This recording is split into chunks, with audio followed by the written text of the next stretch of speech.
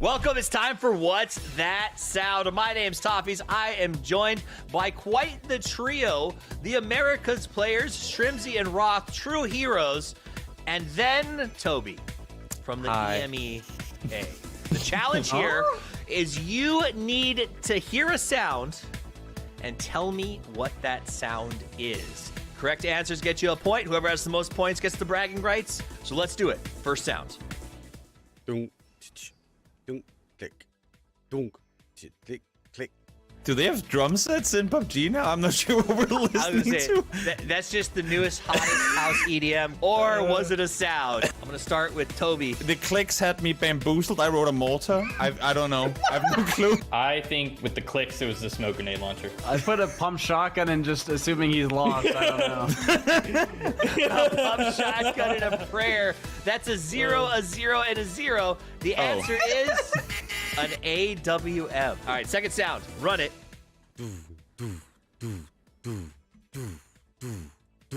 Roth, what do you got? I'm gonna hope the deepness of that was a Dragunov. I'm gonna pray to God that we got a Dragunov there. All right, Toby, what do you got? I went MK14 because it was a little beefy on the Doom sounds. Yeah. You're big on the Doom. All right, Shrimzy. I also put the Dragunov, was my guess. And you are both correct. That's a point for the two of you and still a giant goose egg for Toby. All right, let's go to our third sound. Fire it up. I put a vector because he was trying to make it like very fast. Okay. All right, Toby. I went grosser because it had like a suppressed grosser vibe to it. Okay, I like that you're I adding don't know. attachments to yours too. I like that. That's I mean, I gotta make up for the weird sounds that I'm being. Roth, what do you got? I put an M16 because he said burst. So I'm pretty sure I'm really far off. Before you're right, though. In before you're right. It did sound like a burst, but no, none of you got it. That was the P90. Here's the next one. What is it? Click, click, click. Hey, that was a long one. He made a full reload cycle. I'm gonna pray that the 3 clicks was like a DP28. I ran vector again. I don't know. The 3 clicks really threw me off. We're doing 15 questions, so if you just stick to vector, you'll get one eventually. I'll get Toby. one. I felt like the reason he added the clicks was that this was actually like the ammo count, so I went VSS because it was shorter. In a shocking turn of events, Toby is the only one who gets a point here. Congratulations, Tobber. All right, let's get our last one for episode 1.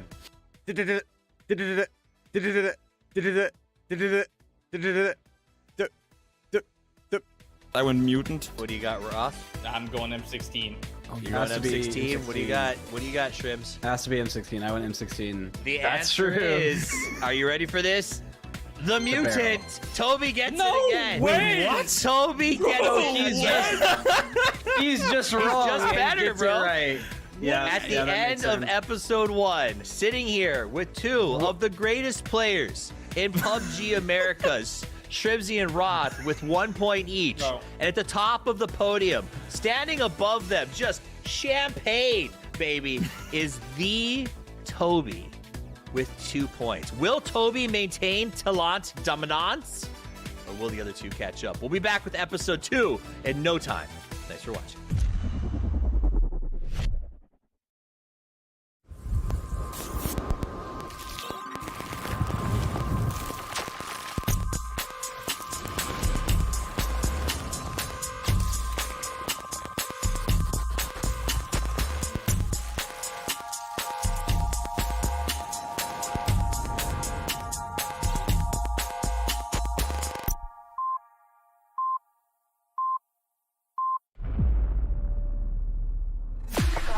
I just need a spot, light in the dark. I got a 2-chambered heart. Two. Don't always listen when you talk. We was wishing upon a star. I've just landed. Real enough that this battleground will remember. I'm bringing this bad. She see the world respect. I follow with my soul connect. Hey,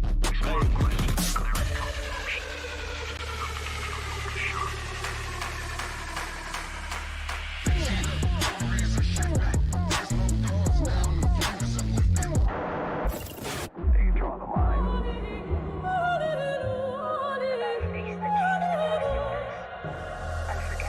And I'm out in a storm, I still come aiming, I crush it in rain. Whoa. No fear, every step I claim, face strong, not a thing I change. Staying in my lane.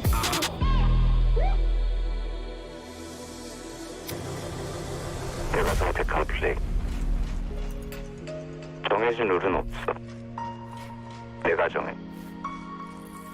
그게 바로 G-Dragon. Battlegrounds.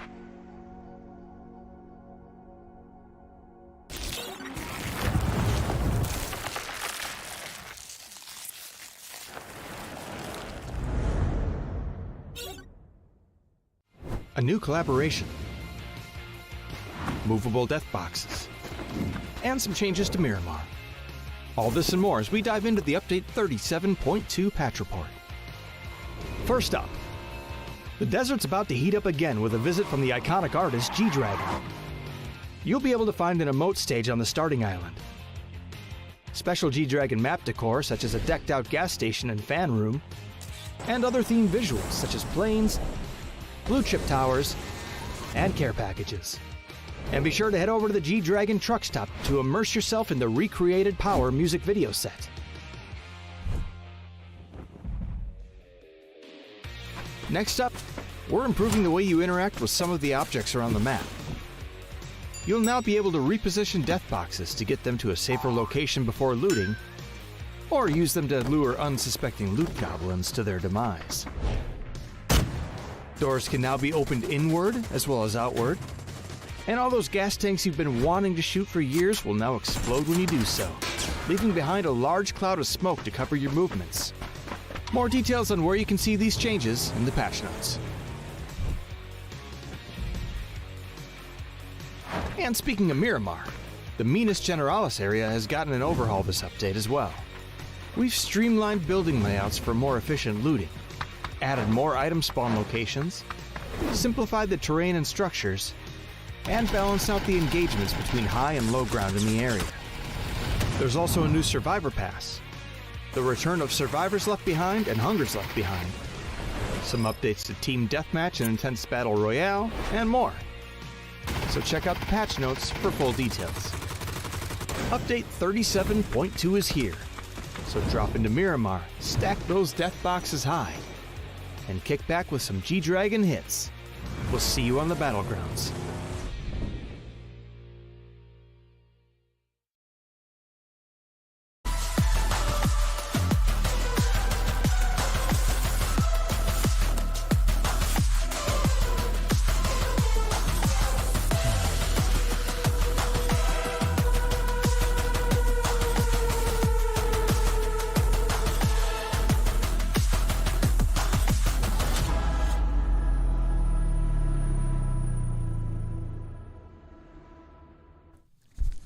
Good morning, good evening, good afternoon, wherever you're watching around the world. Welcome back, my friends. It is time for day 2 of the PAS 6 Grand Final. My name is Toffees. I'm joined by Porosaurus and Matchroom GG as we get ready to get into the action. It's going to be a fun day of play. Gentlemen, you did a little bit of analysis at the end, a little bit of casting at the start. Matt, what do you think about the start of day 1?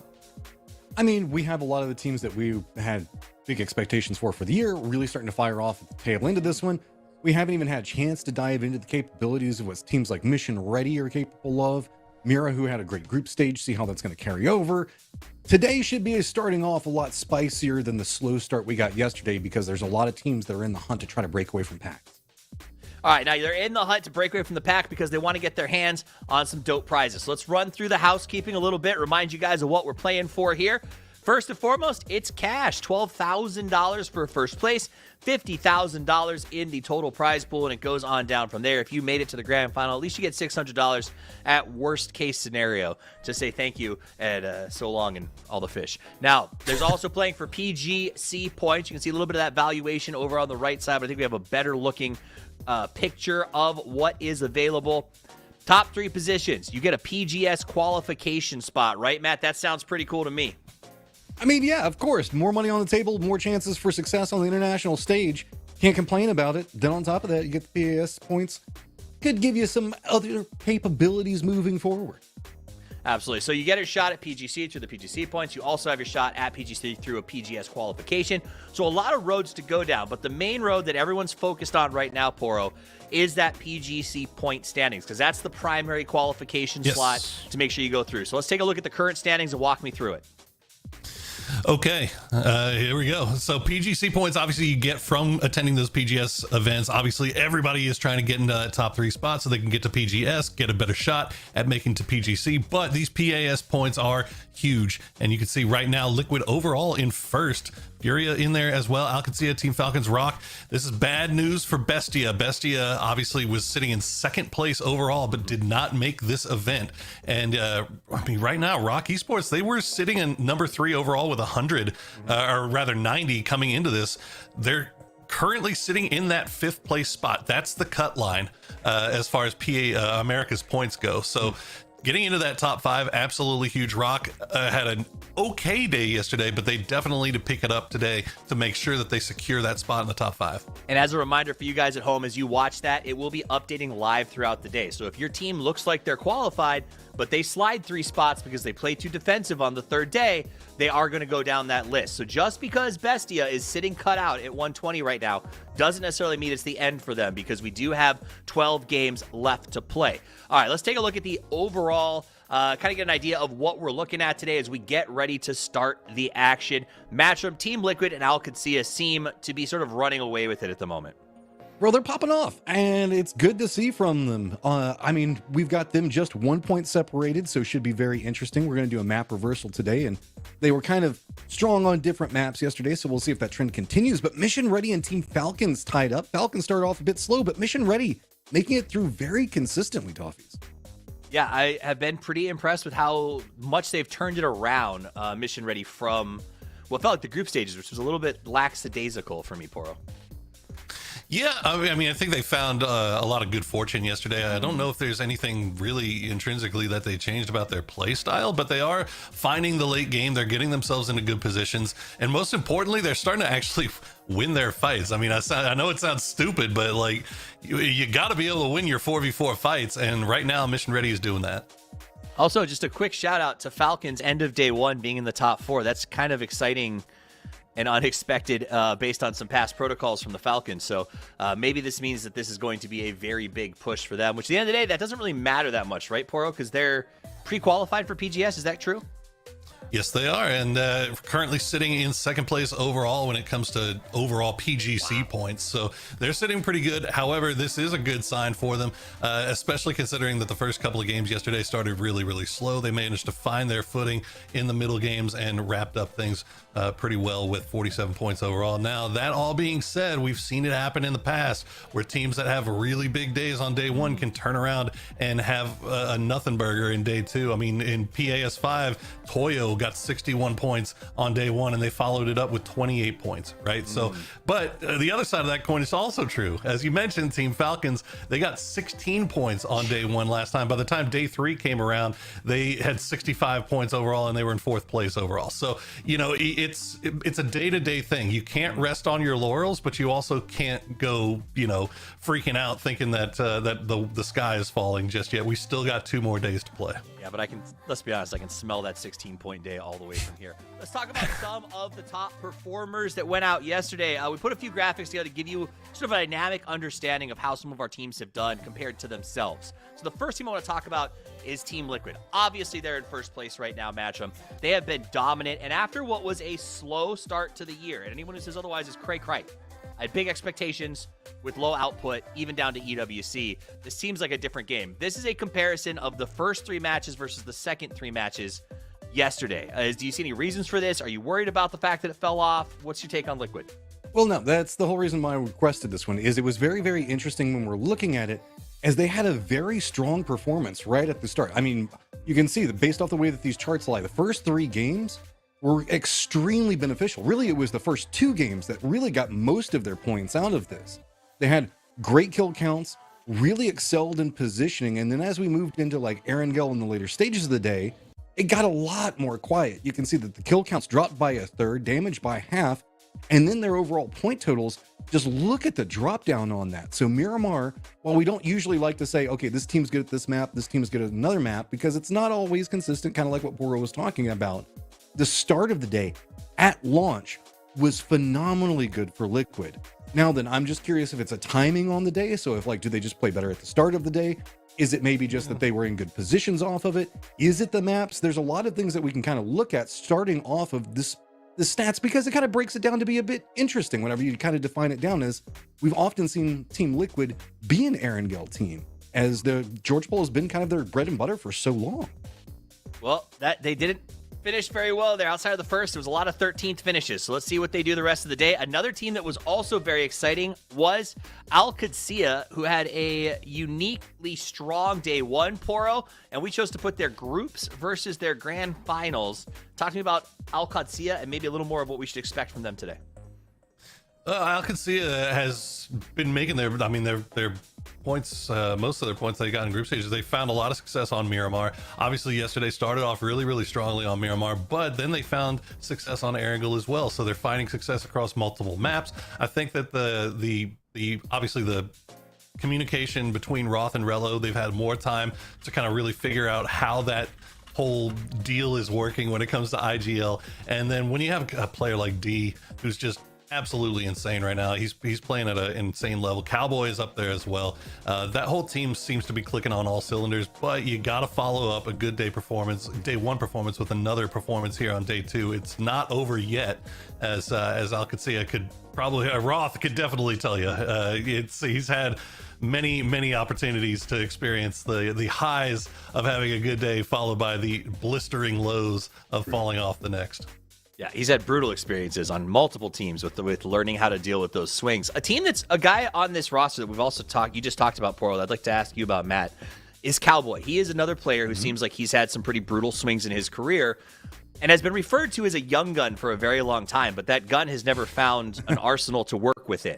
Do you think this is actually the group of players or the armory that will help him convert from just a future young gunner to a major player in the international stage? Well, it raises an interesting question as well as how long are you a young gun? Specifically in PUBG, I guess you get a little bit more breadth inside of that whenever you look at it, but he's a very good mechanical player, great at close range firefights, but sometimes we see him do a couple of weird things on macro positioning. So whenever you pair him up against, or pair him with, I should say, Relo and Roth, these are two guys that are phenomenal at handling the macro stages of it. So there's a lot of growth capabilities for him in that level of the game. We haven't necessarily seen him have a chance to fulfill those roles because a lot of times he kind of plays off angles, keeps control of territory for his squad so that way they can continue to move forward or keep something else or open up pathways for D right now seems to kind of be his secondary position off of it. So that's a very hard angle to play from. So whenever we're looking at some of these macro situations that he finds himself in, they actually might be calls that are coming out from Relo and Roth, or they could also just be, oh, I just didn't get there fast enough. Now I'm kind of caught out by myself. So we can kind of study comms and everything else like that. It's a bit hard to say, but I think that there is still a lot of potential to be had in Cowboy.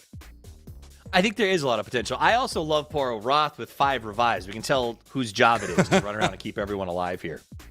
Yeah, I think those numbers tell a story about at least how things worked out for LPC right? On day one, right? Like we can kind of tell who the supports are in this case, but you know what? It's working. It's working really well for him right now, and I know you brought up some positioning errors on the part of Cowboy, but the fact is these guys are positioning themselves as a team in such a way that even if one of those mistakes does happen, they're able to kind of cover it up, right? Like they're able to kind of fix things like yesterday with Cowboy on Erangel getting caught out on the cliffside.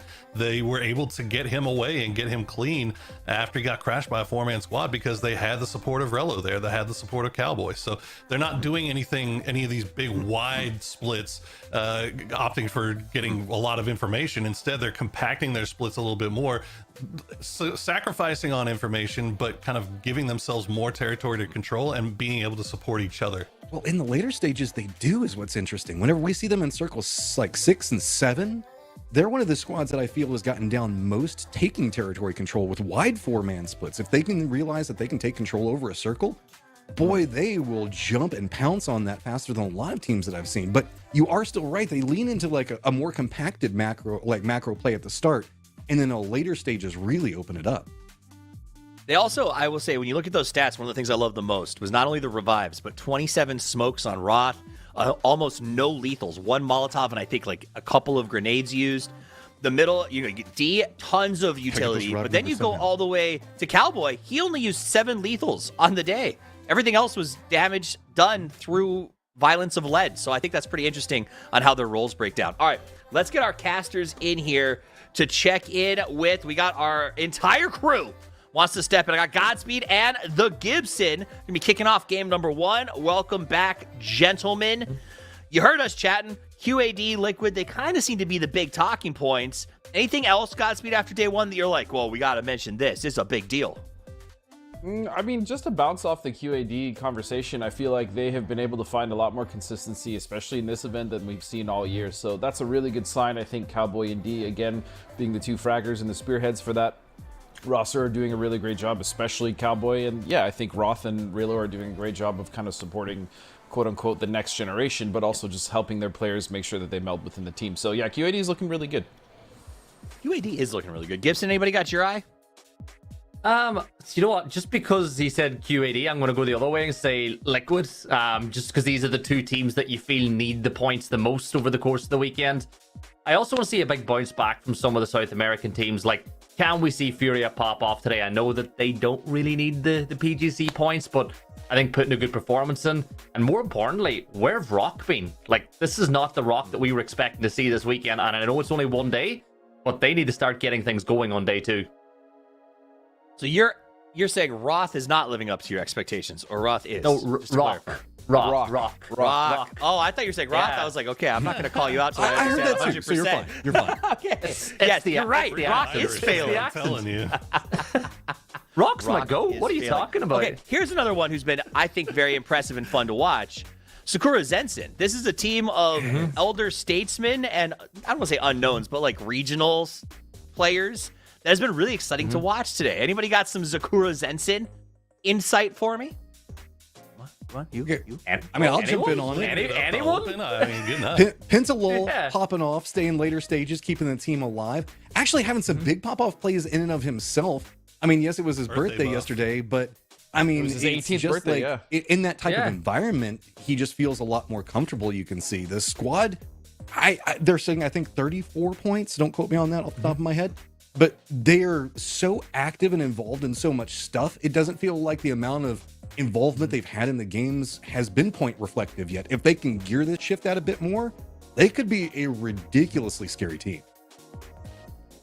All right, I'm going to let you guys go get ready. I hear the game is about to kick off. I need to get these knuckleheads out of here so we can get this started. And also, I have to tell you guys at home that you have a chance to win stuff too. If you can make the talent laugh, which is not particularly hard, Poro is on the panel, you need to scan that QR code. Well, you laugh at a lot of things. Look at that face. I laugh just at that picture. Send it in, a meme, a joke, a picture, a silly drawing. I don't care what it is. If you make us laugh, we're going to show it tomorrow on stream, and then we're going to send you a whole bunch of G-Coin, like thousands, I believe. This is the last day to get that entry in. So you got to get it in by today so we can give you your laurels tomorrow. Second way to make a little bit of G-Coin, history books. This is a new thing our social media is doing. We're tracking some of the best moments in PUBG history. We want you guys to help us out. Scan that QR code.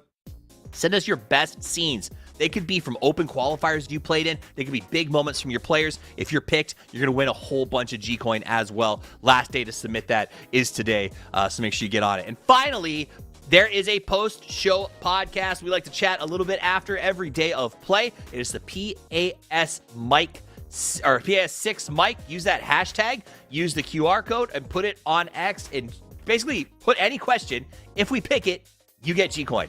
So make sure you stick around at the end of the show to see that you can win. Also, be following social media because we have to send it to you. If we can't send you the G-Coin, I can't give it to you. All right. It looks like we're having a little pause on the lobby, but they are about to get ready. In the meantime, I want to remind you guys of what the schedule looks like today. Double Desert, the middle maps, and then back to Erangel. It is going to be fun. Now, let's pivot back to this. Matt, you said at the start of the show a little bit about Liquid and Erangel, and that they have traditionally been good on that map. It wasn't the case yesterday as much. It was like a 13th and a 5th. Is that think just anomaly because it was a weird circle, or have they changed their style of play where Erangel's not working as much anymore? It's hard to say. I mean, whenever we're looking at a squad like Team Liquid, we know the fact that they dropped Georgia Pole. We have been seeing a lot of southern circles, specifically down next to like military base and stuff like that. Of course, that's going to suck, but at a certain point, you've seen so many of them, you should start to get the formula down for how to crack that. So I don't even really want to give that as an excuse for him, because we know that this is a squad. It's brutally honest, Kurt, right? I'm not going to like puff around to be like, oh yeah, you know, it's just it's a bad circle, blah, blah, blah, blah, blah, blah. You should at this point be able to handle those types of bad circles, and your skill level should be able to do it. I don't know really what is happening with it, but I mean, emergency pickups look like they haven't gone their way, and maybe that might be part of the problem. I see what you're saying, like just not finding them, or they just where you're picking to go when you jump off the plane isn't working. Not finding them whenever they're choosing to jump, they kind of putting themselves on wherever the circle is now going to pop on the other side. They don't find themselves with vehicles, so they're chasing the circles again after doing an emergency pickup.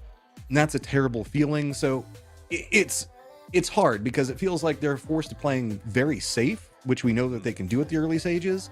And then they get a couple of brutal shifts away from them, and it just kind of hurts, man. It's like, yeah, here's a quick breakdown of what we're looking at and the differences between them. That is a pretty big difference. 13 points versus 33.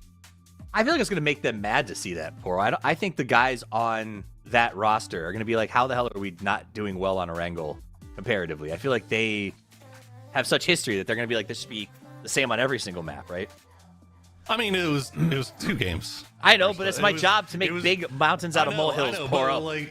But I mean, look, they took an pickup to get to the south side of military, assuming that there was going to be a military circle. If it had been a military circle, it would have paid off huge. Unfortunately, it hard shifted north away, and they got stuck on the bridge. So that's one game that you give as kind of a wash, right? The second game, I think they actually do in that second game. Go back and look real quick, but regardless, I mean, okay, they got 8 kills and finished in 5th on the second game. Like that's not bad. Like I mean, we want them to obviously do well, right? But we gotta give them a little bit of slack on some of these things, right? Yeah, I will give them slack. Though the problem is, Poro, I gave them slack at the last PAS, and I gave them slack at EWC. And I'm running out of slack, Poro. 60+ points. I know, but I'm running out of slack, Poro. All right, because they weren't a PGS. Right. They're washed. They weren't not washed, but I expect amazing things from them. All right, here's my question for you, though. I saw your spreadsheet you built earlier based on the performance paths of a lot of these teams. Yeah. Based on your projections, is there a team that if I was the kind of man who wanted to sort of say this, proudly pick one to do good today on day 2, has your conjecture, has your math given us a favorite? I'm very much a realist when it comes to this stuff, right? Like everybody's gonna have a bad day sometimes. I look and see who kind of overperforms and underperforms where I think that they probably are sitting. Yesterday, I think Furia and Mira definitely underperformed. I think Toyo underperformed. So I would expect all of those 3 teams to kind of pick things up a little bit.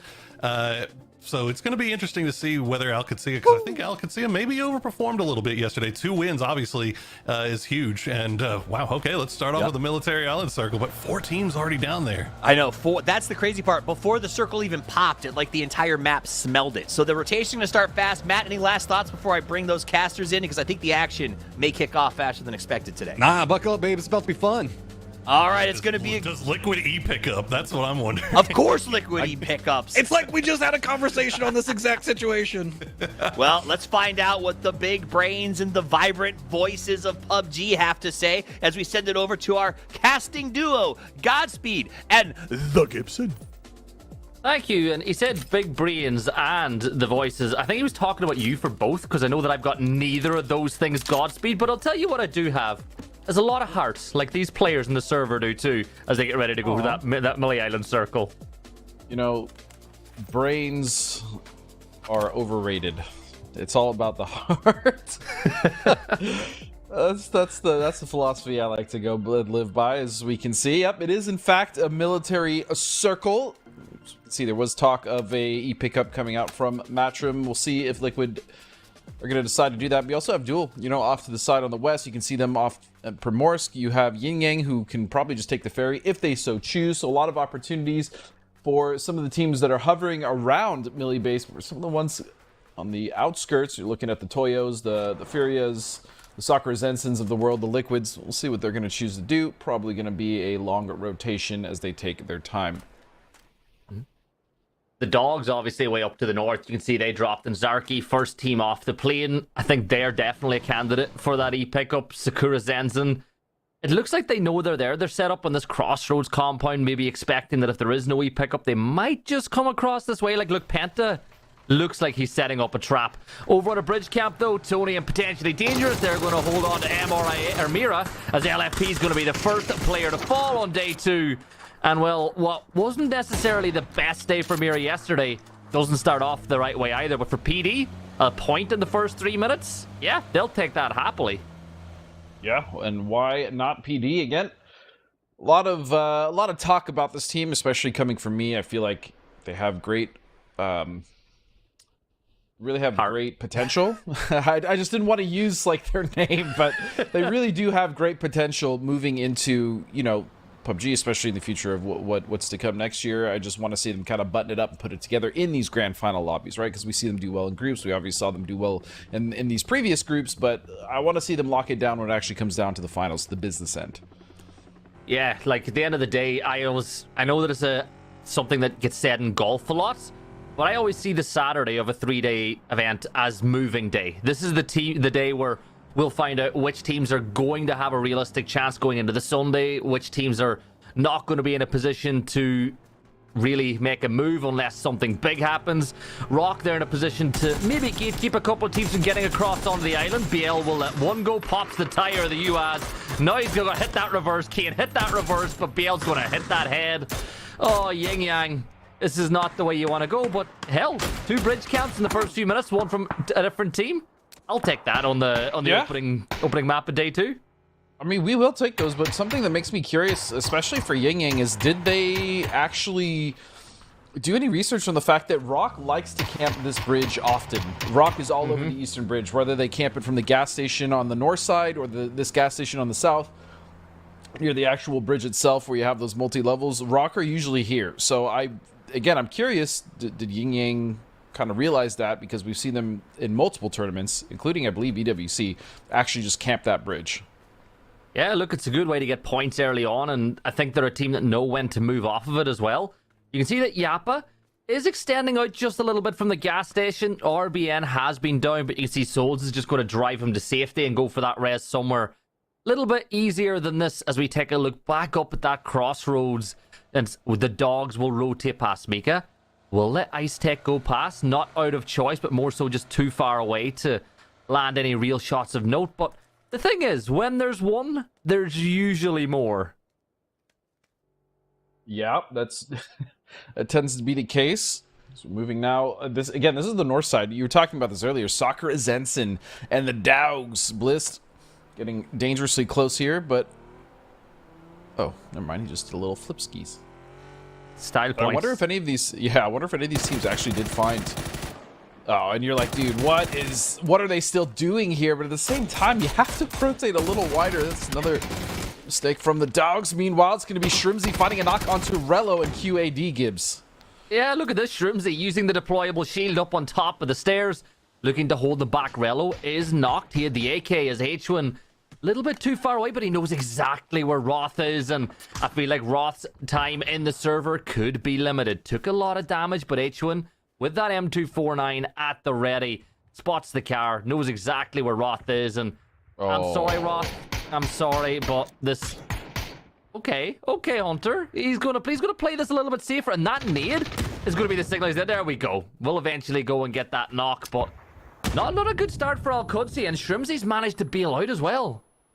Yeah, and this is happening on the very south side of Millie Base, right? This is that final compound just before you start to hit that beach ferry area. And, I mean, this is an interesting split because Roth was cut out We saw him just out of the field. We can see Rello just bleeding out right now and just D. So we didn't get to see necessarily how this happened, but the result of it is not at all in QAD's favor. I don't know if D realized that Shrimsy's bailed, because he would have gone for that res. It would have been, actually, no, look, Rello's in that little room on the side. So yeah, there was no real chance of D getting that without tossing a smoke, which at the same time would have signaled the intent. Nate will get tossed in, but for Alcudsia, down to just D as the last player. Up's not the way their day would have wanted their day to start. You know, Poro said they had a slow start yesterday. They had a pretty good start yesterday, but it's a slow start today for sure. But that's a nice shot from D. Yeah, I mean, he also said that he feels like they overperformed slightly, which I don't think is an insult. I mean, they did have one of their most consistent days we've seen in a while, so not ideal for them to start this way. But again, 5 games to go, so it's not the end of the world. Just something they got to go back to the lobby and discuss, and then just reset for the next game. But still, D is alive. I mean, he could maybe get a kill or 2 here. That's also a very cheeky spot, so we'll see what happens here between him and the Falcons. Yeah, I don't, like, when he said that they overperformed, I agree with you. They overperformed based on their performance this year so far. Like, as far as, like, as how good they could be, there's a lot more this team's got to give, but it's a tough spot. They might get one on to the Falcons, but I think Falcons, they started really slow yesterday, and they're not going to let the same thing happen. A couple of points on the board already, and they're going to be trying to hunt down that PAS victory. And they've been pretty good with regionals, so I imagine that's something that's in the cards for them. Meanwhile, they just really need to get rid of this final member of Alcudsia so they can start to flex out a bit more, but if you're watching the map, there it is. The nade will finally take care of D, and if you're looking at the map, it is just looks like a air traffic control cross-section with how many different planes are coming in and out of this area on Millie Base. And Godspeed, if I wanted to get the map, how would I do it? Well, that's a really good question, Gibson. Esports map for Twitch. You are on Twitch, of course. I would highly recommend you check out the map and just watch it in tandem. There's no reason not to, especially because if you're a player of the game and enjoy it, you can see how these teams rotate. Yeah, I like it. I like it. Exclamation mark map as well. We'll give you that link to get it up on your second screen or phone like most people do. Oh my. So is this a phase 4 circle in phase 2?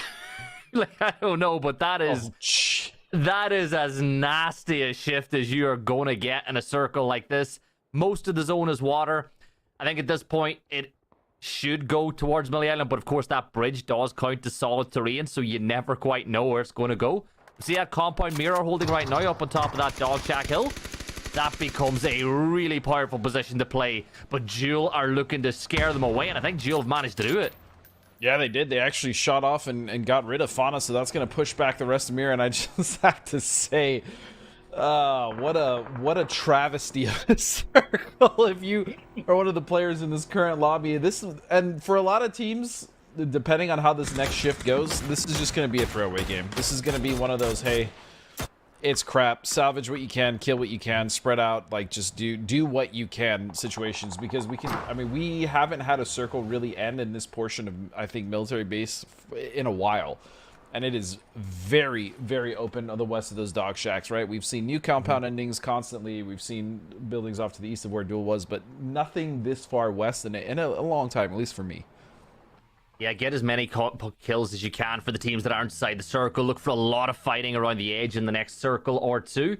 And speaking of it, He-Man here for Sakura Zenzen up on top of the lighthouse. He's got the Gunners just below him. I think he knows. Like, he's taken damage, so he definitely knows that the team is not too far away. Gunners, of course, I think the epitome of a slow day yesterday. They had one incredible map.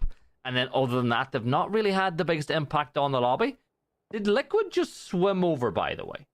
I don't know if they swam. I think they boated over, but they landed at the base of Pride Rock, which is... Where the boat at? There it is. Yeah, they got the boat. It's there. Which I don't even remember the last time I said Pride Rock in an actual cast. Like I said, I don't remember... You said it like 10 seconds ago. Yes, before that. I don't remember how long it's been since we've got here, though. So it's nice to be here again. Mm-hmm. Shout outs to Pride Rock. Big up the Pride Rock homies. Watch Liquid as we watch Liquid climb in that ridge line. They've got Jewel not too far away. who have, of course, given up that position we spoke about. Bunt here, working alongside Icy Flex. Matt, he's going to spot out Mika just below his Bunt with the MP5.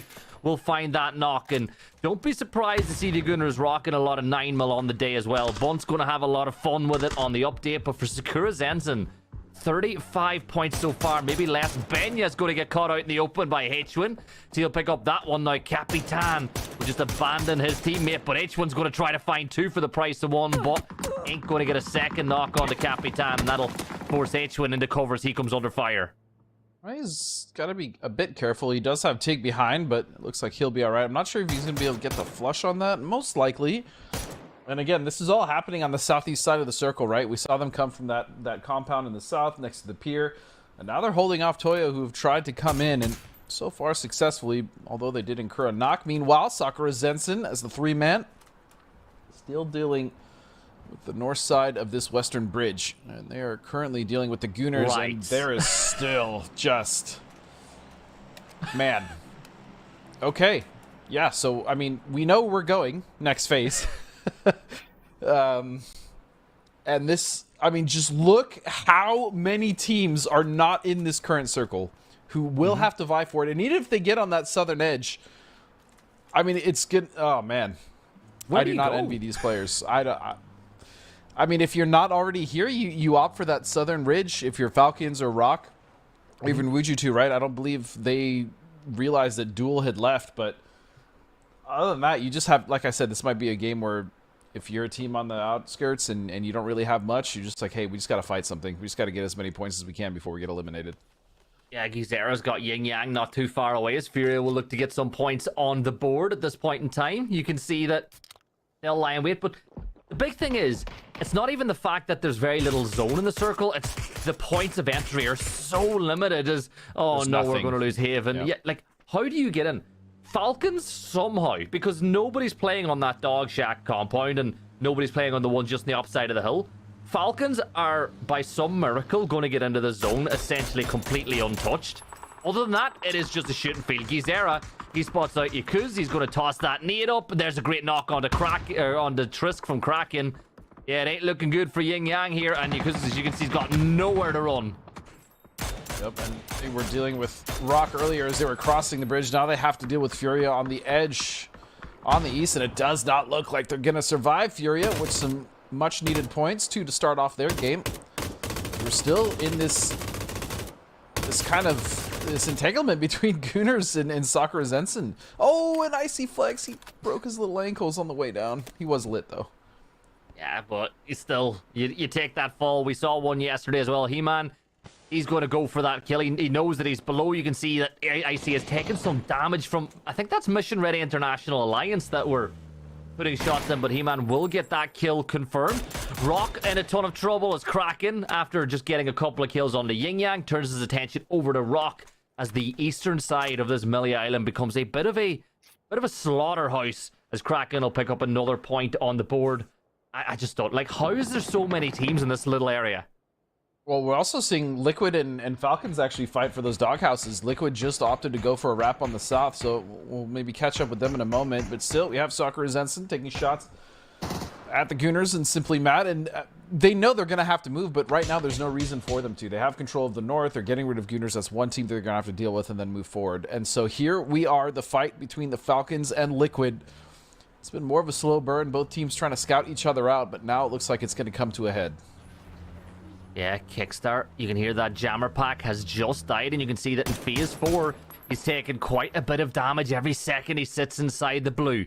Liquid did extend out to try to hold this Falcons rotate in, and you know what? Liquid on 67 points are going to hope to get even more on the board. H1 spots out Sparking. He's got him dead the rights, and that's going to be him. That'll be Falcons' 6th kill of the map so far, as they are starting today off the exact way they needed to. And for Team Liquid, well, Alo, probably MVP of day number 1. He's going to reposition himself as Falcons suddenly get into the lead in this rotate. Oh, that was a cheeky angle from Adam, but yeah, definitely not the start that Liquid want. Definitely the start Falcons will take, as you stated, 6 kills so far. No, Liquid still do have to get on the blue and take that. We'll see what happens with that. As Pentalo with the P90. My goodness, overkill, to say the least. And at the very least, for Soccer Zenson, they've managed to still maintain 3 alive. I mean, half of that bridge is still in. So they don't technically have to make it a play for landfall on the Millie base just yet. But that bridge is tentative at best. Oh, Yeah, nice shot. That P90 as well. Didn't know it sounded like that based on the mystery voiceover actor we had earlier today and last night doing the P90 sounds. But if there was a DLC to make it sound that way, why the hell not? Sakura Zenzen, 2 kills on the board, just He-Man and Penta left alive, but Vorpal will bleed out in the blue in just a few moments' time. I think the big problem is Gunner's simply Matt. He's in a position where he wants to gatekeep, but He-Man's going to begin crossing the bridge on the high ground. And funny enough, PD, they're lying in wait on the opposite side, and they should catch out He-Man. But I think for him, he's just going to try and get as far forward as he can on the bridge and just post up and wait for that next circle shift and maybe see if there's some way into the zone for him. Yeah, PD are just licking their lips, waiting for for whoever's left to come across the bridge. As Falcons have mostly dispatched of with Liquid, but hold on a second. It's going to be IQ and K-Mine to find 2 knocks onto Falcons. And now it's just Shrimzy and Kickstart. That is a dangerous duo, though. Yeah, Shrimzy and Kick, of course, 2 of the most deadly players in the Americas. And yes, the stats back it up. But I think they're going to lose both of those teammates. Haymind will confirm out that extra kill. Remember, Duel finished the day really well yesterday. They're going to hope to keep it up. Lobes managed to find that fountain of youth. And I was going to hope he's going to keep on drinking. Matt will wipe out Penta as we lose Sakura Zenzen. Still 12 teams left alive as we enter the 20th minute. But I think for Duel, I like the way they're playing this. Yes, they got 2 knocks on the Falcons, but they're not getting overly aggressive just yet. They want to know exactly where the rest of the Falcons are before they get a bit more aggressive. As Matt, he's running a tightrope here, and I think that, come on, Tony, you gotta hit these. I mean, he was hitting a lot of it's the bars, man. Those bars shooting on that bridge is an absolute pain. But also, moving back over to Duel, you're absolutely right. The way that they've played this is IQ goes down. Hold on a second. Shrimzy's getting a second knock now. This is a 1-on-2 situation, but here comes Wuju 2. Oh, they just couldn't leave. They couldn't leave Shrimzy alone. Oh, he's pushing up. Yeah, Falcons eliminated in 12th place, and now Duel, they've got to get Lobes on the move. He's got the M4 at the ready. Will dance his way around. The BZ will hold back the members of Wuju 2 just a little while as IQ takes a ton of damage. Wooly's going to step out, but then Zito, who had some big moments yesterday, will get traded back by Lobes, confirming out another kill. That is going to be 6, I believe, for them in a few seconds' time whenever he bleeds out as IQ. With that mutant, remember, 2-round burst, steps on out, but the rate of fire is a bit too low. Lucid's going to get the kill, and Wuju 2 will pick those up, and I think they'll get that res off as well. But Mission Ready International Alliance, they've sent Michael and Bizzler up to clean this out. Yep, this is a great decision from Mission Ready in order to get some points and also knock out a team that would be on their south side, just off the map completely. And meanwhile, Furia now making a push for the last member of Yin Yang. So they're just trying to hunt to complete the job that they have started. You can see, though, I don't see Yappa yet, but he realizes he had to shoot. Oh, he had to shoot. He didn't want to. He didn't want to, but he saw the other angle, so he had to go for it. Meanwhile, Bizzler and Michael are going to find 2 members here of Wuju 2. Michael will be traded out, though, and now it's just Seifu coming out of the blue. Barely survives, and he gets another one. He's so good, Seifu, and the Bizzler and Michael are going to go down. Snakers will be in the angle with the discount DMR, looking to do some damage from afar, but I think they should deal with Seifu. Seifu wants to confirm out the Bizzler, but the BZ, I think Seifu pops the first aid, but one good shot should do it. One headshot, and we will see the end of Seifu inside this lobby, but Vox is going to try to take matters into his own hands. The nade bounces, the nade's perfect. And he might, is he going to get the Bizzler? I'm not sure, but have a look at my dog, Blist. He's standing in the water, waiting for the circle to pop. I love that play from Vox as well, getting aggressive to make sure that Seifu wasn't able to flush the Bizzler. That was heads up, and I believe he saved him. I think he got him picked up, and so at the very least, they keep 3 alive. They get rid of the team that was on their back in the south, and now they have to deal with 55. We'll see how that fight's going to go on, but meanwhile, it's going to be Toyo. Toyo, the last 2 members have to deal with what is Furia, and so far, Furia have had a banger of a game for themselves. Alo, it's the last one alive for Liquid, though. He's going to find one. That's going to be 1 of 55, and he will eventually go down. Got his one though, right? Got his as Fury and now He looks did? to hold out Toyo. Maybe. He should get it. Psycho bled out to the blue, so yeah, I think he got his one there as we look at Capitan having a peek over. He's inside the blue. I think at this point it's just a denial for him. He will fall down. We've got our top 4. Furia, potentially dangerous, mission ready, International Alliance, and 55 Esports. MRIA. At the end of PD have held this position for since like the 5th minute. They've not had to move really at all. They got that opening bridge camp. And the rest of the teams in the lobby should essentially deal with themselves before PD have to do anything again. Yeah, which is a blessing and a curse because I don't think PD were able to garner that many points off this game, right? The bridge camp that they had was not a bad idea, but all those teams cannibalized each other on the west bridge before they even crossed towards PD. So we'll see what they can do with this end game. Again, they're not the ones that have to move either, so I think more of these kills are going to be taken off the table before they even get to PD's doorstep.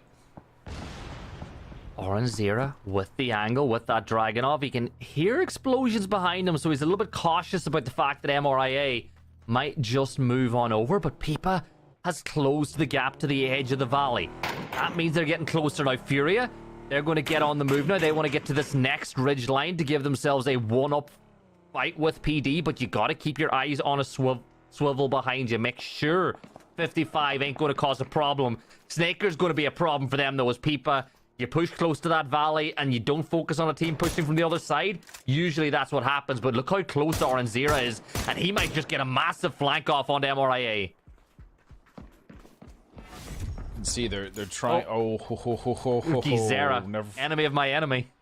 Yep, Gizera just with a nice save there. And so for mission ready, I mean, they're in. They don't have to move. They don't even have to expose themselves. All three of these teams, I imagine, are just going to wait for these shifts. I don't think we're going to see too much movement coming out of this one, Gibbs. No, I don't think so. And you look at the leaderboard as the way it stood as well. MRIA can get themselves really up inside that top 2 if they get the win in this one. They have 9 kills on the board already. Furia are bringing the fight to PD. So for mission ready, just hold the high ground. Be ready to third party. The only thing I think is they don't have a car, so they can't be overly mobile, right? So if you see Fury and PD get into a gunfight, I don't think they've got a really quick way to make their way in to join the fight. But they're still, like, this is working out really nicely for them with Fury and PD pushing into this fight. See, I like that PD, man, 11 kills for Furia. And they've been fighting all game long from the east all the way here towards the west bridge, so...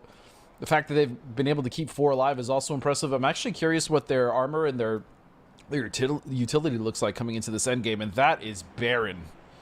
I mean, that is about as open as a circle you're going to get aside from what's underneath that bridge, and on top, there is nothing but hills to play. I think that it's kind of rough for everybody. Like, MRIA do have presence in the circle, but at least PD or Furia, whoever won that fight, can... play the bridge and try bait a couple of kills onto MRIA as they need to move down that hill eventually. But Gabri will take some damage from the Bizzler. But here's the thing. When you've got that level 3 helmet and level 3 vest, you can ego peek. You can get hyper aggressive. If they get a bolty, they're not going to knock you. You can afford to outstay your welcome and just keep putting pressure on. So I like the fact that Gabri is not necessarily too worried about getting knocked in an instant. Gabri probably doesn't even have to deal with it as Furia are opting to push towards mission ready. They are almost halfway up that hill. And it looks like they've just left Gizera. I mean, he has a vehicle, but I think he's going to join them. I think Furia is just going to opt to take the fight to mission ready. They need to be ready for this. I see what you did there. And I like it, but Furia... not big on the utility game, but it don't matter. Kraken's going to get himself one, but Post is going to get traded. A big nade from Snakers will fall him down. 2 versus 1 now. The Bizzler all by himself, and PD are using the distraction to get on the move. Bizzler pushing up the hill, trying to get extra points on the board for MRIA. Lands a couple of nice shots on the Kawazine, but the flash grenade should find him on the open, and he does. MRIA are deleted. Fury have 14 kills, though, and here come PD. They've got him in the open. They've got the angle. Tony sees him behind that Dorito, but PD should be about to get a 5-kill chicken dinner. But you know what? It is Gizera. If there was anything, if anyone could do it, Gizera can. But he No, I'm going to shut that down. Nope, it's not happening. Gizera, as good as he did, I know you did, but I'm shutting that down. So it will, in fact, be potentially dangerous. Team that we spoke about a bit, they're going to be the ones to take the win, but I mean the story of that game really has to be Furia. The fact that they got up that hill, 14 kills, I'm curious why they actually chose that fight instead of going for PD, considering PD had the angles on the backside of that. But overall, man, that was a crazy good start for that team. When you consider how many points they got yesterday, they didn't quite increase it by 50%, but it wasn't far off with that one map alone. Big start for them. That game, all action from the first minute. We had 2 bridge camps. We had, I think, wasn't it the Falcons took the EP and landed right on top of Al Qudsi and wiped them out? Like, that game was all go, all action. Do you know who else is all action? Copies on the desk. Oh, okay. Action is my middle name.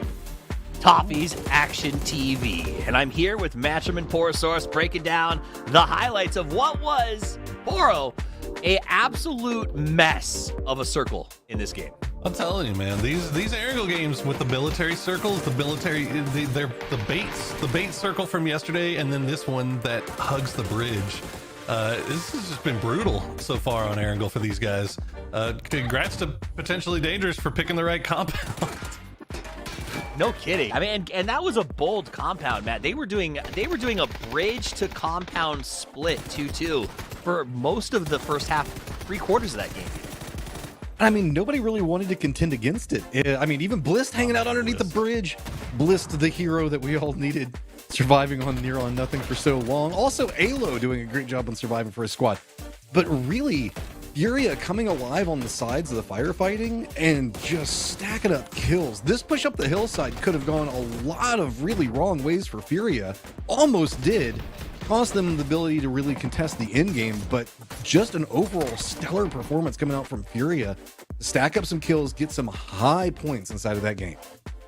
Absolutely, and that is what it's going to come down to. Yes, the chicken dinner, clap, clap, clap, Potentially Dangerous, awesome split. Super proud of you guys, lots of kills. Furia, however, was like crazy. 14 kills. Poro, I think I heard you mumbling to yourself in that old-timey kind of way when you were like, I think that's the most kills. What were you saying about the kill count? Well, what I was saying about Fury is because the play that they went for at the top of the hill was definitely, you said it as a game-winning play. Yeah. It didn't end up going their way to get the win, but they finished in second place. Obviously, 20 points overall, absolutely insane. But you go back to group stages, the second day for Fury when they got 90-something points, they had a third place with 13 kills. They had a second place with 18 kills, and they also had 2 wins with 12 kills apiece. So Fury starting off hot is not what this lobby wants to see. Yeah. All right, so we're gonna pull their numbers in a second. We're gonna hold into Furia for a second because I do think that end game was very interesting. We heard the casters kind of going over it as well, and that was a tough moment, right? There's got Maria, mission ready, up on top of the mountain, which was such a good spot. Down the split with PD, and then you got Furia, which was a game-winning position with a different shift, right? So everybody went to good positions. Furia pushing the hill versus Potentially Dangerous. Do either of you have an insight into why you would choose that over maybe jamming down to the compound or going under the bridge for an isolated fight? What's our take on this one? 2 different points. One, when was the last time we actually saw the team that won get third place overall in points? That's an interesting situation just in general. But Potentially Dangerous is compound that they held. Those yellows is still what I call them to the day. That's just off to the east of it. That's a notoriously hard compound to push just in general, just the way it's got those different shelves that kind of happen inside of it. Really hard to really decide to just try to drop down into. So instead, making the push for the potential win and the counter move into them when they had to leave the compound was what both teams were leaning into, because they realized that trying to push into that area, you're just going to lose. Instead, if you go up to the top, maybe they'll have to come out before you, and then you can actually take the game. So that was kind of the mindset behind don't jump into the essentially the fire and pray that you'll get one out. Maybe you can get the victory by going a different way. You know my favorite moment, Poro? Was it Kawazin who was left kind of behind with the car? I think it was. But this moment where Gizera. The other three guys crept all military style up to the top of that hill and then just held. And then they moved the car and stopped short. And I genuinely feel like Maria gave up their hold position to come up over the top of that hill to sort of get a jump on the car, and three guys waiting for you. So great plays by Furia. It didn't pan out in the win, but it definitely panned out in the kill count. Overall leaderboard, break it down for me, Poro.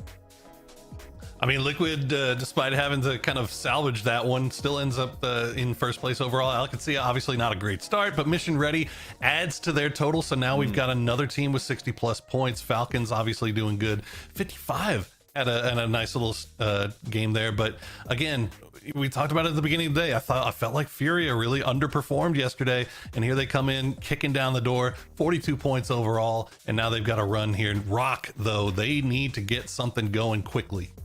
So where are we looking? Let's talk about this. We talk about teams that have to get something going. The cutoff at day 2. We've got a couple games left to play. If we're talking about teams in the top 3 who want to get that bid to PGS, right? Or is there a number you should be kind of looking at? Is it 6-6, 6-7? Is it a little more in the north of like the 80s? Like, where do you want to be at the end of today to set yourself up for tomorrow, do you think? Matt, Poro? I mean, variably, it kind of depends on where PGC, PGS points are going to be sitting at and where you need to be aiming specifically for those. But I mean, anybody that's not Falcons, top 3 is the goal. After that is where it starts getting dicier. I would say that whenever we're aiming for overall points on the day, I don't even know if 60 feels good because we're just getting such a top-heavy leaderboard already. I mean, 7th is 38 points. That's roughly half of first right now. I'm feeling like you're not feeling comfy unless you're above maybe 70 on that leaderboard on the left side. Yeah, I think at the end of this, you got to anticipate that it's going to be over 100 points, right? Yeah. So however many you can get right now, you don't want to have to leave yourself a big gap to make up on the final day with 6 games left to play, because you got to anticipate just the way it's going so far with Liquid, Alcacia, Mission Ready all doing what they're doing. And now if Furia keeps going, if Falcons finds another good game, we're talking over 100 points, probably closer to 110, 120 maybe. So wherever you need to be at the end of the day to realistically get to that level tomorrow is what you're aiming for. All right, as we get ready to head back to the grassy patch, let's talk a little bit more, finish up that game that we just got out of.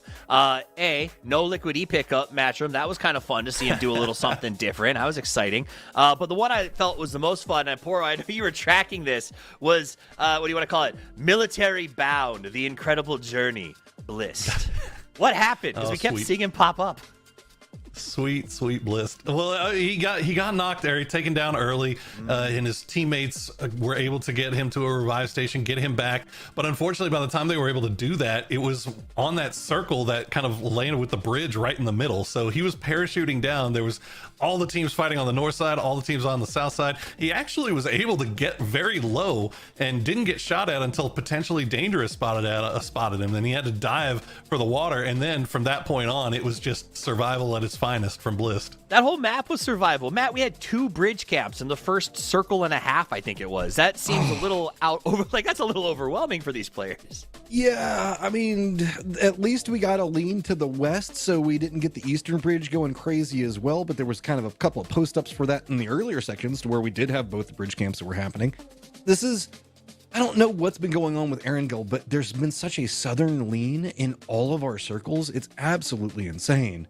And it's really made it complicated for a lot of these teams up to the north having to deal with bridge camps. We talked about Liquid. They did manage to find a boat and use that to kind of cross, but then encountered another set of problems afterwards. But it's been really intriguing as, yet again, look at that plane path into circle, southern bound. Yeah. Another big southern lilt there. I will say this, as we get ready to sort of hand it over, the last circle was insanely brutal, way beyond normal standards. So there is an aspect of, I don't want to say that game's a throwaway, but a lot of teams have to play outside their expected scenarios. Now, I think this is a lot more normal. The rotation should make a lot more sense for everyone. Poro, do you see any teams that you think are going to have trouble making this transition? I don't think so. I think this is a pretty standard circle, right? There's a lot of playable area. You don't have to worry about it hard shifting away from water. That being said, the late shifts, the circle 3, circle 4 hard shifts have been pretty brutal. So obviously the name of the game is going to be take care of your vehicles. Make sure that you have a way to make a rotation come late game. Well, the name of the game is Take Care of Your Vehicles, and the name of the verbal virtuosos who will be taking you through the rest of this map are Godspeed and Gibson. Yes, thank you, gentlemen. As we can see, a very standard Western circle. We can see Mira actually in a very nice split here, doing that early game looting. Curious to see where they're going to end up, Gibbs. Because you also have Duel in a great position here to take advantage of this early phase 1. Yeah, Jewel. You know what? A couple of decent games back to back. They finished last night strong. Things are going well today too. I guess you expect that because these were the maps that were always in the pool back when Lobes and K-Mind were big dogs in the lobby. But I think the one thing I've noticed is in a circle like this, like Falcons, because of the flight path, have got a great opportunity to take advantage. They'll be out of Pachinki within another minute or so, and it looks like H1's already out on the scout. But what is it with this little northern crossroads compound? This time it's sneak attack from Wuju 2. He's got Mika to deal with up there. Like, I've never seen 2 fights in this compound in the opening few minutes of a game, 2 maps in a row. Yeah, this is odd. Just simply because Zarki generally doesn't get looted by teams, right? It's usually a secondary drop or like even a last resort for drops that are coming through when the plane path just starts up there and a team just wants to get out and get loot early. So this is odd, to say the least. And Micah, I mean, he is just kind of hanging out. I'm curious if they are aware of each other. Did we see any shots get fired earlier? I don't think so. I know that Sakura's up there.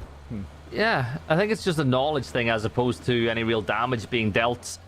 H1 here from Falcons, they're going to move back towards that tempo compound. You know, it's not a bad position to play in the early stages. You can build a pretty good game out from this position depending on where that next circle shift goes. Al Qudsiya, by the way, they're taken to the skies, as are the Gunners. And there you go. Mika, there's a freebie. And if you're sneak attack, you're like, how? Why? What the F is he doing here? Why are you here? Who are you? Like, those are the questions probably being asked by Sneak Attack right now. But to Micah's credit, that's a point. That's the second point they've gotten there today so far. Yeah. So, you know what? You take those as a Falcons. Consistency, baby. Hell yeah. Hell yeah. I have a question for you, by the way, as we take a look at Liquid. I watched EMEA yesterday. And it was very similar to the way the leaderboard was with North America after the first day. You know, nobody really running away with it. A couple of teams one team in the 60s, a couple of teams in the 50s. Sure. EMEA finished with 3 teams over the 100-point mark. Do you think that either we're going to have the same here in Murica, or do you think we're going to do better and get 4? I don't think we're going to have 4 teams with over 100 points today. Either do I, but I just wanted to see if you thought the same. Also, spoilers for those of you who did not watch EMEA, so thanks for that, Gibson. I mean, not me, but I'm just saying. If you're not watching PUBG 24 hours a day, what are you doing with your life? Remember, they've got some APAC on during the morning as well. That's a lot of PUBG, brother. But, of course, that's what we do, right? Like, obviously, I watch this game all day, so... Yeah, what are you doing? What are you doing with your time if you're not watching PUBG all day? As Al Qudsiya will be coming down towards the southwestern edge, this nice little farm compound here. Got that long bar building. And Duel have actually opted to take control of Quarry. Okay, I like this from them. Yeah, why not? Gabri, though, he's going to catch out Greg Shot as he lands down from the skies. An easy first point on the board for PD, kind of following the same trend as yesterday. It's not, or earlier, not on the bridge, but still a point within the first 6-7 minutes for them. 62 players alive, as the Americas do like to have a couple of casualties in the early stages here on Erangel. Funny enough, if you're looking at the map, look at how all these teams have essentially joined together on the southern side of the circle, despite the flight path being up on the northern part. And look how much free space there is for the likes of Sakura Zenzen, Wuju 2, even MRIA if they elect to take that northern rotate into the zone. Yeah, and that simply is most likely because of the fact that all these teams saw that the north was closest to the plane path, so they're like, okay, the south is probably the least contested, let's go down there. And because every team likely thought that way, now the north is completely open because there's nobody up there. Everyone opted to play south, the path furthest away from the plane, and now we have this massive congestion. Plus, like, quarry and some of the compounds around there, especially that dirt road just north of it, are actually very conducive to play in this circle, so I don't blame teams for going for it. That was a red zone knock, wasn't it? It had to be. I looked at, there was nobody around. That had to be a red zone knock onto Mira. As we jump on board with 55, can we just talk? How good was Psycho yesterday, by the way? Like, he popped off big time for 55. Psycho went absolutely crazy, especially in that one game. I mean, yes, he did get those 4 kills out of a vehicle with help from his team, but still, I mean, that was impressive work to say the least. Lobes is gonna need to get the hell out of that. He was not going fast enough to destroy that, as the vehicle will get away, and Luke's gonna punish K-Mind a bit for that, but Duel will get away unscathed. Yeah, K-Mind had the chance to talk to K-Mind, ahead of PAS, and he said that when he was over at PNC, obviously he was a coach, and he goes, you know what? He told me being a coach out there, like, really whet his appetite to become a player again. I know that he played in PAS at the start of the year, but that was more as a for fun standpoint.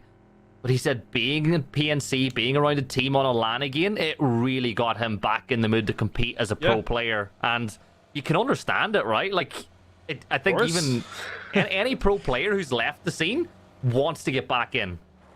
Brother, there are events that I go to now, even like EWZ, I'm like, man, I wish I could play. I wish I was playing. I mean, granted, like, I'm severely washed, but even for me, right, just being in that environment, talking to, the players again, and just being around the stage, like, I want to play again. So I totally understand why K-Mind, especially going to the PNC and all that, would of course want to get back in the saddle. So it's great to see him here. But yeah, that pull is real, man. That pull is very real. Well, you know what? 32 points. They're 30, just over 30 away from being inside the top 3. But if you can be within 25, 30 points going into the last day, there's definitely a chance that you can get that over the line. For those teams that are, 8th, 9th, 10th, 11th, you just want to be within 25, 30 points of the top, knowing that one really good game really puts you into play with getting a chance to qualify. But we'll get ready for that next circle shift in about 15 seconds time. All the teams now 55 going to pull up into the Dirty Dozen. That'll be their spot. They're going to play for a little while.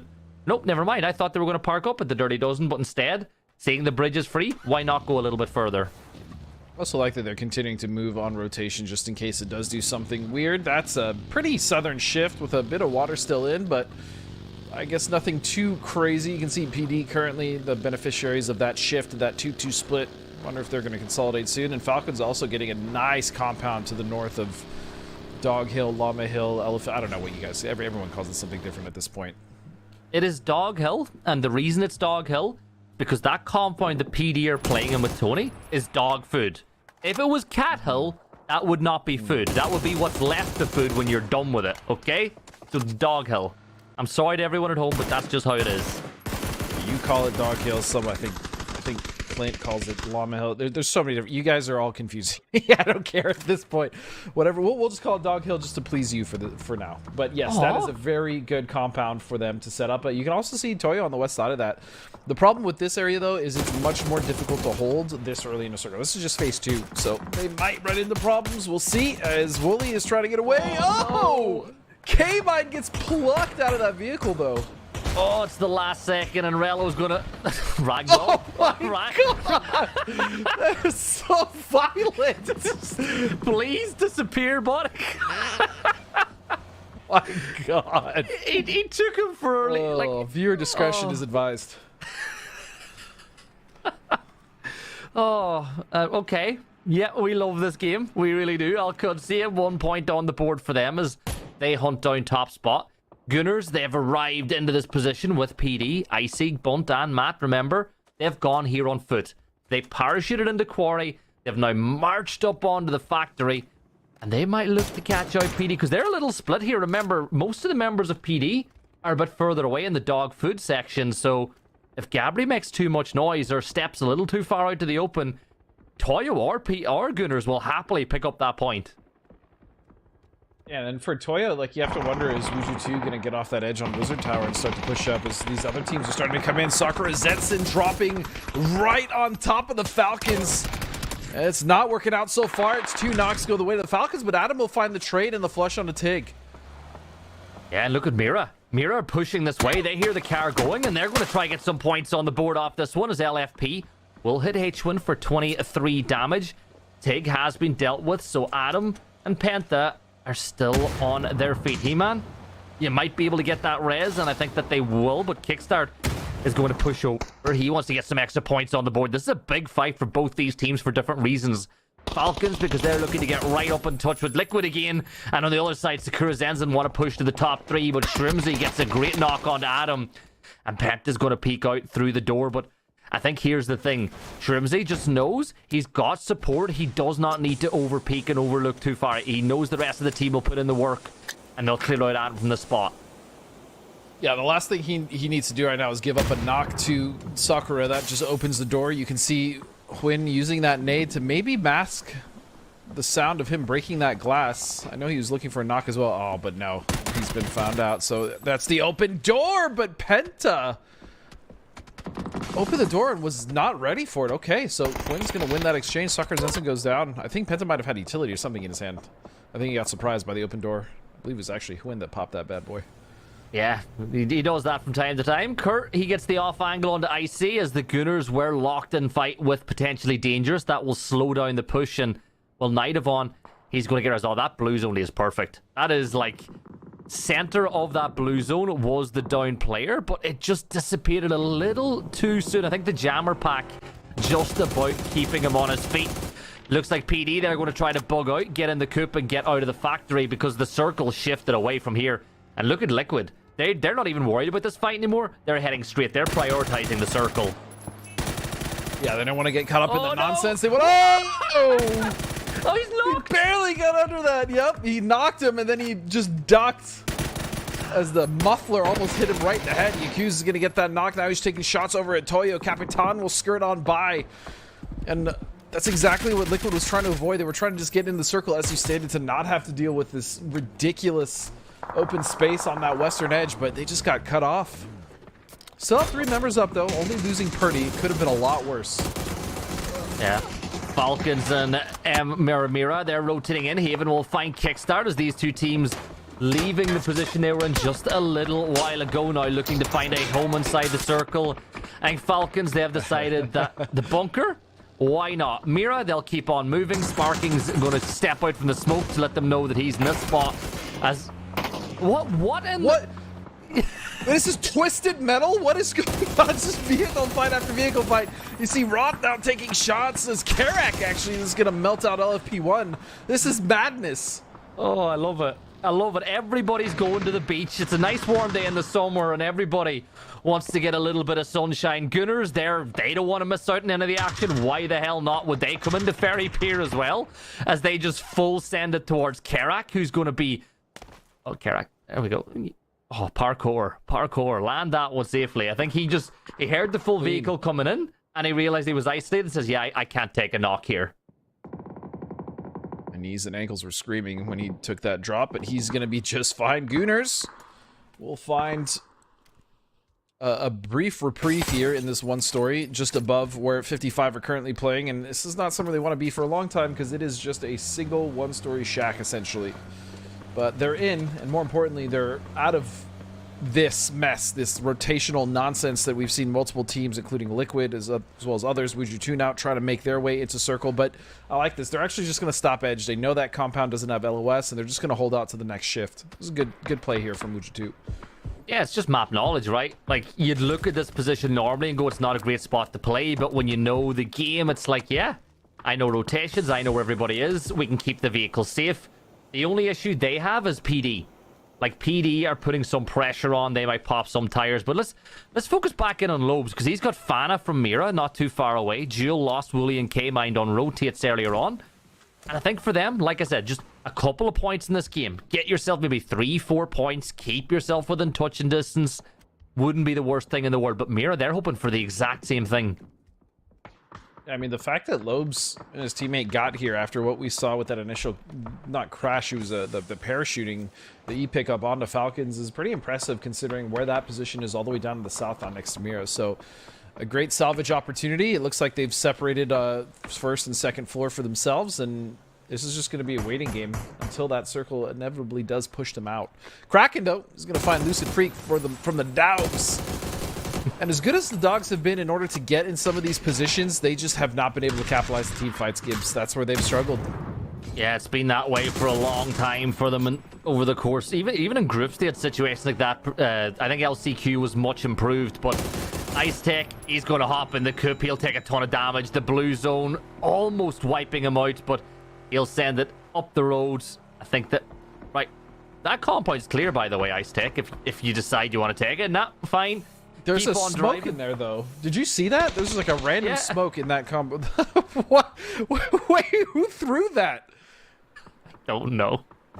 That's like a fresh smoke. There's nobody nearby, unless it was Rock. That's what I'm saying. No one's even close. Did Rock pull off like a big brain play by smoking off the compound? I don't know. I don't even know. I want to know what happened. I need our replay op to find that for us, please. It's a mystery I refuse to let go. Yeah, thoughts on IQ, by the way, rocking the mutant consistently on the day and holding the stairs with the mutant with the gas can. I love this 'cause... Go ahead. I was just saying, I personally don't like the mutant. I mean, I'm sure it's better now, especially with the DMR nerf, but I've never liked that gun. I don't know. Yeah, just never enjoyed it. I've got to agree with you. And what's worse is that Mira can kind of keep an eye on everything around them, whereas Duel have to focus on the stairs. Like, at the end of the day, Mira down below, all the onus is on them to make something happen, so Duel kind of have to focus on the stairs this whole time. And that allows Mira... I think Mira genuinely feel a little bit safe in this position because there's no way, right, the Duel come down the stairs until the blue zone kicks them out. I doubt they would go down the stairs. Especially you can see how much they were smoking it out and whatnot, but you can see Rock now trying to take it on to Furia, who got 14 kills last game. We're on an absolute tear as they are being held out. They're still on that edge. And I like that Rock is not letting them in. I like that they are holding this edge and making sure that they are punishing them as this new circle will shift and put both teams now outside of the circle. But meanwhile, and the rest of Gooners actually doing a lot of work from this little one story that they have. Yeah, 1 kill on the board, but you can see for 55, getting into the circle, it's going to be misery. Gooners are trying to hold out 55. Al-Qudsi are going to try to hold out Gooners as we've got ourselves a dangerous little game being played as Mira will eventually step outside the building. Oh my god. Fana and Haven just deal with both of them with a utility game. 55 wiped out by Bunt as well as all the teams that went down to the ferry pier.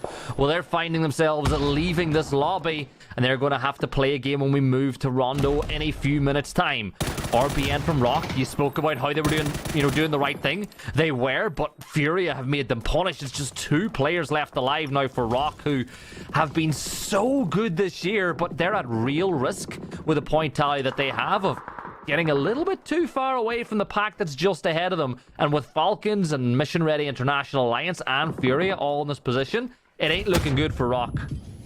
Yeah, Furia not happy with yesterday, coming in today with a fire underneath them. And so far, they have rose to the occasion. Rock getting pushed back, as you stated, with just 2. Is Icy Flex admiring a beautiful Mira? Oh, no, just kidding. He's putting a C4 up there. So we'll see. Oh, the S12K starts to sing. That's a bit of damage onto the Gooners, but trapped, stuck in this building.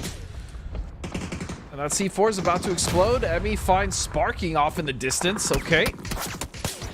Yeah, like Liquid are all over the kill feed right now. Haven's the last level player up now for Mira as he begins to step on through. Looks like Santa did go down swinging. He got a knock. He's irritated. He's up, but Halo, his big nade wipes out Ribo. He did take down Sparking, but I think maybe it was worth it just to clear out that space for him, but now Haven inside the blue, that jammer pack doing a lot of work right now for him, but he's got to get moved. Speaking of Mir, though, Maria, Mission Ready International Alliance, they're pushing up to Furia. 5 kills for Furia so far, but what a nade that is from Michael, as that puts Furia on the back foot. They're on the back foot, but I would not count them out. Cow and Zine, especially with Kraken, have done some pretty great things for this team, especially recently, so we'll see if they can continue to do it. No, Michael's going to find Kraken. It's just up to Cow and Zine now. As Mission Ready forcing the issue here, but they have to be careful because right behind them are the Falcons, and that's a huge nade to get rid of Wuju 2. Kawazine gets himself a double, but he's going to get taken down. Gizera, last player up, he's wiped us. It looks like Kalkutsia did eventually hold out the Gunners as well. 7 teams left alive now. The placement point window is well and truly open. 8 kills for Alkutsia as they wrestle control of top spot on the leaderboard. Shrimsy caught out by Snakers now, the last Mission Ready International Alliance player standing. Still using that discount DMR, the M16. Why not? You probably can fire it a little bit quicker than those DMRs. Yes, the damage is slightly lower, but if you can fire that thing fast and you can hit your shots, it might not be the worst alternative in the world to the Mini.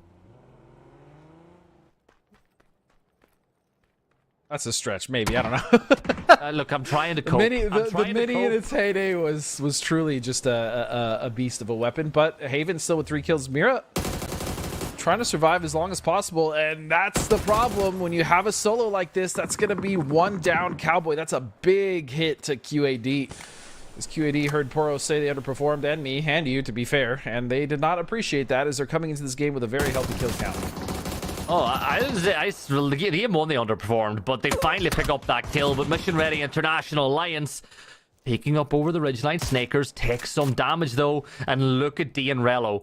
They spot him out and they're on the move. Alo is going to be very rude and interrupt Al-Qudsiya as they're on a super secret mission to wipe out the International Alliance guy. I was going to say guys, but it's just guy. As Snakers will step up on over. He'll find D as another solo is just tearing Al-Qudsiya asunder. Goodness. And yet, Snakers wins those. Like, 8 kills for him. Why the hell not? Snakers! Jake the Snake, so to speak, just absolutely devastating team after team by his little lonesome on that eastern edge. What an absolute beast of a salvage game. I mean, if he can go down at any point and his job's already done. Well done, sir. Question is, does he get a 9th? Does he find Hunter? Does he know that he's just off in the distance? Hunter definitely... He does now. Hunter answers my question emphatically for me. And the answer is no. It's a top 4. PD, Yin Yang, Team Liquid, and Falcons. And I'm going to say it. PD are in a brilliant position to go back-to-back dinners. They do need the dinners. They've been... a bit quiet so far. Alo with the... Oh, I was going to say Alo with the deny, but no, it was Nate from Kane. But yeah, PD could definitely use some more points. It's going to catapult him actually even closer to the goal of making that top 3. And so with 4 alive, 5 kills, they've come in today and they have been playing just so far so clean. Yes, the first game they got a lot of circles. They didn't get that many kills due to their position. But the fact is now this is the second game and this circle has not been as easy. They had that 2-2 split. They consolidated at the right time. So again, very well played so far today for potentially dangerous. Like flashbacks to, you know, the old LG roster where they got most of their points based on positioning. You know, they wouldn't get a lot of kills, but in the late game they'd start popping up with kills. It's been the same for PD. Not massive kill counts, but you get that win. That's 10 points in and of itself, which is a huge jump up that leaderboard. Yin Yang, they're also got their eyes on the prize of a win, but that circle shift will force them to step up a little closer. I think they do have that dip that they can play on the southern side. I think for PD, it's just really important that you don't sustain a knock. Don't get anybody isolated. And if you look, I love how Nightavon is just playing that scout role. He's going to stay in the blue, watch for anybody else coming in, be an early signal for the team if someone from Yin Yang pushes this way. It's just a nice little wrinkle to the way they're playing this end zone. Yeah, they are not giving the other teams many chances to capitalize on mistakes that they may or may not make. As you can see, Yin Yang as well on the south side. They're taking their time with Yappa finding the foothold in the circle that they can play from, and really it's just getting rid of Falcons for either one of these teams so that they can just straight up take that 4-on-4 battle. But Hwin being a solo, always a factor, especially in a 4-on-4 fight at the end where we've seen solos really dictate the pace of who's going to win the game multiple times before.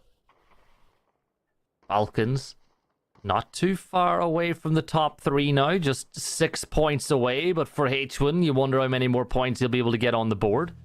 Peeks across, got that tree and the bush to provide him some cover. Now, Yakuza's probably the worst player he could fire upon with that P90 and the level 3 gear. It's not a guaranteed knock, but look at that blues. Oh, he's there, Kane. Surely Kane spotted him. Yeah, Yappa sees him as well.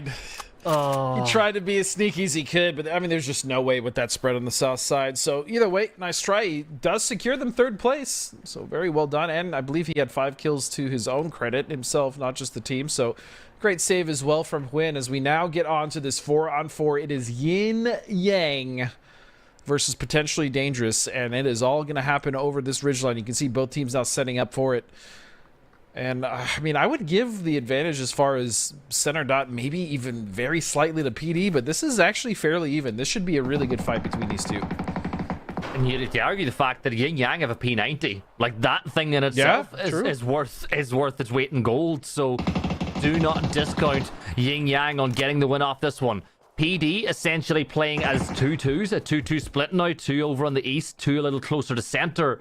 As the zone shifts, Yin Yang going for more of a 3-1, with Trisk now going for a wrap around the side just to make sure nobody from PD is going to go from a flank. I love this because the center of the circle is almost like the top of the hill, right? So nobody wants to high point themselves or skyline themselves. Well, they're going to have to, and it looks like, and most likely they're going to wait for Phase 9. They're just going to let Circle push them in, right? They're not wasting any of their utility. As you can see, there really isn't much utility at all from Gabriel. I think he just has 1 frag. You do have 1 smoke on Tony, so actually utility lacking for Potentially Dangerous. I mean, they pretty much looted, split, and didn't do much else. And so, I'm not surprised that they don't have the world of util, but they do have a lot of heals. We can see 6 first aids there for one of the PD members. And meanwhile, Yin Yang, they've had to come. Oh, thank you so much. Oh, look at that, observers. Yeah, so again, way more smokes on the side of Yin Yang. We'll say that. At least 7. I only saw about 2 or 3 on the side of Potentially Dangerous. 9 nades. 9 nades for Yin Yang as well, between the whole team. Yin Yang definitely winning the utility battle. Yeah. It's not about the utility, though. It's about who is left standing at the end of the game, as PD will move the cars a little bit further forward. Remember, each one of these vehicles is a bit more hard cover in a circle like this. Yakuz, though, will get the nade ready, as does Kane. This will be a nade and a push. This is their signal of intent that they want to make their move. Kane getting closer and closer to Tony. The first throngs of war will be let off as you hear that nade pop. But there will be deployable cover as well. And we've seen deployable cover have its moments inside of the server so far with flattening teammates, flattening yourselves. It is essentially dangerous. There, Tony's going to open it up with the first knock. Hey, first blood goes to Potentially Dangerous. Kane will fall. And how are they going to try to capitalize all that, though? Are they going to give Kane and the rest of his team an opportunity to recover here? And it looks like they are. There should be a free res here for Yakuz. There, yeah. Trisk. Okay. Yeah. Just resetting. Interesting. Okay. I think it's the fear of skylining yourself, but the blue zone is right on top of them. They're going to use smokes or something, though. If you have the advantage, right? You get the knock. You can't just give that up, but I mean, that's fair. It's not the worst decision. We'll see if it's one of those ones. We'll see how the game ends, and we can kind of talk about the impact that had if PD do not get the win. For Yin Yang, though, you don't look a gift horse in the mouth. If you're able to get the res, you're going to go. Gabri C4. Gabri C4, by the way. He's sending it towards Yin Yang. This is the game here for PD. This is the big play. He sends it forward, but he goes the wrong side. That could have been genius. But unfortunately, no, it's too far. I genuinely wish he would have just sent it into the team by himself and just at least, like, if in a C4 situation in this endgame where smokes are just absolutely covering the other team, if you have a C4, I think you just send it, you just give your life. You get at least 2-3 knocks, that's game right there, right? So we'll see. Either way, Yin Yang being cornered behind their smokes now, and here come what little utility, but Tony's gonna get 2, a trade from Yaku's. It's now 2 on 3. Oh, Tony two-piece manages to get 2 of his own. Glock with another one, and potentially dangerous back-to-back chicken dinners. You can scrape out the potentially, because so far today, they're just straight up dangerous. 19 more points, and look at that leaderboard now. 54 points. They are chasing down that top 3. And what a wild word it would be to see them actually qualify, finish a grand final strong. That would be amazing. But yeah, we were wondering, I was specifically wondering, was not chasing that knock going to cost them? The C4 play that could have given them so much, was that going to be an issue for them? But no, they actually managed to come out. The nade was absolutely huge, and then they finished it off very clean, only losing 1 member. That was a hell of a game from Potentially Dangerous to navigate that chaos. And also good on Yin Yang, though. They played very well. It's good for Yin Yang to get those points on the board, but I think for trying to win, it is a much bigger deal for PD getting on. We look at Mika, though. He got that opening kill. Early days, as always. And you know what? I want to know. I want to know exactly what the desk thought about this. Like, is this a rating change for the game? Like, Toffees, is that assault?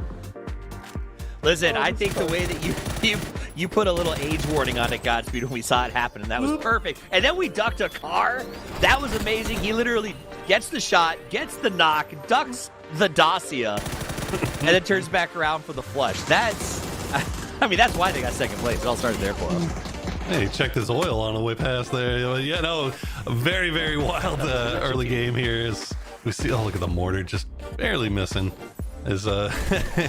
Always forget that spot's there. Matt brought it up, and I was like, man, you know what? You're not right. I always forget that little hole in the ground is there. A little go for H win.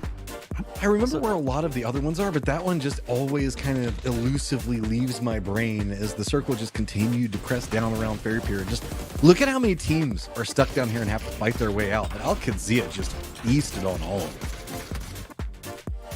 Yeah, good spot early, and then obviously, though, there's not a lot of cover, so you start to see these like really condensed areas. Here was a huge congestion location, 3 teams fighting for the sandbags. I think we even saw, was it Maria, like Mission Ready, that came over and tried to get involved with that a little too early. It was just a massacre across the board, which I think ultimately worked out for because 2 teams that needed points that came in 13th and 14th today ended up finding themselves in 1st and 2nd going into that chicken dinner fight because I think of how chaotic this final circle was. Yeah, I mean, it definitely makes the leaderboard a little bit more interesting, doesn't it? Now that some of our teams that were underperforming a little bit, finding their footing on this second game on Erangel. Now, I will say, this final fight, man, I feel like Yin Yang maybe could have done a little bit more against Potentially Dangerous. We were talking about it during the desk. Instead of using the smokes defensively, using them offensively and forcing Potentially Dangerous to fight their way out of the smoke rather than just kind of letting them sit on top of you. And then you saw what Potentially Dangerous did. They basically just picked them off one by one. There's like, if you think it's weird there at the end because there was like a couple of errors on both sides that kind of neutralized each other. Like we had the C4 car that went to the wrong spot, the smokes that had to be played defensively. Right? But yeah, but I mean, you had to have an idea on where they were probably going to be going and not playing where they were just shot. No. Right? All right, so I'm gonna Cameron that for a second and be the other side of that, because here's what I think happened. So we saw they did half aggressive, half defensive smokes. Right over on the left side, they had aggressively smoked PD. PD knew that they could target the car and release it safely to that side of the circle. Otherwise, they would have to target through a smoke, and it would have been a lot harder. When that C4 went off, if it killed them, cool. If not, they know exactly where all 4 players are and immediately can swoop down and make the play with the grenades. And that's what they did. Sure. They were prepped. So the second that went off, they went, all right, there's a 60-meter area that we don't have to worry about. Throw your grenades over here. And you saw immediately, to their credit, their opponents tried to run back. Ying tried to run back to that spot, but it wasn't quite fast enough. So I think PD played that as well as they could with the smokes. But I do agree with you. I think some more offensive smoking would have prevented the car from going out in the first place. The car went off to the edge and didn't really even go through the smoke and kind of went into the blue zone. Instead of, if you'd gone over at least another 10 or 15 feet, you could have at least put it through 2 to 3 of the smokes and hit it. Yeah, they're not hiding out in the blue zone. Yeah. The timing was off on it also because like it hit a tree and it sat there in the blue zone for a little bit and then it finally went off. Like we even had the camera pull away from it. So I think, you had the C4, you had a car, you weren't going to need it. So why not give it a shot? But, maybe take it back to the practice range a little bit just to make sure you get that a little bit tightened up. I do like the idea that they chose not to sacrifice a player. They chose not to take the risk to go 3-4 at the end, but instead ghost road, which made it a little less accurate. So that to me is fine. Take a look at the match results. 19 points goes the way of potentially dangerous. They walk away with another big back-to-back chicken dinners. Like, let's not forget that. That's double eggs in a row, so these guys looking really good. MRA is going to come out with 12. Falcons making another big push, and Al Qadsiya there as well. All of our top teams seem to be getting richer. Let's talk about that as we go to the overall leaderboard.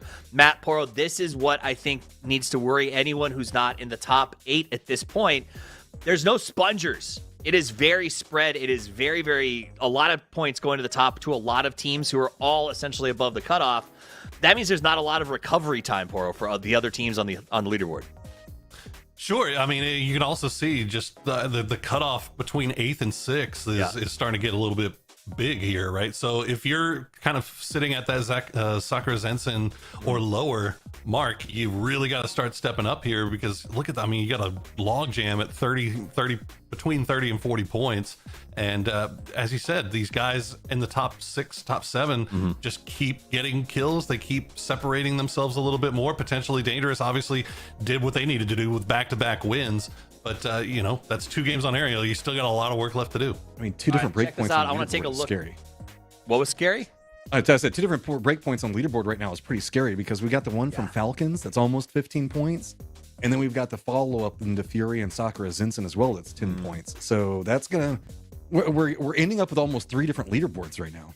It is. And also, for those of you at home who are watching this, keep in mind it's more complicated, because the top 3 non-GPT teams, so currently Maria, Al Qadsiya, and Liquid, will be advancing to PGS, but that does not speak for PGC points, which are earned here at PAS. So those top 8 positions are where the bulk of those PGC points lie, which means that all of these teams, even if they're looking at it like a Sakura Zensen saying my shot, or Fury is a good example, my shot of PGS may be struggling at this point, I still have to play an incredibly strong game, because my PGC point viability is still going to be in action, probably all the way down to 12th or 13th place. So we will track that for you guys throughout the day today. It should be pretty good. Now, MRIA, Mission Ready International Alliance, has crept up this leaderboard very quickly. And in the last game, it felt like it was largely on the back of that man right there, Snakers, Matchroom.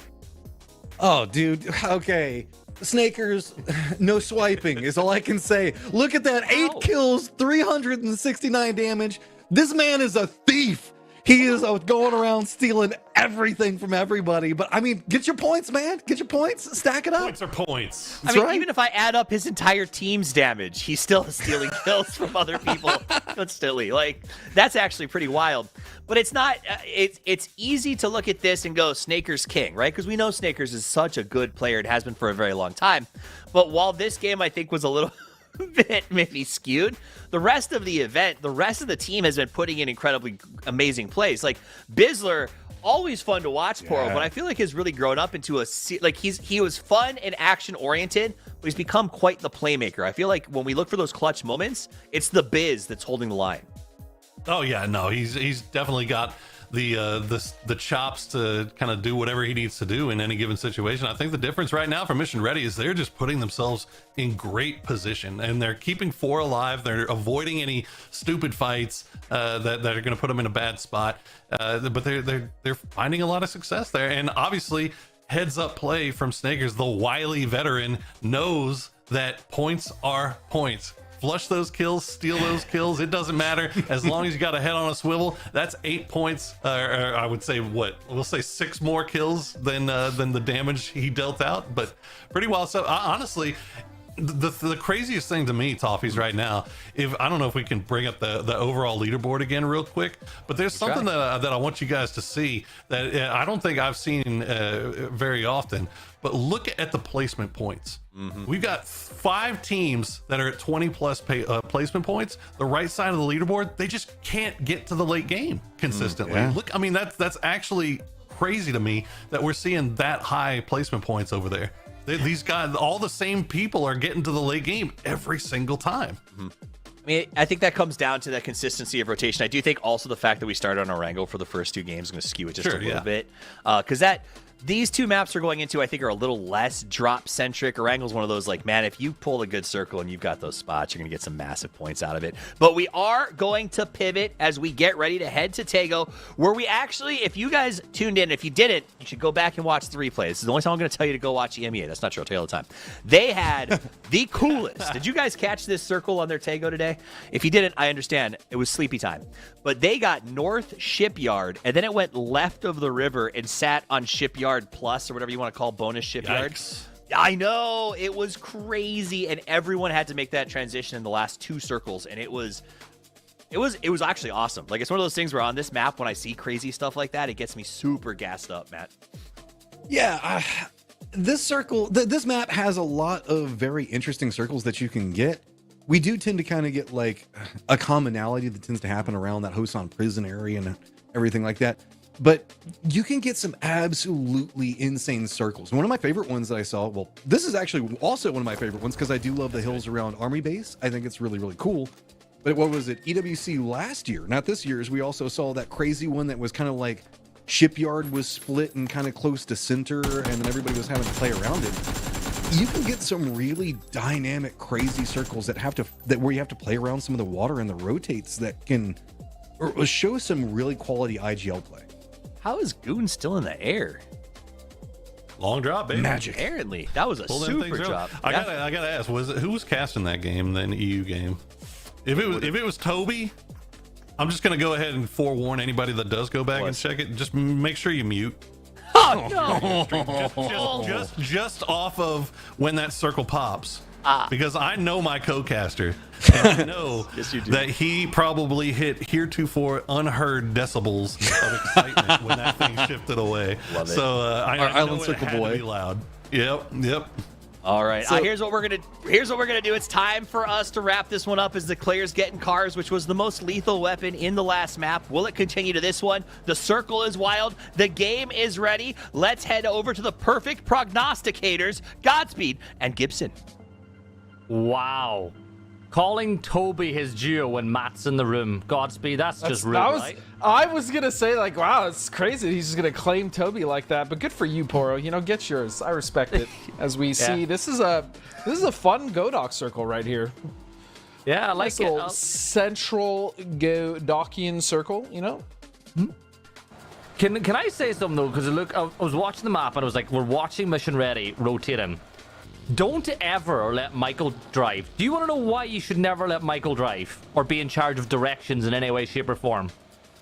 Is it because you'll be in the blue most of the time? I don't know. You tell me. Well, that is also true, but at the end of the last event, Michael goes to me and Adam and goes, "Oh, guys, do you want to go to a bar? Maybe have a night out?" Says, "Yeah." He's like, "I'll call the Uber." Do you want to know where Michael put us? I would love to know where Michael put you. Some Korean back alley that looked like a horror film. That was about a 25 to 30 minute walk away from the bar that we were actually supposed to go to. Like, I mean, we were in the depths of hell. Yeah. Well, I bet you that beer you had or whatever you drank at that bar afterwards tastes mighty good after that 25-minute walk, did it not? You mean the water? The water that I drank.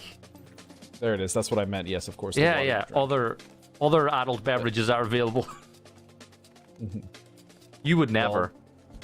I would never. You're absolutely right. As the Falcons here on the position in terminal, and 55 as well. They're going to be rotating here up to the north side, making their entry point into this main circle. Is Psycho having a bit of a mishap, and 55, you know, they're still up there. 6th place, 52 points. They've been garnering points mainly through the mid game.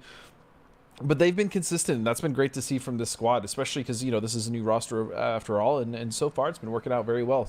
Pippa has been, I believe it was either Poro or Matt that said it yesterday, but Pippa has been such an integral part to this roster becoming as good as it has been. Yeah, for people who want to know how this roster came together, obviously they're a regional partner team. They got the free pass into groups at the last PAS. They bombed out of the groups, and I think they might have came last or second last in the actual LCQs, and they needed a rebuild. So they dropped the roster. There was another Brazilian roster that went by Typhon Gaming at the time. They were dominating in the PUBG Players Tour. We'll pick up that story a little bit later because Al-Qudsiya, a 2 versus 4 crash here on the Toyo. Yep, and Al-Qudsiya have their work cut out for them, though, because Toyo they are dug in like a tick, as Poro would say, or at least I think he would say that. I don't know. I'm not his co-caster, so I wouldn't know. His Capitan is gonna find Roth. It's the first lock. He's reeling out with a lot of work to do. Maybe Toby knows Toby what he might said. know. Yeah, that's true. You know what? Me and you, we got this. Like, we would take Matt as well. Whatever Poro thinks about Matt, me and you love him. We're the leftovers, and that's okay. Yeah, I see how it is. Toyo, though, they're up on the roof now. They've got the advantage in this fight. 1 knock secured. But Cowboy is in the position. Remember, 9 kills yesterday in 1 map for Cowboy, as he was able to really unleash one. And I do apologize to viewers at home. With my accent, the way I say Cowboy is probably like doubled. It's probably sacrilegious to the Americans. I like it. I personally enjoy it. I like that. It's like a Y. It's like Cowboy. C-O-Y boy, Cowboy. Oh my goodness. It's 55 are getting involved now. They've actually pulled up this fight between QAD and Toyo. But again, I don't really suspect Toyo to get that much or that aggressive out of this. And so far, they really haven't. And this is I think it's a good choice. Get the hell out of there. I think QAD should just peel out. It's not worth it. Yeah, get out of there. You know, it's not a compound that... You know, there's other compounds that are available. Like, it's not a good compound, but yeah. Yeah, like, especially in phase 1. Like, you're 7 minutes into the game. You're in 2nd spot. You're 1 point off a Liquid. There's no real reason to jeopardize your Tego here, particularly with Rondo coming up next, which, yes, they got good points on yesterday, but they openly admit it's not their map. So, get out of there, get on the move, move in a little bit further away. I'm looking at the map feeds, and really it's just Jewel and Mira that are yet to make it inside the circles. Roth gets dropped down to just about 1 shot, but I think that they'll be fine. There doesn't really look to be any bridge camps at all, so Jewel and Mira should have pretty free rotates into the circle too. Yeah, I think PD is the only team that would potentially camp them. Carrick gonna find Simply Mad on a rotation here, so 55 continuing to harass teams in this early game here on Tego, but yeah, I mean, you can see why QAD wanted that compound that Toyo held. It was off-center. It wasn't Godok proper, which means that if they need to peel off, they can. But, you know, there was so much of Godok available that I'm glad QAD just realized, hey, guys, this isn't worth it. Just get the hell out, and we'll figure it out. But meanwhile, Gooners have landed. And here are Liquid just waiting for them, as that's going to be Bunt going down. It's 2 members now of the Gooners who have fallen.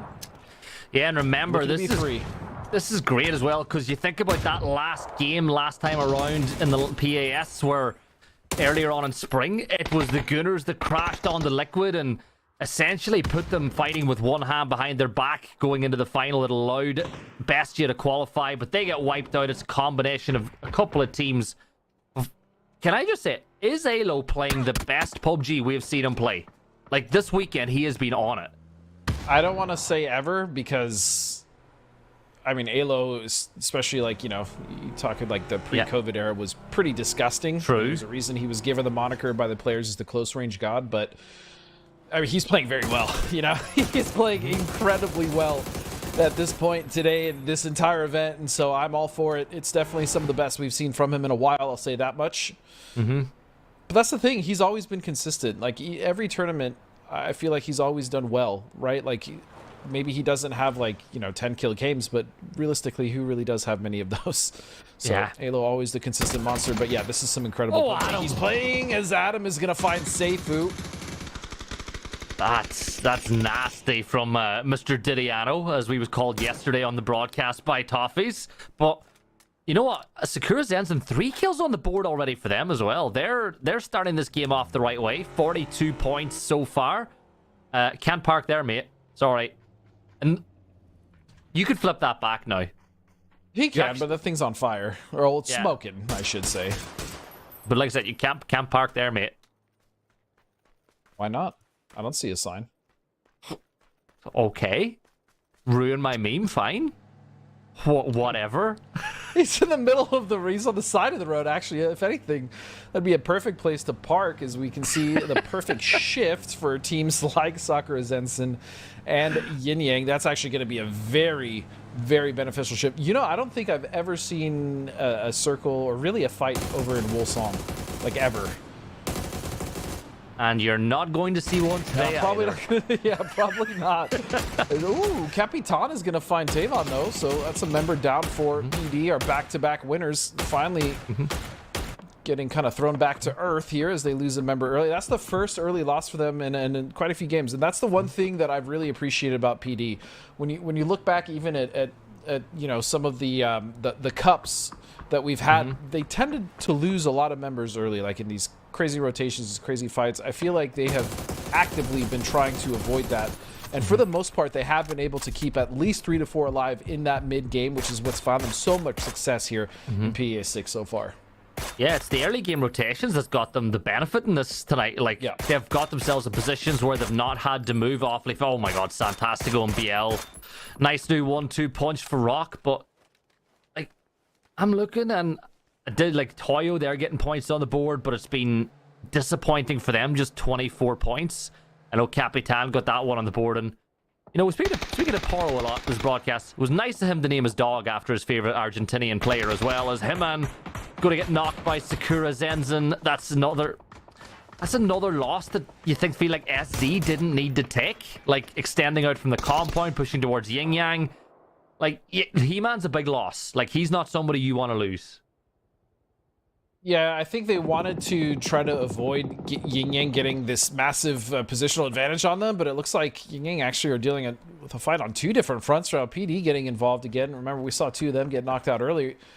But I'm not sure. Maybe Hyman wanted to just get up on that hill. Maybe he thought he had more time and he was going to beat them up. But yeah, that's not a great loss to have this early. Even still, Sakura Zensen have 3 left. So there's always the possibility as well of a res. Wolsong is wide open. Yeah, they can move back, but the issue, you say you send one player back to get the res, you keep the compound because of the strategic value that it has, being pretty much close to center circle. Back inside Godok, the 4 dogs are moving in. They're not too far away from 55 and Team Liquid, who cleverly enough, Snickers, that's a... Did he see the player there, or was that a bike on its side for D? Or was it just a branch? Either way. It was a bike. Yeah. What about Snakers? He's having himself, like... Did you see the stats, by the way, in the last game? Was it 360 damage, but 8 kills? That's min-maxing. That is, you know, it's efficiency. That's what we call it, baby. It's efficiency. And good on him to find those kills. I mean, that's something that Mira does so well, right? When we talk about them as far as like groups or you know, anything else, whether it's TPP Cups, they are just incredibly good at finding early game position on other teams that are going to fight and third partying. That's something they've become so good at, and that's a very important skill to have, especially you know, when you talk about potentially going to international events where that skill is going to come in huge when you're accumulating points through kill points. You know what? ADR for show, kills for dough. That's the way it is. Exactly. Yeah. All these ADR farmers. Hold on a second. We actually might get a fight in Wolsong. Okay. Mira have set up in there, so it looks like that backfill has completed on Sakura Zensen. Mira now with full control of that. And this hillside is not one that we actually see very often. You can see the other Mira, I should say the Maria of the lobby, currently set up on those rocks, and that's going to be a great spot for them to play from. Again, reminds me of old LG back when it was Snakers, Rello, right? Like that roster. This playstyle is very similar to that, actually. And that's a very big compliment, because that roster found a lot of success in those late games. And that's where you make your money, you know, getting those placement points. Like, you looked at the stat that Poro kind of highlighted, the right side of the leaderboard, struggling to get into double digits when it comes. Yeah, it's, you know what, Statman Poro.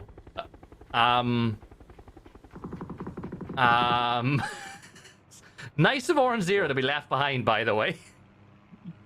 Yeah. A little awkward. X marks the spot, dead center. I mean, that's kind of cool. You see Falcons coming in with 55. There's still a lot of space to play on the north, oddly enough, and you can see that position there just above where Wuju 2 are rotating in. There's some defilades as well as some hillsides, so we'll see where they end up stopping, so to speak, as Falcons are still waiting for their pickup. Meanwhile, Wooly is actually getting a wealth of information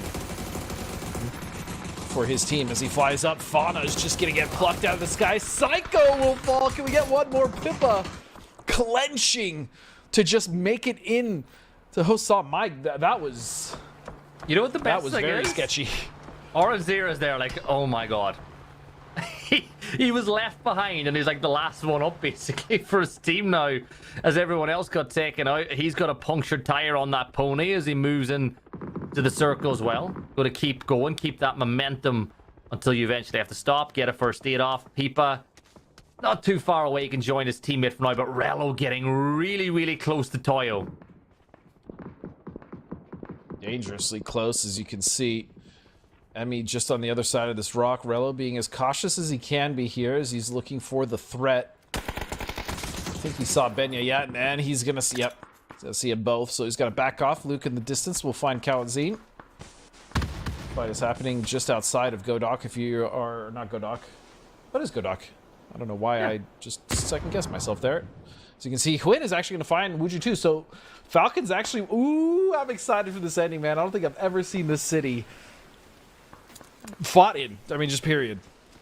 Well, it's very rarely goes here. We go.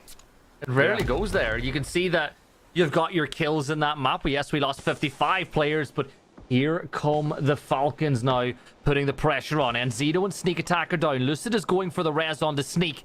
Once Sneak gets up, Lucid's job is to then hold the door to stop the rest of them going off while you get the res off once more. Smokes being tossed, nades being thrown out through the letterbox windows as well, as it looks like it's a full fallback to get a fight on the other off angle. But Falcons have lost Tig, and they're pushing in a little bit closer to Wuju too. Lucid will get that angle on the kick. There's an attempted trade, but it's not going to be found just yet, as Lucid will move his way back into cover, keeping himself agile, as a BZ will get tossed right on top of kick, and that will force him to move. Stun grenades being thrown as H1 will go for that res as well. Looking elsewhere though, like this is a pretty good fight from Wuju 2 so far. Yeah, not bad. The recovery was there as well. Huyn gonna step in. He's gonna find one, and Zito, great trade just on the other side. So now it's just up to Shrimzy to see if he can save his team. Or really just save their placement at this point. Kick's still alive though. The opportunity to get the res is there, and it looks like he's gonna get it behind this wall. I like this. Throw utility, delay it, get the res. Yeah, because the thing is, Wuju 2 have to move into them, right, Gibbs? So they are the ones holding off the wall here at this point. Yeah, and that wipes out Sneak as well, so you get that extra point on the board. It's the dynamic duo as well. I said earlier, these two should get a little show together because of how good Shrimzy and Kick are. They're both cracked. They've both got cool doggos. They're both like, they're just the 1-2 punch. They're insane. They're both handsome. Yep, there's a lot going on for those boys for sure. It's unfair. You should not have that much talent. It really is. Like, oh man, I'm jealous. Anyway, the dogs are in trouble as Alo will leash in Vorpal, putting him into a kennel for now, as they'll have to play in that next one, leaving Lucid Freak as the last one up. And well, for Lucid, he's stuck between Al-Qudsiya, Yin Yang, and more importantly though, Al-Qudsiya know that this is Liquid. They're 2 points behind. How much do Al-Qudsiya want to like garner control of top spot, or do they play the long con, the long game, and gatekeep and play on the edge and let the other teams deal with Liquid first? I think if they can, they just go for the third party. I don't necessarily think they should target Liquid, but if they're in their crosshairs, they should. You can see Lucid Freak coming around. I don't think he's going to get much done. He doesn't. And this is the other thing, is QAD may try to backstab, but they didn't really, not that much damage was done here to Liquid. As I say that though, Yin Yang strikes. Purdy will go down and he will be flushed. Alo as well. It's going to be Roth to find that. Yeah, this is really good decision making from Al-Qudsiya. You know it's Liquid, you know they're ahead of you, you know that the blue is going to force them into your arms, so take the point. Sparking's going to go for the res inside the blue. You know, even if Alo goes down straight away again, which he will, it denies the point to Al-Qudsiya. Like, this is just smart. You deny the point. It's clever. It's absolutely exactly what he did, and it's very intelligent. I agree. Tristo is going to find a beautiful 4x spray onto Rullo. It's going to slow them down and even give Sparking an opportunity. Maybe get out of the blue. Probably not. But I really love that deny play. That was actually very smart. And I think now for Al-Qudsiya, 3 players up. They've got a really bad rotate in. Do they go to deal with Yin Yang? You know that Sparking, if he sees a free point, is going to go for it. But Yakuz with a great spray on the Roth with that red dot from range. It's another point on the board for Yin Yang, who are starting to show signs of a pulse on day 2 here of PAS. Cowboy and D, the 2 young gunners, the last 2 up. Cowboy, he's going to fight back hard though, as Yappa's going to get sprayed down. D will get traded back the other way, but it's all down to Cowboy now. Last player up behind the rock. Is he going to get some damage on? No, Trisk will find him. Yin Yang up to 7 kills now. And Liquid will remain in top spot, at least for now. Yeah, amazing play there from Yin Yang. Great awareness as well to coming in on that third party, also defend against QAD. And for QAD, a bit of an overextension, I think. You know, they had control of that hill. Toyo were behind them, but Toyo were putting absolutely no pressure on them whatsoever. So they just got caught in some unfortunate knocks, you know, kind of ended their game early. But again, that was well played by Yin Yang. As we can see now, Toyo, who have gone back to the top of their tower, now have to deal with dual Gibbs as they are just off to their west. And this is a really fun area to fight in, by the way. If you deathmatch, you will be familiar with this, little hilltop. Yeah. The death being the key word for me in deathmatch, I'm not going to lie. Living up to that part of the game is, I think, Toyo making the right decision by going north. Santastico for Rock, who are currently in 11th place, are starting to bring the fight to Yin Yang. Good nade from Santa, one of the, I think, most exciting up-and-coming players. I think we saw a graphic before the event started talking about the top young players in the Americas. Rock have 2 of them. I think it was it Souls and Santa were both on that graphic, both of them being young gunners alongside Cowboy.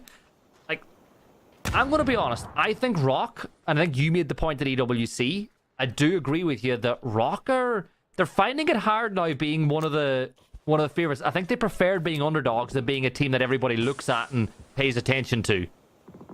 Yeah, it's much easier to make the climb than to hold off the, you know, it's easy to reach the top. It's hard to hold the top of the mountain, right? That's the thing. And so you've seen plenty of teams in that scenario, right? Falcons have faltered because everyone was trying to figure them out a couple years ago. So this is just the case. This is what happens when you're one of the stronger teams in the lobby. You're going to have a lot of teams below looking up.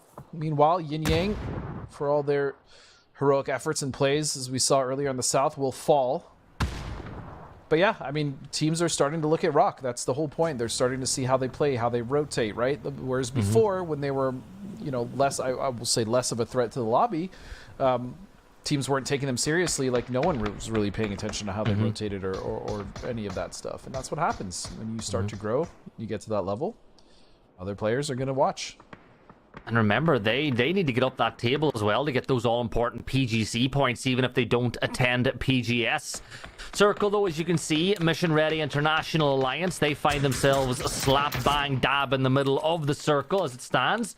Falcons and Mira, they're locking horns over on the west. Over to the east, though, Toyo and Duel not too far away from each other as Emmy's going to draw first blood. IQ will be the first one to fall. And look at Emmy using the long grass, using that ridge line to just keep himself hidden and out of sight. And yes, the high ground helps. But as I said earlier, sometimes skylining yourself can also be a problem because it is so easy to pass that information on to the rest of the Toyo teammates.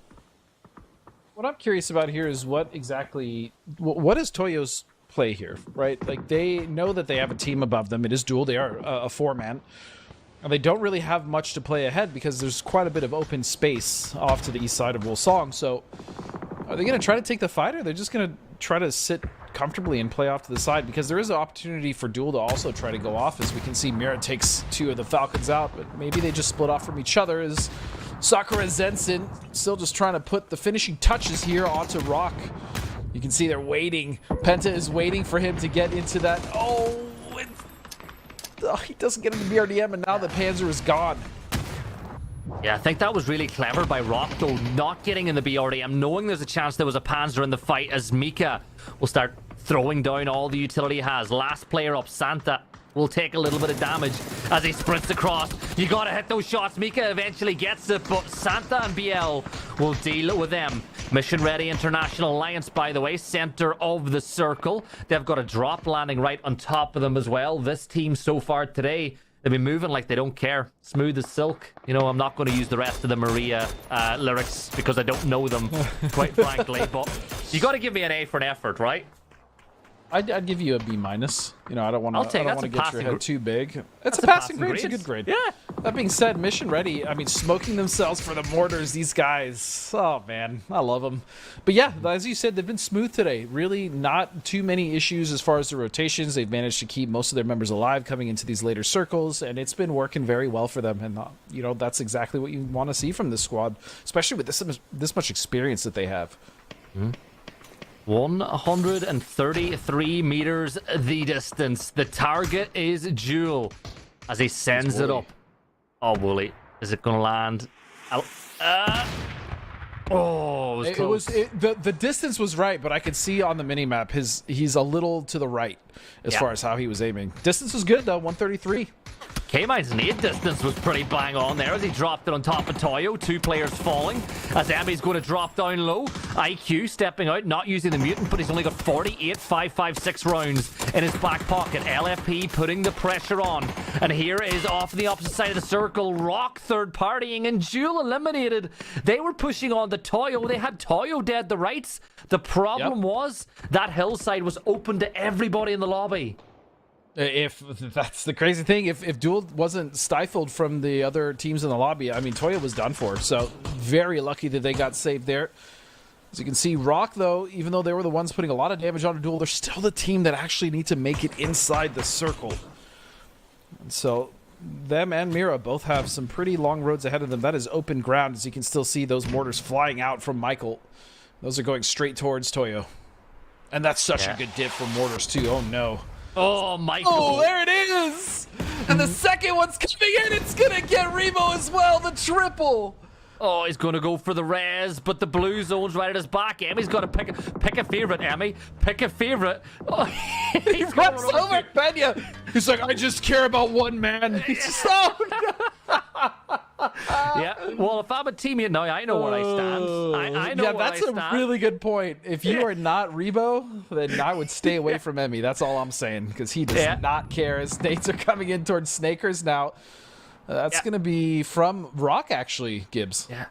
Yeah, good nade from him. And nice to see Michael's aim with the mortar is much better than his aim with Uber, as Rock now push in towards MRIA.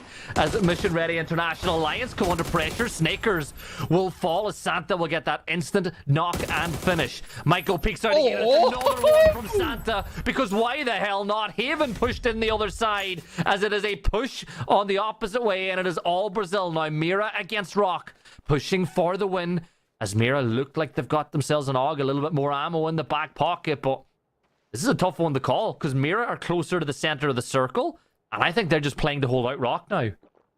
They are, but I want everyone to go back and watch that breach from Santa on those 2 frags. The angles he peaked were so crisp, so perfect, and the fact that he barely even gave much of himself away in those gunfights, that was just... Man, that was crispy as all hell.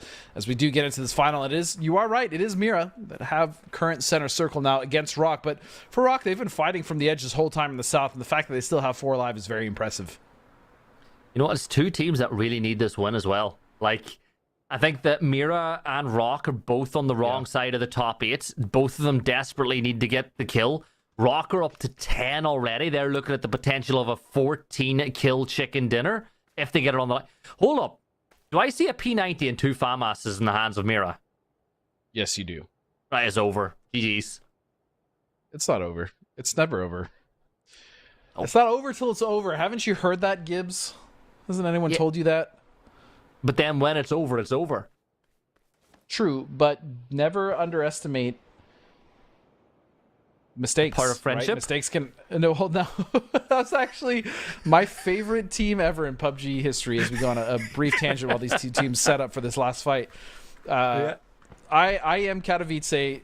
The old Sun Sister team from Japan. Their slogan was the power of friendship. That team was awesome. I just love their slogan. Their gear was dope. Shout outs to Sun Sister there. But yeah, I mean, it's all going to come down to mistakes, because when you look at Mira and you look at the gear that they have, you would think like they have the advantage. Plus, they have center circle, so. I know that you took offense when Sun Sister came back a while back and they didn't have that slogan. It wasn't the same slogan. I was so mad. I was actually so sad. I was like, oh. Anyways, one of these 2 teams are going to be sad if they don't get the winner off the back of this one. A win for Rock propels them right into 5th place and right behind the coattails of Falcons. A win for Mira will get them not too far away either. As we said, a couple of FAMASs at the ready. 4x in the hands of Fana, as he looks to use he wants to look right into the soul of those Rock members as he sends 5.56 down range. Utility game for both teams looks pretty good. Like, there's plenty of smoke, stuns, and stuff they can use to move in. I know there's a crate in the middle of the circle with a DBS in it, but dare we? Nah. The crate's cover. If anything, the crate's cover. It's covered, but also, I mean, DBS this ending game would be pretty damn good, but really it's just Mira's setup is so strong. Rock really have to work hard for this, but I'd also love to see them use their smokes offensively. I believe we heard Poro and the Des talk about that earlier, how they were cutting off angles, so that's a very good strategy. You can see how close RBN is starting to get now as the rest of Rock are starting to push in and engage on this fight. Yeah, they get closer and closer as the battle lines have now been drawn. Rock, as we know, 10 kills on the board. Santa with 5 kills of his own as they start to put down the deployable cover. But Fexon's got a nade at the ready. He's going to skyline himself a little bit, gives away his position, and that'll open up the door for Souls to spray. But the level 3 helmet and vest earning its weight in gold at this point in time. Good nade from Fana. You can nearly say it's fantastic from Fana, as he throws another one in on top of the fray. Godspeed. Rock now 3 players up, and Mira bringing the fight to them. Yeah, Mira is stopping this in their tracks. Souls, as you said, did go down. That was a nice nade. RBN now looking for an angle here. All of Mira, though, are starting to stock up, and Haven going to find that knock on a Santastigo, and can't blame him for that. P90 just so devastating this late into the game. You also have to imagine Mira with armor 3 vest. That's just a tough fight. It's a tough one to win, but still Rock are trying. They're trying to recover here. We'll see if they're actually able to close this one out, but I mean, it just doesn't look good for them. One nade, though, could change the course of this game. LFP1 is going to get the flush on Santa.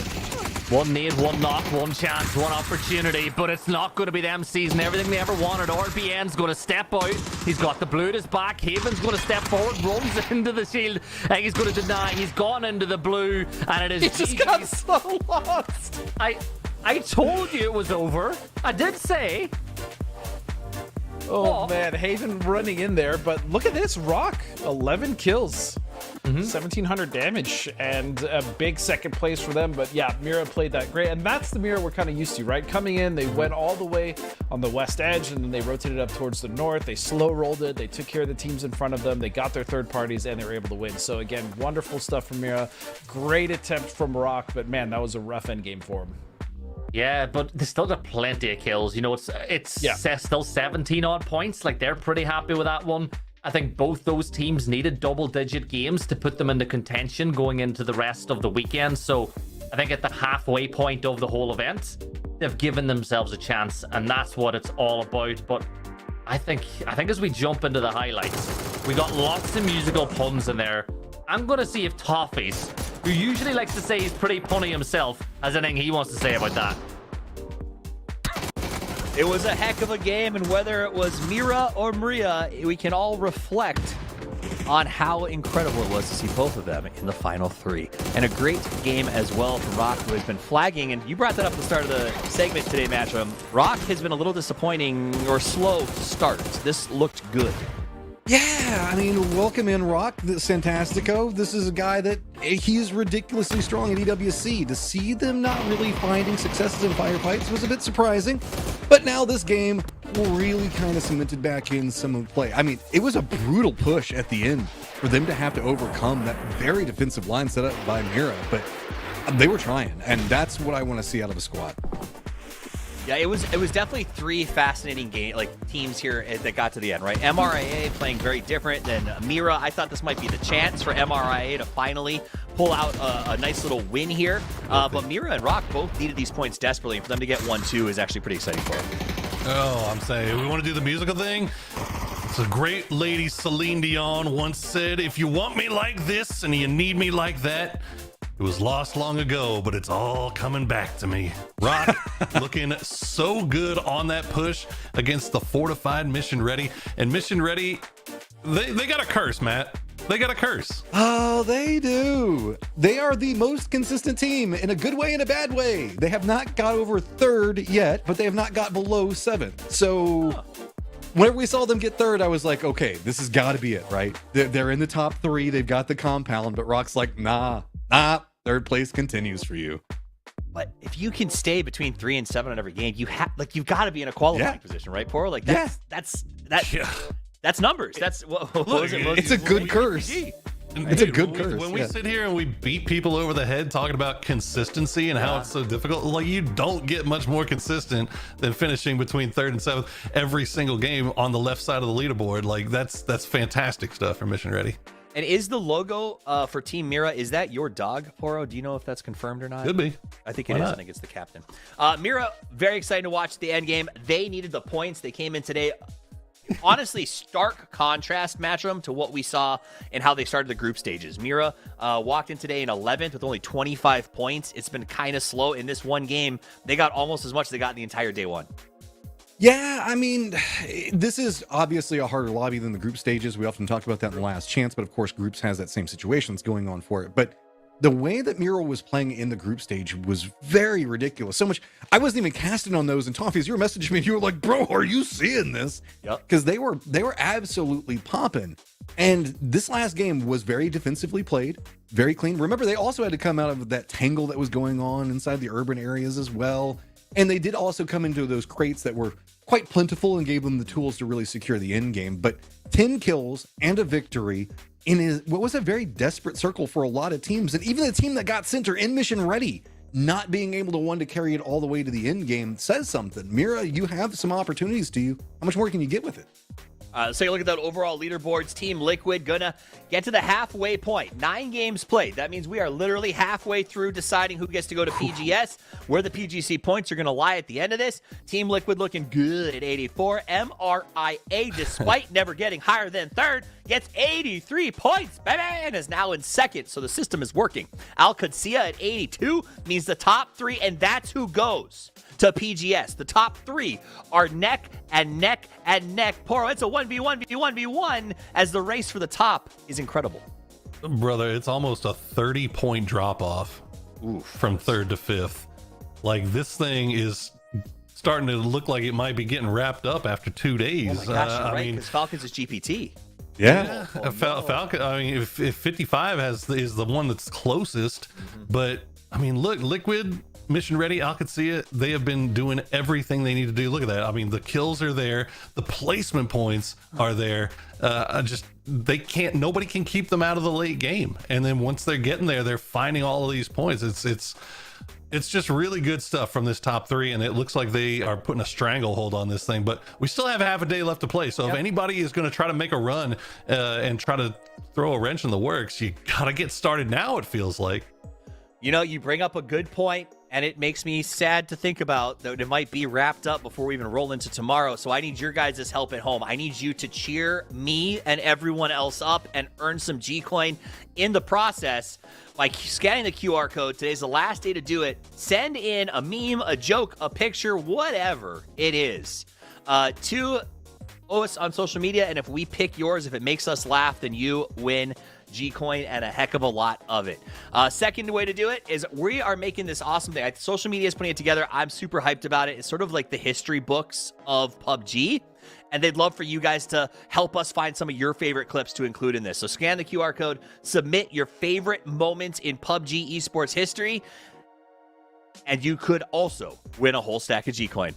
Finally, don't forget, if you've got good questions, send them in to hashtag PAS6Mike. At the end of the show, we'll have a little podcast. If we use your question, you also win G-Coin that way. All right, 9 games down, 9 left to play. Everything is on the line. We're going to take a short break, and when we come back, the second half of PAS6 Grand Finals is underway. Welcome back. It's time for episode 2 of Name That Sound. It's my name. I'm Toffees. I'm here with the name is Toby. I'm here with Shrimsy. I am here with Roth. Here is your first sound clue. All right, Shrimsy, what do you got? This is wrong. Gas can. I don't know. Shrimsy, Roth? Grenade launcher, the smoke grenade launcher. Now I'm thinking the grenade thing, but I wrote mortar again. I'm doubling down on the mortar. There was no like a one got sound. it right, and it's an energy drink. All right, let's go to the next one.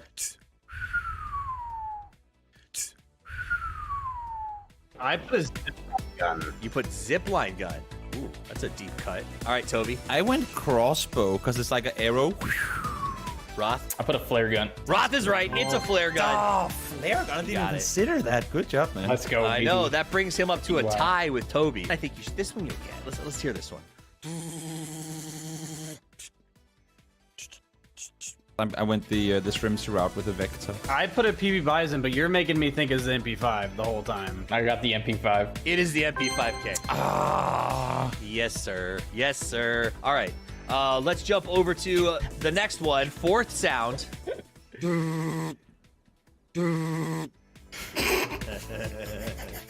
That's the same sound. Excellent. All right, put your answers in. I took a gamble and went micro Uzi because of how fast it ran out of bullets. Okay, Shrimsy. Vector, man. I like your system. It's gonna pay off one day.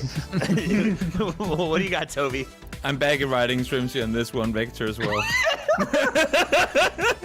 And you know what? It finally worked. You both get a point. It is the Vector. Just ride the averages. All right, last one Thanks, for the round. Shrimsy. Let's hear the sound. Dunk, click, click, dunk, click, click, dunk, click, click, dunk, click, click. What's up with the double clicks always? Yeah, the double clicks. Oh, this one makes sense, though. You may not have shot one of these, but it is a readily available civilian firearm. Roth, what do you have? I put an 012, the slug. Oh, that's fun. And then he was like, well, that's not widely available to civilians. I see where you're going. Toby, what do you got? I put the revolver, but I don't know what the double clicks would be on the revolver. I also put revolver. That was my guess. Excellent. It is the Win 94. No points to be given on that one. And with only 5 points left up for grabs, it's still anyone's game. Will these pro players take back the title from Toby of true experts? It sounds in-game. We'll find out in episode 3.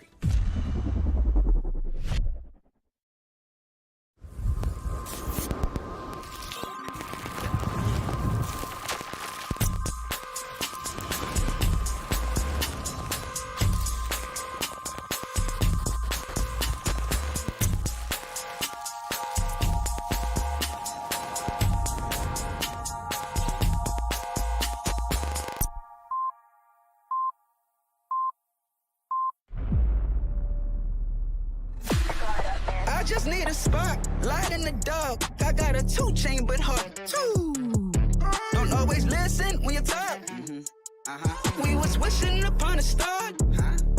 I've just landed. Real enough that this battleground will remember. I'm bringing the static. She sees the world, respect I follow with my soul connect. Hey,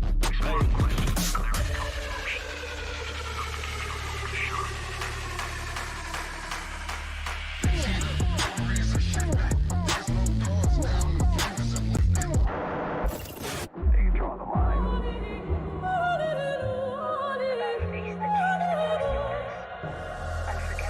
and I'm out in a storm. I still come aiming, I pressure and rain.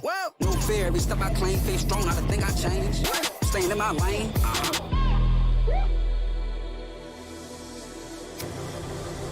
내가 선택한 플레이. 정해진 룰은 없어. 내가 정해. 그게 바로 G-Dragon. Battlegrounds.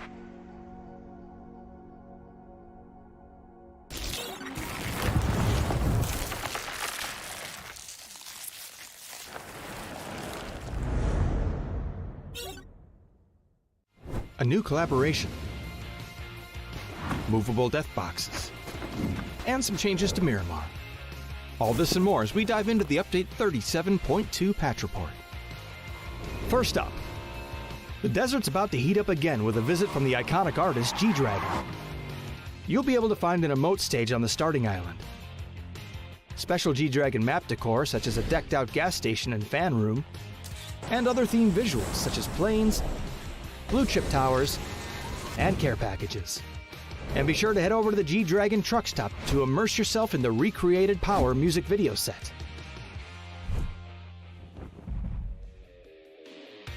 Next up, we're improving the way you interact with some of the objects around the map. You'll now be able to reposition death boxes to get them to a safer location before looting, or use them to lure unsuspecting loot goblins to their demise. Doors can now be opened inward as well as outward, And all those gas tanks you've been wanting to shoot for years will now explode when you do so, leaving behind a large cloud of smoke to cover your movements. More details on where you can see these changes in the patch notes. And speaking of Miramar, the Minas Generalis area has gotten an overhaul this update as well. We've streamlined building layouts for more efficient looting, added more item spawn locations, simplified the terrain and structures, and balanced out the engagements between high and low ground in the area. There's also a new Survivor Pass, the return of Survivors Left Behind and Hungers Left Behind, some updates to Team Deathmatch and Intense Battle Royale, and more. So check out the patch notes for full details. Update 37.2 is here, so drop into Miramar, stack those death boxes high, and kick back with some G-Dragon hits. We'll see you on the Battlegrounds.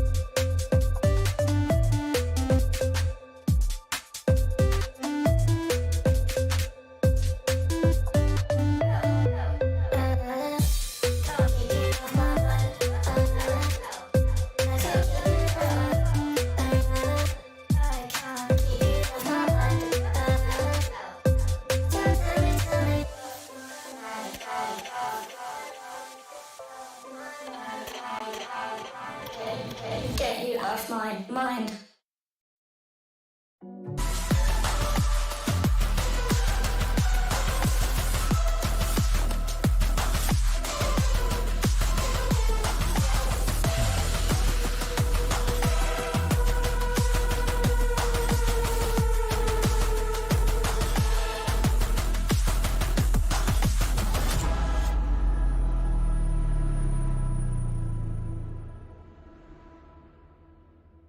And now we are back, not from outer space, but from the first 9 games of the day. And I'm here with your new desk. Gibson and Godspeed are welcomed to the hot seat while we send the other two to do the fun talking part of the day. All right, gentlemen, welcome back. It was a crazy day. It's coming into a bit of a runaway. So let's start with that. Let's go overall leaderboard.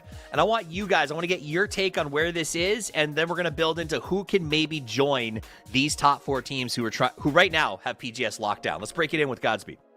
Yeah, I mean, Poro was not wrong at all before he left the desk to go cast these last 3 games. That gap between 55 and Falcons is starting to get a little worrying, especially because Falcons are a team that aren't going to slow down. And so far, it's been proven that teams 1 through 3 are also not going to slow down. So I do worry about what is starting to become a gap that is at least 20 points. Well, 19 in this case, but almost 20 points.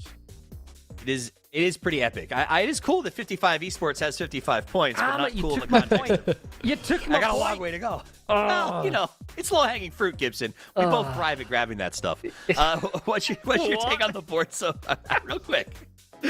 Yeah, so this is the halfway point of the whole weekend, so it's giving you a good idea of the lay of the land. We've got plenty of stuff to look at.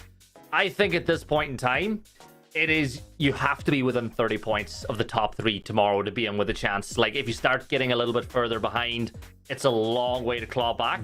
And with that gap starting to open up between 4th and the rest of the pack, like, you're going to start seeing teams, you don't want to rule them out, but you'll see teams' odds of getting into PGS drop dramatically over the next 3 maps. You have to make your moment now. You have to have that big game. Let's talk about that. Let's get into a little context of the chasers. We got Mira, we've got potentially Dangerous, we got Rock. In fact, Rock's who I'd like to focus on.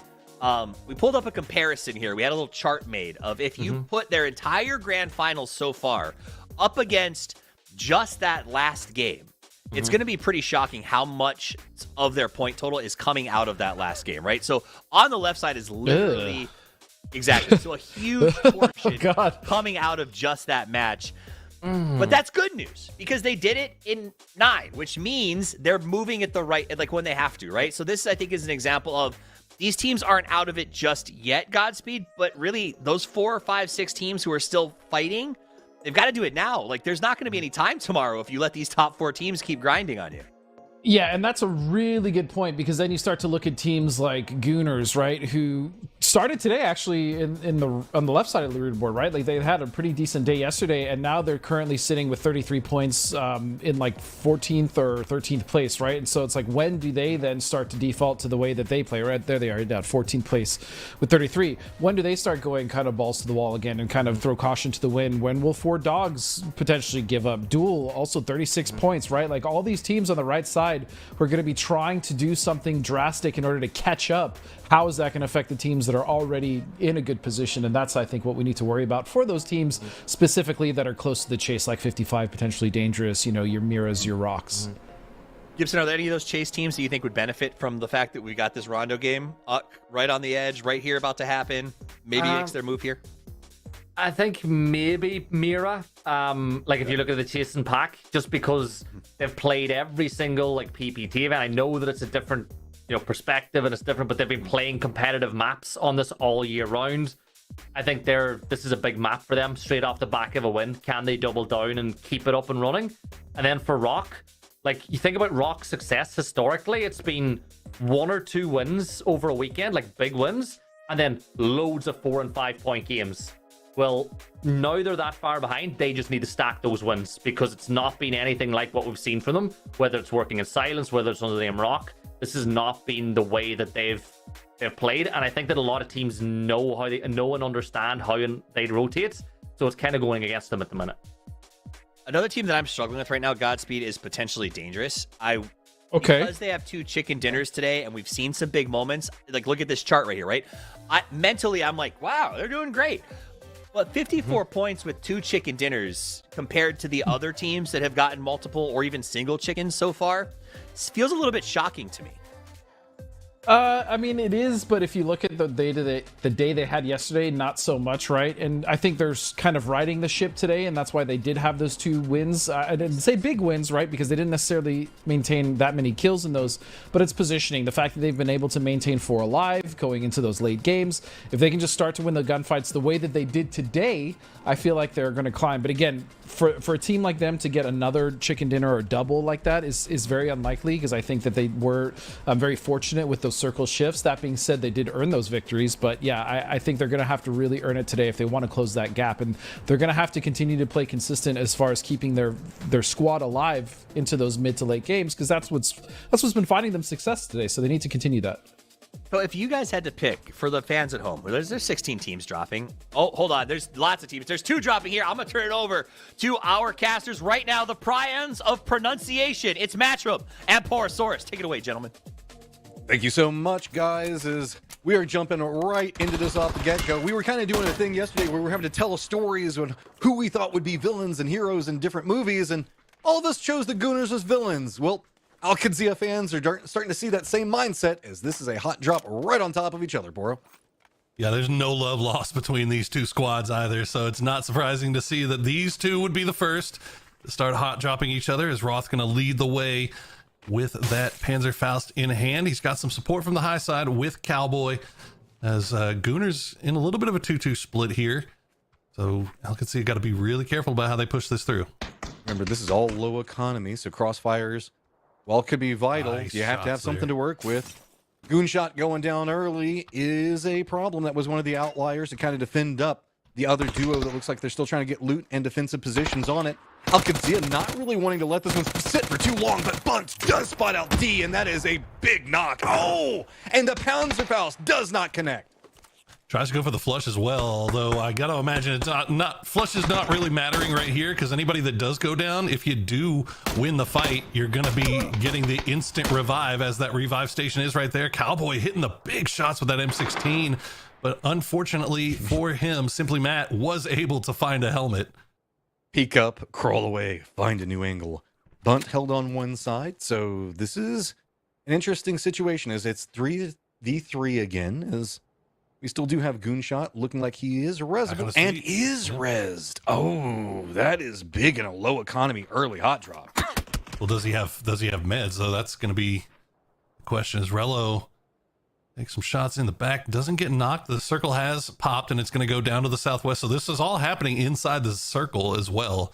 That lets them know that they have a little bit more time to figure this out. But as he said, this compound, all these guys, it's 8 players inside here sharing the same loot, so you gotta imagine that loot pool pretty small, as Icy Flex will find Roth again through the window. Here comes the push, hot and heavy, goals to be had. Gunner has got 2 of them down.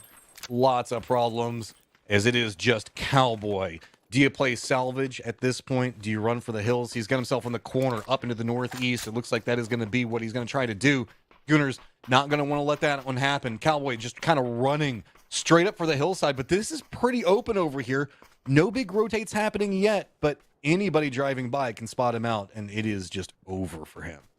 Well, I think the play here for Cowboy is you hang out in the hills over here. You hope that eventually, at some point, Gooners are going to leave and go and get some more loot, and then you can go back and try to retrieve those blue chips and go for the revive station. That's about all you can really do here if you're Cowboy. But I will say it's good news for the rest of the lobby that Alcancia is down to just 1, because as we mentioned now multiple times, everybody's kind of playing catch up to that top 3. So seeing one of those top 3 go down early is good news.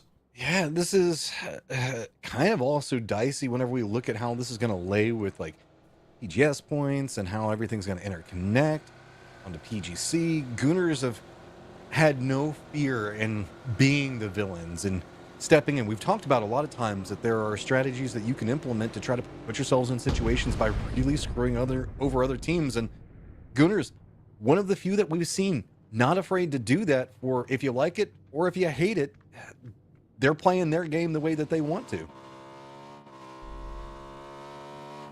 World ain't ready for Gooners in an international lobby. Yeah. They're just not ready for it. I would say international fans aren't ready for that. Or they're thirsting for it. What they really need is some Gooners in their life. Bro, can you imagine the first time Gooners hot drop a Chinese squad? That'll change your viewpoint on life. Gooners will be like, okay, maybe we don't do this anymore, guys. Or conversely, triple down. Yep, exactly. Ice Tech managing to go ahead and do a little pre-scouting for the rest of the 4 dogs, as I think the rest of them had to stop down as they got caught up in one of those EMPs. So it has since moved on, and the dogs now back on their way. But Ice Tech will feed that information over to them, let them know that mission ready was right around the edge of the zone. Here's now Mira coming in. They have a pretty clear path into the eastern part of this zone. A number of teams coming from the east here. Looks like 55 and Toyo might be getting close to each other here, though, Matt. Yeah, we've got that fishhook circle that we've seen a couple of times whenever we don't go over next to Tex Track or kind of around stadium area. So if you do wrap very low and come in from the east where we see Toyo and 55 playing from, means the fact that you could find yourself kind of pigeonholed in around the river, the way it curves in and around.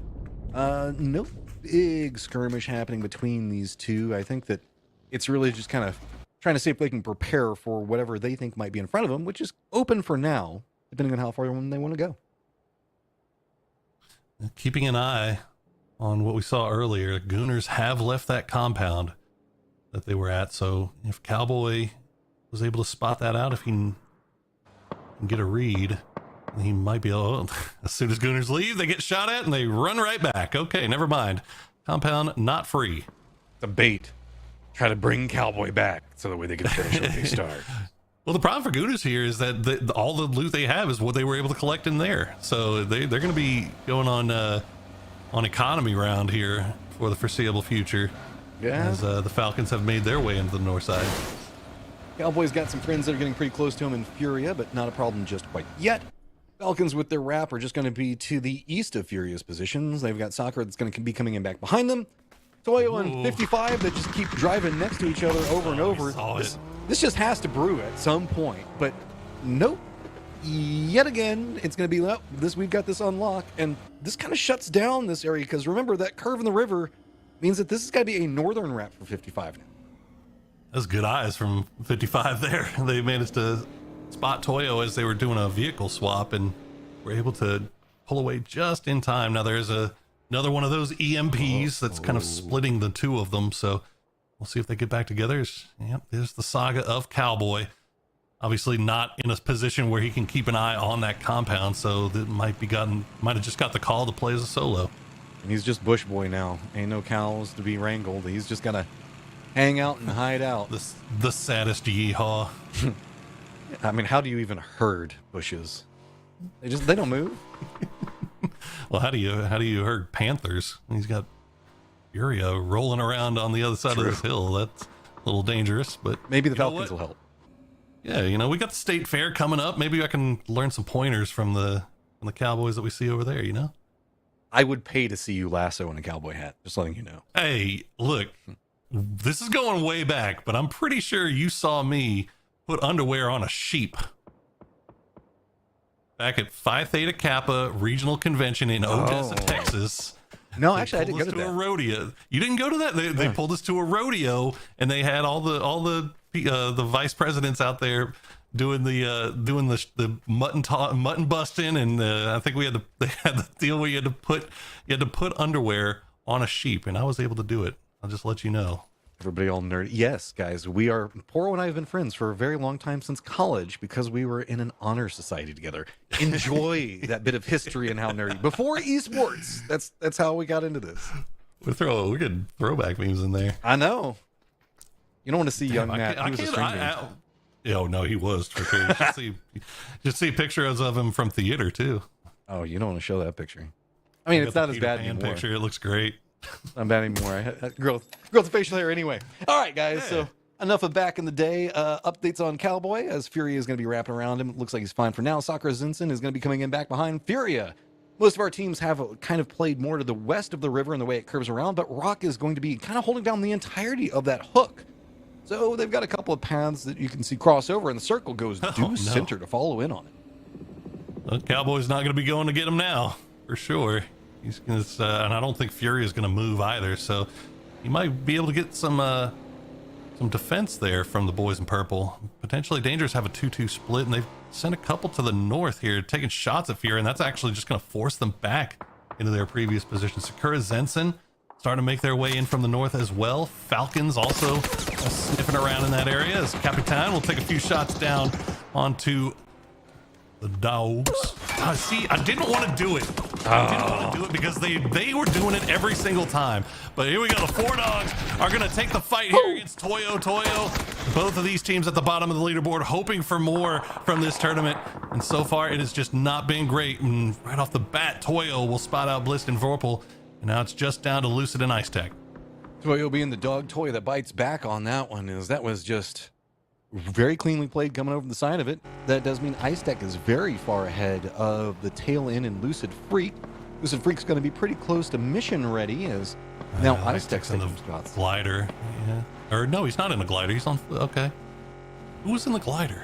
I thought one of these guys, it might have been Toyo that was in the glare. I got confused here. But yeah, Ice Tech and the Pico getting a little close to the Wuju 2 compound here, but they're not going to hear it because he is running silent, running deadly. They're going to see him. Okay, never mind. Yeah, it didn't make any noise, but I mean, it's a big box just roaming across the hillside. War Dogs are kind of stealing this. I would have thought that there was a chance that they could die, but I really love that they ran right up next to the river, realizing that they were only have to be worried about shot from one side, use the hillsides, and they have managed to stop off with 2 of their players still alive. Interested to see if any of our players in the glider try to go for the position on top of the windmill. I've seen it happen before in games.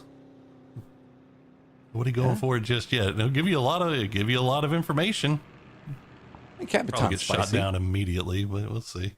Well, you gotta you do. You gotta hope that you can get there and nobody's gonna see you and just spam you the entire time. That's the one problem, is if it's too close to the middle of the circle, then everybody's gonna see you, and then you're just gonna have to be cycling smokes nonstop. That roll off the side because it's lightly curved up there. I mean, it's a bit hard to play from. As the 5-man squad of Fury, you can see, was taking a bit of duress. Nothing too bad just yet. Mission ready. They're playing pretty far down to the south. They've got Yin Yang as well as Toyo that are going to be pathing into them. So they've pretty much set up on a defensive line with the 2 members of Yin Yang pretty close. The other one's in a vehicle, tailing in back behind this, but nothing big happening between these guys. So it's just kind of calm. See if rest coming in. I mean, Vox did move up into the north. They had to hear this. Mission ready did. So yeah, I guess Vox is going to circle it back here in the second vehicle. Oh, there you go. Bizzler gonna get spotted out by Jappa. That's gonna be the first one to go down, but he immediately gets traded back by Michael. And if Toyo is paying attention, they should see this. This could be an easy third party for them, as Akuz will look through the door with that Panzer in hand. Not gonna spot out anything just yet. Nice probing grenade from Trisk. Doesn't look like it's gonna find its home though, as really just dancing around this compound. And it looks like, fortunately for both of these teams, Toyo are gonna opt to kind of make their way around this. Maybe they're just going for better position to see if they can third party. I mean, with the circle, you could potentially leapfrog it. I mean, you can third party, but that's not really Toyo's playstyle. But he looks like he wants a piece of this. He is going to be roaming in back behind Yin Yang. That's a problem, and that's going to put a bit more pressure. Toyo, 2 different angles, firing lines. Yin Yang, Kane already out, but it's going to be Vox that does pick up that point. Niku's the last one up. He can go for this res onto Trisk, but it would be dangerous. But fortunately for him, Toyo getting involved means that Mission Ready is now fully focused on them. And no, Rybo gonna get spotted out by Lobes from Duel off to the north. So a 4th party has now entered this fight. There's still 16 teams alive. You don't go after Mission Ready at this point.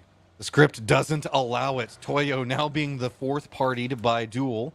Looks like they're going, okay, maybe that wasn't the play that we thought it was. We tried to be a little bit more aggressive in the earlier stages. Now the casters can't say that we never tried. Let's go back into the hills and get into the circle.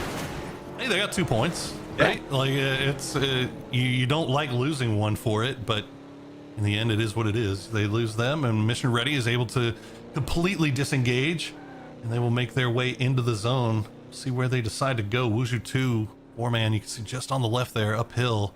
We'll be keeping close eye on this, and 4 Dogs might be in trouble here. Oh, they had a good rotate. They've been hunkered down, but that's a Panzerfaust. Panzerfaust. It's prepped. No shot yet, but that's going to be really close. Other side of the hill. Lucid doesn't want to pull it just yet. Instead, looks like he's going to rotate back over. Yeah, maybe that's a better way to deal with a lot of people on a hillside. All right, this is good news then for War Dogs. They're able to keep that, and as far as they know, Mission Ready, they're clear on their eastern side, so we'll see what they decide to do. Duel still have Lobes looking off to the south. Spots out Toyo. Toyo just having to survive through the smokes for now, as it has been a difficult rotate for them.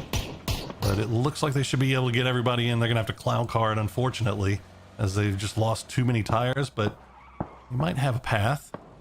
Compound outside of circle, though. Yeah, update on Cowboy. Dogs get found. He's been able to actually get into the circle. So, well done, the solo hero still trying to survive. Yeah, the compound with the rest of Alcancia is now currently occupied by Sakura Zensen, with Mira looking on the other side as 4 dogs do get taken down in the end. Mission Ready will clear that spot out for themselves, or, well, do they decide to stay there? 3 of them will. Vox will go somewhere else. Of course, Vox will go somewhere else. Yeah. New Circle That's Box. looking a lot better now. Yeah, look at that. Mission Ready's Southern split going to be pretty good. Team Liquid, Potentially Dangerous, and Gooners all pretty much centered inside the circle, as Potentially Dangerous is still finding good position today. This is just starting to be a theme for them. I mean, start the day with back-to-back wins, and they got good position in the first one for sure. The second one, they had to fight a little bit more for, but this one, again, just compound right dead center towards these late circles. You got to do something with it, though. They've been very effective at doing that so far here today. As Cowboy now waiting for the push from Mira, and Cowboy gets taken down in the end. All right. Oh, that was... Oh my God. That would have been an unnecessary way to kill Cowboy, but you know... Good Lord. They really wanted Cowboy dead. That would have got him, too. Yeah. Who is it that's shooting that? Is that Falcons? I have no idea. It wasn't Mira. I mean, it could have been. They left one back, so it does feel like Falcons. It's Tiggleton. Oh. Tiggleton's on the mortar right now.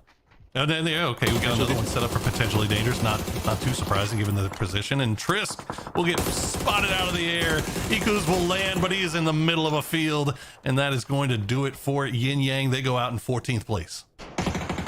All right, it's getting pretty dicey over here. Is not a lot of space to be had. Squad's got to start firefighting their way into it. It's going to be Sakura trying to see if they can come up back behind Mira. Mira made that little fancy play on a Cowboy a second ago, but does mean the fact that Sakura had a chance to kind of sneak in back behind this and try to get some better positioning. Nade's going to be rolling down. Looks like pretty good. Banda's going to get finished out. Fakezen already down up on top of the hill, but Penta presently down as R and Zera hit the shots to drop him. This is a nice little aggressive play from Sakura Zensen. Remember, they had this compound. The circle is pulled away from them down to the south, but they knew that Mira was up there. So they decide to try to send it, go out there and get some kills off of it if they can. And after losing Penta, they'll go ahead and start trying to figure out how they are going to get into this next zone. They also have 55 that's looking directly down at them, but 55 also has to move. So this could be at least a way for Sakura Zensen to pick up a couple of desperately needed points. And we also have an interesting situation out in the south where we can see that it's going to be Wuju 2 having to move much closer into where Mission Ready has got their split. Rock also coming up on one side of it. And yeah, that's what I was worried about. Toyo was trying to come up back behind Wuju 2, who was stretching into that Mission Ready sightline. Yeah, Toyo's no good, very bad day of rotation on this map. Ends with Emmy eating a little bit of blue damage and just trying to bandage up and heal as long as he can and hope that maybe Wuju 2 gets distracted by somebody else, which they do have Mission Ready just to their north. Duel, meanwhile, finds a tenuous position as, there we go, Wuju 2 and Mission Ready starting to pop off. Rock involved as well. I mean, Rock's got a good position to try to jump into this. BL does go down. Reinforcements for Rock are coming in. Sold's already making the crossover. Pretty safe on that res. Potentially Dangerous, the only team that could potentially come after them. Toyo's Emmy could still be a thorn in the backside of Wuju 2, but Wuju 2 is starting to be in a bit of a meat grinder if they're not careful. The Mission Ready is already in that meat grinder. They've got Duel on one side, Rock coming after him on the other. So Mission Ready, you've got to focus up 2 different defensive lines that you've got to set, while the third is going to be coming very quickly after you. Wuju 2 cresting top. Rock has to be careful off of that, as it's going to be a grenade rolls right on top of Vox. Mission Ready saying, okay, maybe it's time to play it for a bit safe, but there's nowhere to go. And that is going to be Mission Ready's first time out at 12th. There we go. Wuju 2. Haven't seen them pop up here in a while, as they have now 5 kills for themselves. 4 strong. Rock still just off to their east, but a little bit a split focus for Rock, as they've only got BL and Solds down in this direction. Duel off there as well as Sakura Zensen. They're just going to hop in the vehicles, try to send it towards the center of the circle. 55 is just getting eaten alive here by IQ and Wooly, and they will collect the points. Nicely done by Duel. They will lose Lobes in the process, but that's 4 kills. Remember how close this is once we see the drop down out of our top 4. Duel just really 14 points back behind 6th place right now. So if you can start a roll on this map, something big could happen. Toyo's Emmy is coming up back behind him, and of course Team Liquid is on the other side. Team Liquid not going to let Duel have a big game if they have anything to say about it. They've got to be careful. They can't stretch too far with Sakura Zinsen's new position. Team Liquid, if they overstretch to come after Duel, they could find themselves punished. Yeah, Liquid doesn't. They just say they send Birdie Cardi here to see if he can get any easy grenades. They don't want to risk losing him though, because they still have that compound. That compound is inside the circle, so he can be called back at any time. But we'll see if Hurt can land any well-placed utility, while Wuju 2 now has Rock pinned. Well, the rest of 3 of Rock have now joined, and they're gonna see if they can maybe flush out Wuju 2. And Kurt can pop up at the absolute worst time. So Wuju 2 pinched between Duel and Rock. Diggleton is going to spot out what's going on the north, so Furia is going to get eliminated. We still have LFP pretty far up there, but Winners and Falcons got that on lock, so I wouldn't be surprised if he goes down here pretty fast as well. Wuju 2 and Rock really kind of dancing around each other right now. Don't want to commit fully to that fight. As here we go. Hurt come in with the blue. Oh man, if he sees them, just put the grenade right on their foreheads. Oh, it's gonna go a little bit short, and it's not gonna do the damage. He'll get one, but immediately gets traded back. Oh, instantly punished off of it, but that, if anything, that just excites what's going on in South. As the new circle has popped, realizing everything that's going to be spicy down here, they don't want to get too much involved. They just want to get the kills, realizing that it's going to be hard to get into this circle. Wuju 2 makes the push over into Duel, but they're getting shot by Sakura Zinsen, so they have to retreat off of it. Rock hasn't popped up to go aggressive on this, so Wuju 2's kind of shimming back and forth between the east and the west, does not get punished. Only Duel goes down. And Liquid ends up cleaning up Duel. I'm not sure. I saw a car run over there, but I'm not sure how that happened. But Sparking did go down. They should be able to get the res, as Wuju 2 now focusing again onto Rock. Seifu has come and joined. They'll get a little bit close. Biel on a fire here. Souls will take the spray. We'll find Lucid to start things off. And now Seifu will get the trade onto Biel, as the rest of Rock starting to collapse onto Wuju 2. Just walking across that hillside right into a perfect spray coming up from Rock. Just eating it over and over. Seifu, though, he wants to try to see if he can salvage this, but it's going to be so hard to navigate. Rock has to let Biel go. Seifu still playing the opposite side of the smokes. This has stalled out everything. Blue Zone's on top of both squads. That's a big problem. Rock wants to go. They want to try to see if they can get the reses, but there's not too much they can really do. Everything's been stalled out over here. Remember, Santastico's really far away from this. Seifu's position finally revealed. Sold spotted him out. Does finally finish it, but Rock has to go, and they're already getting harassed by Sakura, and now they're also going to be in the sight lines of Team Liquid. Yeah, Sakura Zinsen having so much influence over these fights going on the south side. Santastico able to get away, but not before his wheels get shot out, and he will lose his life. Sold's eating a little bit more Blue Zone, as Team Liquid have found the smallest sliver to play in here. Now remember, Gooners from way back at the beginning of the game, they are still in this, and they have 4 up on that northwestern side. But the problem for everyone right now, potentially dangerous, potentially in a compound in the center of the zone, because that has just been the story of the day for them so far. Break line at the Falcons at 78, then of course 55 with 58 points right now, and potentially dangerous at 56. Mira just back behind that at 55, and Sakura Zinsen at 51.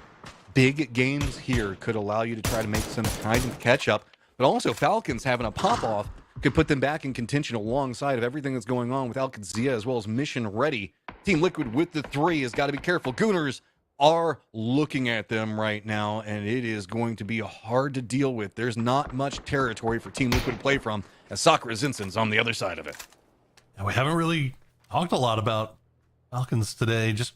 It's been just slower games for them. But I mean, 78 points right at that 4th place cut line. Like, they're doing great. And they still got 3 alive. They'll have to play this one without H-Win. Now they've got to find a way to get into this new zone. Now that cliffside is out. Gooners, they are on the clock as well. Somehow LFP has managed to stay alive through biting Blue Zone damage, and has kept Mira in this one till the very end. But he's going to move again as well. I mean, he survived so long, the Falcons and Gooners aren't even looking that direction anymore. So he might have a path if there's enough of a distraction down to the south, but Team Liquid doing a good job of just fighting in the shade of all the bullets buzzing over their heads. Is I thought that they would have been picked apart already. Issue is they're still not inside the safe zone. They still have to go, probably about another 10, 15 meters for sparking. Alo and Luke gonna have to go way further. Sakura Zinsen already has this hillside that they can try to make something happen with, but it's just time. You gotta send the car in. They do get inside the zone. They do get to the other side of the hill that Sakura Zinsen is playing from, but that's gonna open them up to the Gooners. But the Gooners really can't come after this because they're being kind of held down in position by Potentially Dangerous, but Potentially Dangerous is now distracted because Falcons are trying to jump in on him. That's huge. They got that first knock on the Gabriel, and that's going to open the door for Falcons to try to make their way in. The utility is coming out, but it's just not finding the mark. Kickstart down to about half HP. Gabriel is going to get picked up and moved, so PD can probably get back up to full strength, but they have opened the door here on the outside of this compound for Falcons to make their way in.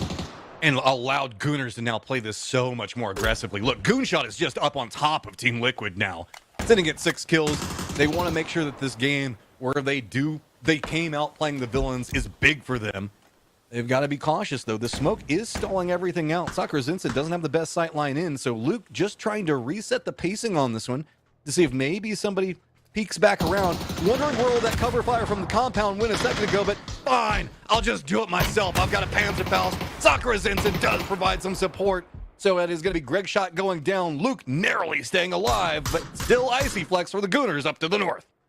I feel like Greg Shot was trying to put a C4 on the car that Liquid was hiding behind in the smoke. Luke 12 staying alive here as Sakura Zinsen still just causing problems, and they've got him down very low. Hyman and Micah have him dead to rights here, and the vehicle explodes, and that reveals the angle that Hyman need to take out Luke. And now they can focus on trying to make their way into this next zone. But Icy Flex and Bunt, they are still alive, but only a rock to hide behind. And LFP! Yeah. LFP's still in it. I mean, we've got this compound, and you're talking about getting into the circle. It's predominantly how are you just going to avoid this compound, or are you going to make the commitment in? We've got the Falcons and Potentially Dangerous both in it now. Well, I mean, Falcons kind of on the edge of it, but still close enough to count. Sakura Zinsen, 2 up. Gooners, they've got their members up, hiding out over there with 2 as well. And LFP into the north, like you're talking about. It's going to be all the guys on the outside, weakened and in tatters, trying to creep their way in, while the guys that are inside the compound just have to contend with each other. Yeah, this is going to be tough. I mean, I think this is, at this point, it's Potentially Dangerous and Falcons just waiting for everybody to clear each other out. And this is, I mean, you could see where the end zone is going to be, most likely is going to be on the corner, that northwestern corner of the compound. Falcons have a clean path to it. They also had a little bit of an angle onto Bunt. They were able to take him down, but the rest should come through as LFP making a mad dash across, and he's able to get inside the zone. Yeah, I think that Gooners spotted him. They were looking at him a second ago, but they keep peeking that angle, and he's going to have to punish it if they do. Sakura Zinsen also lined up against this, so it doesn't matter which side Gooners want to go for. And he's like, okay, I guess I'll try to see if I can get a point out of it. Icy Flex going to go down. It's going to be the nade from Micah that finishes it off. All right, so LFP has revealed his position, and now all the Falcons looking that direction. But that might provide some more maneuverability to the south for Sakura Zinsen. It does indeed. As Potentially Dangerous, they're safe in their compound, but they just have no angles on anything that's happening outside of it. And all they can really do is kind of put their attention over towards Falcons. But you see where Falcons is. They have this low ground spot. Trimsy and Kickstar just free staring at LFP. Does at least got a smoke. And the question is, what does Micah and Hyman do here? What is, because they look at, I mean, you can see all the room they have here to maneuver around that's outside of the line of sight. So even though they're down to a duo, they're going to be a really tough duo to get rid of. This is a really interesting setup. So Falcons are playing along this wall. And yeah, where the center dot's going to be is it's going to be along the wall just to the west of them. So while Potentially Dangerous have the compound, there's not a lot of vision to be had based off the way that this hillside leans and the way that these walls are going to be set up. So if Falcon's kind of playing that lower section of it, they do have a path to try to get in circle. Nice grenade. That is going to be all she wrote for LFP, and that's going to open up the maneuverability in the north for Falcon. Sakura Zinsen, though, they could crest over into the west and see if they want to try to contest against this. But this is while we do see potentially dangerous with the compound, it's not highly favorable just quite yet. Not great. And Sakura's in a good, beautiful spot to take advantage of this. If potentially dangerous and Falcons beat each other up enough, Sakura Zenson could be in the perfect spot here. Shrimzy will find Gabri, but the trade comes through. Tickleton's down now, as well as Micah has found the angle. It's down to just a 2v1, a 1v1, and now Glock, the last player left for potentially dangerous, and somehow Sakura Zenson have fought their way to the very end, and they have Glock pinned up against the wall here. They're going to try to collect as many points as they can, steal these flushes if they can, and look at that, 10 kills now for Sakura Zenson. Just continually trying to chain it together. It's 61-61. Whoever takes this is going to take the 5th place position. Blue zone being a problem. It got messy all over the place, but at the end, it is going to be Sakura Zenson that takes it and is now presently in a 5th place position off of an amazing climb. What an improbable win for Sakura Zenson. They played that so well towards the end there, and potentially dangerous has to be kicking themselves. They had the compound dead center circle again, and this time they're only able to manage to get 1 kill out of it. Now they get the placement points for second, which is not nothing, but when you make it to the late game like that in a good position with 4 up, you hope to get a lot more than that. I mean, it came down to that fight along the wall that we were talking about for just a second. Right as soon as Falcons tried to cross, Sakura already had vision on that, and they were angling for the exact same spot. And the entire game just exploded, trying to make sure that every single team could secure that. And Sakura they played that so well. It's astounding. I can't even imagine what the guys on the desk are wanting to dive into on this one, because there were just so many crazy plays. He plays tough rotations, and ultimately the Cherry Blossoms win under their namesake. An excellent ending to that match. Let's take a look at the highlights. Gibson, Godspeed, what you think? Yeah, I'm impressed. I think that the game stick started off on the right tone, a hot drop where we got some old beef reignited Godspeed. We had Alcudsia going head with Gunners, and kind of like what happened at the start of the year, Gunners got the better of it. Gunners did get the better of them, but more importantly, Gunners making it towards this end game even after a hot drop, right? We talked about what potentially might happen is Goon Shot gets gooned all over there. As you can see that nade exploding on him as, I was curious, are they going to default? Like, they're just going to hot drop, maybe go back to the playstyle we saw in groups, and they were just kind of wily, but they did hot drop, but more importantly, they did the hot drop, they found success in it, and then they made it towards the end game, and that was really important for me. Alcudsia, again, that's a really rough game, but potentially dangerous in this last fight. Man, was that close, but Kickstart absolutely ruining this game. Yeah. For potentially dangerous here with these 2 knocks. There was no time for recovery, and then, we saw Sakura Zenson, man, coming in, and that weird flash play at the end, just cleaning up. Glock just couldn't do it. The flashes, The timing, though, from Sakura Zenson was unbelievable to get that win, and I think the great thing is it's 2 teams that are right in, putting themselves into the mix. I think there is like a 20-point gap, but they're in 5th and 6th point place respectively.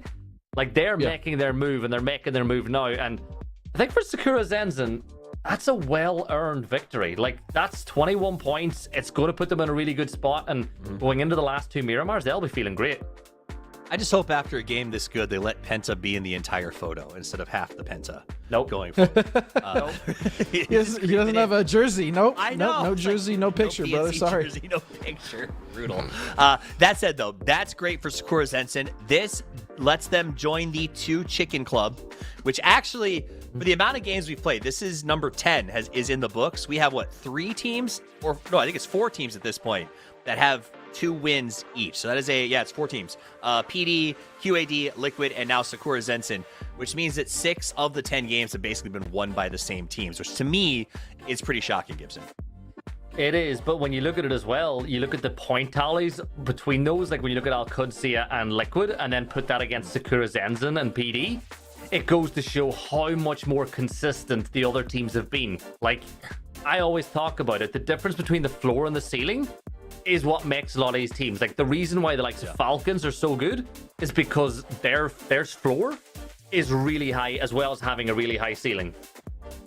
You said floor ceiling. Let's look at the floor and the ceiling when it comes to the overall leaderboard, because I want to know who's on the bottom, who's making the climb, and where is the chase panning out. Liquid, very comfortable at the top. MRIA and Team Falcon still holding it down. Alcatsia up there with a huge drop-off. But now Sakura Zenson has put themselves back in the hunt. And with only 10 games played so far, that's kind of the story of the rest of the day here, Godspeed, is will teams like Sakura and potentially Dangerous, who again put in some good numbers there, continue to make this grind up to the top?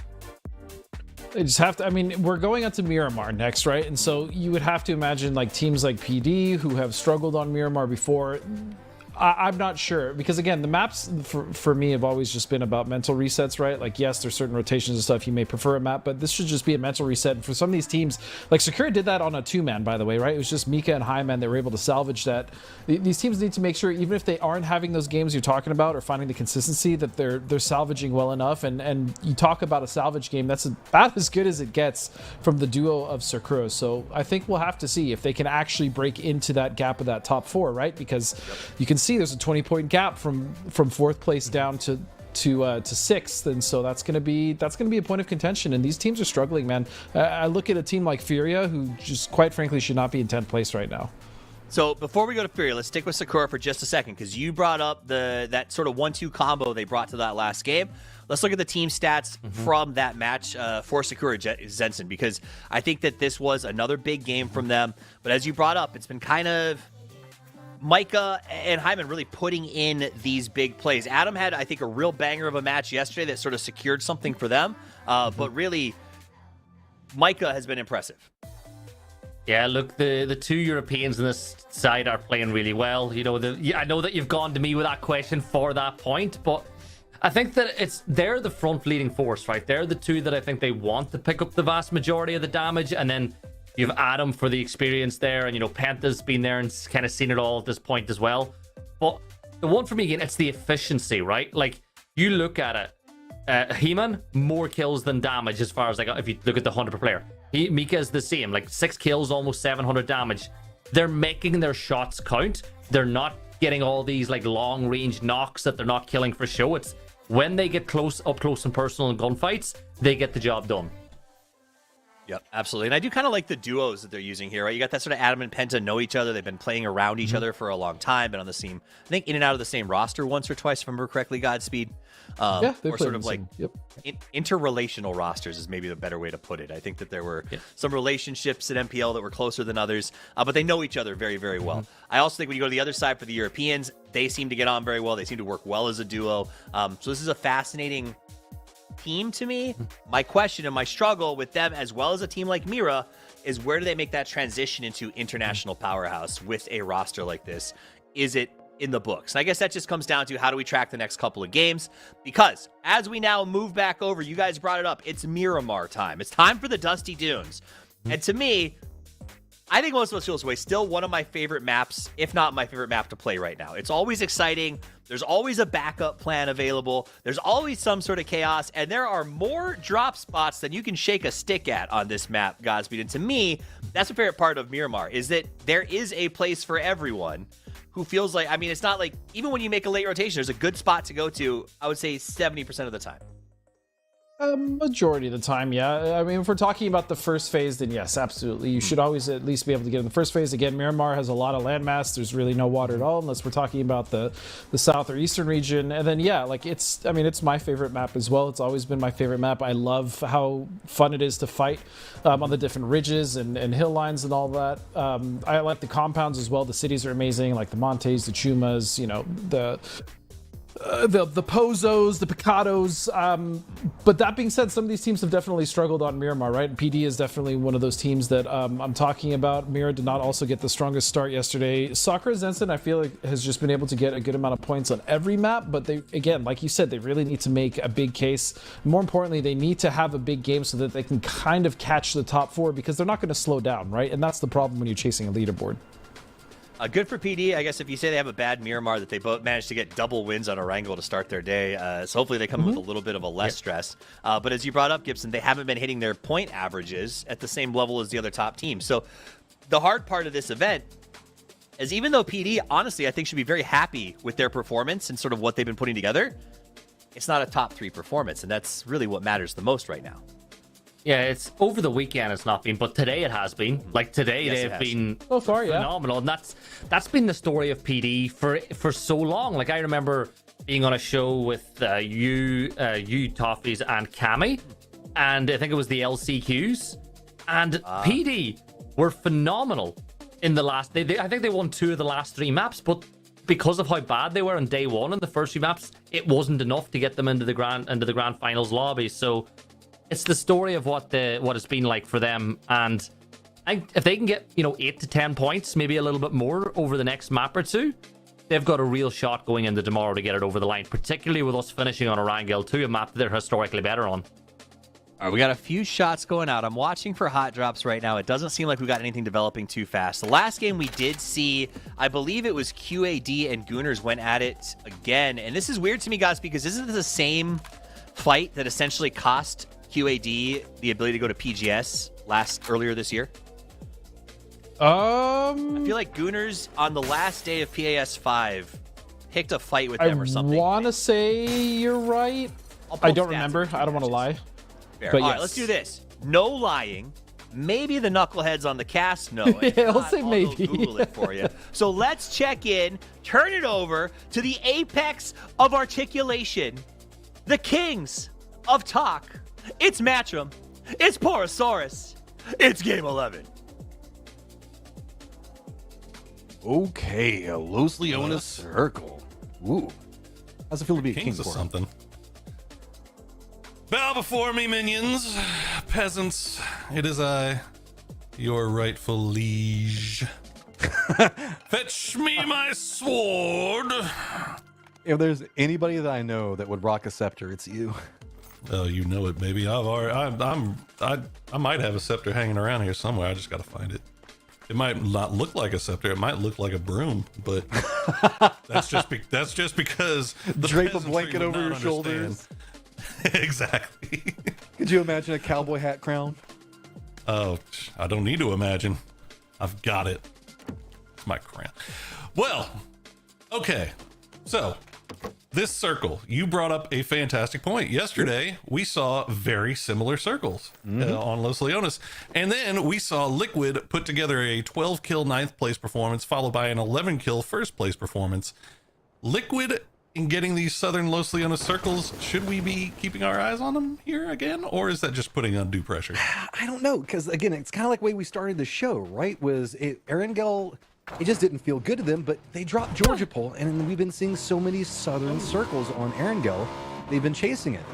Now that we see the circles popping on them, they get inside tracked good positioning early, and it's not a potentially dangerous situation. Whenever Team Liquid gets to a position early in a circle, they're going to punish you, boy. They are going to make sure that everybody that comes around them is going to probably lose a member, and they're going to try to get a point off of it, if not a full squad one. Yeah. Well, potentially dangerous. Finished day 1 with 20 points, now sitting on 61. So 41 points after 2 wins. What probably, I'm not going to say could have very easily been 3 wins. 41 points. Are you happy with that? Are you happy with 41 points?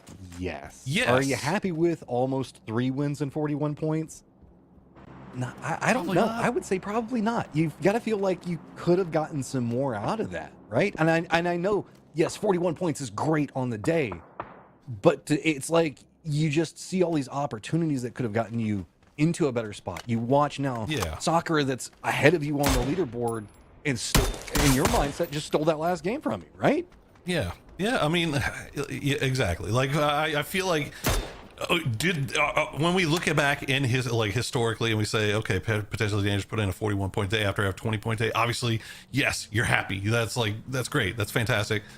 But it's like, you also kind of look at like what could have been, right? Like, or what maybe should have been, given the situation. So, you only get so many of these days where the circles fall your way, you get a good compound, you get a whole bunch of luck, and when you get those days, you have to capitalize and try to get as much out of it as you can. I mean, we saw that happen with Furia in group stages. A day that went their way and they get 98 points. And you know, it could be the difference between finishing in that top 4 and getting a spot at PGS, or just sitting just outside. I think that would almost be more brutal, is to be just sitting in like 5th or 6th place if you're potentially dangerous, having missed out on the top 3 by like 15 to 20 points. I think you'd be just devastated. Yeah, and I mean, it's not like a disparagement against these guys at all. Like in a lot of these No, not at situations, all.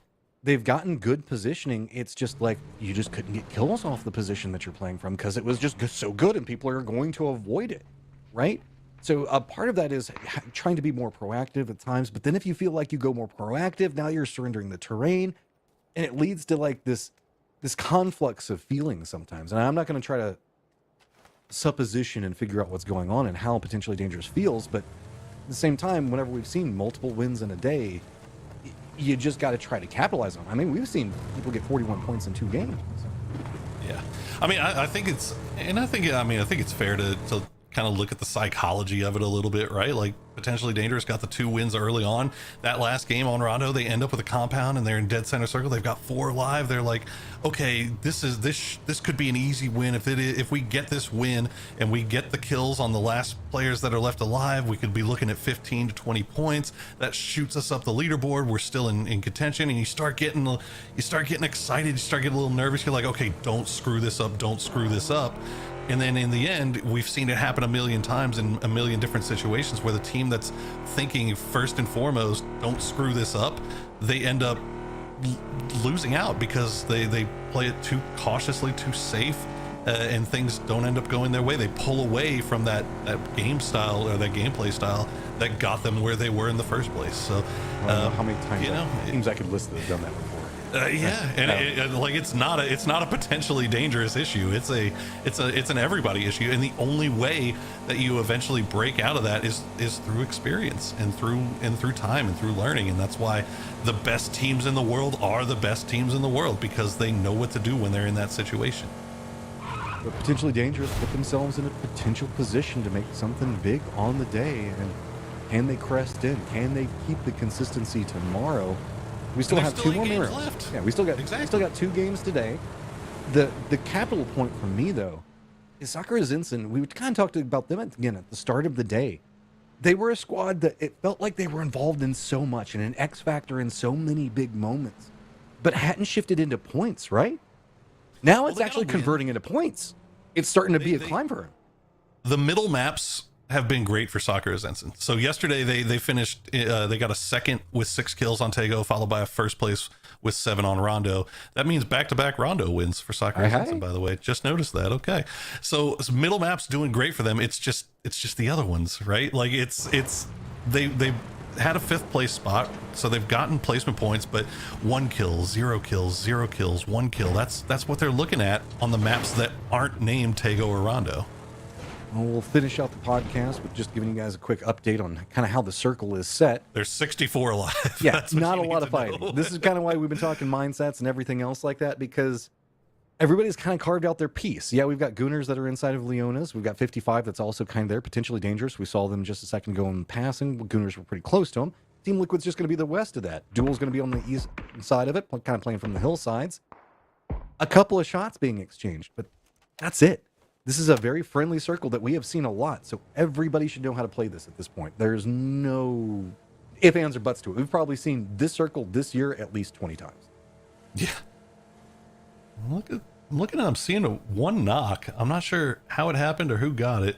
It might have been Yin Yang, but they got a knock onto Onatevon for potentially dangerous. It looks like they're going to be able to get him back on his feet, so should be back up to full strength.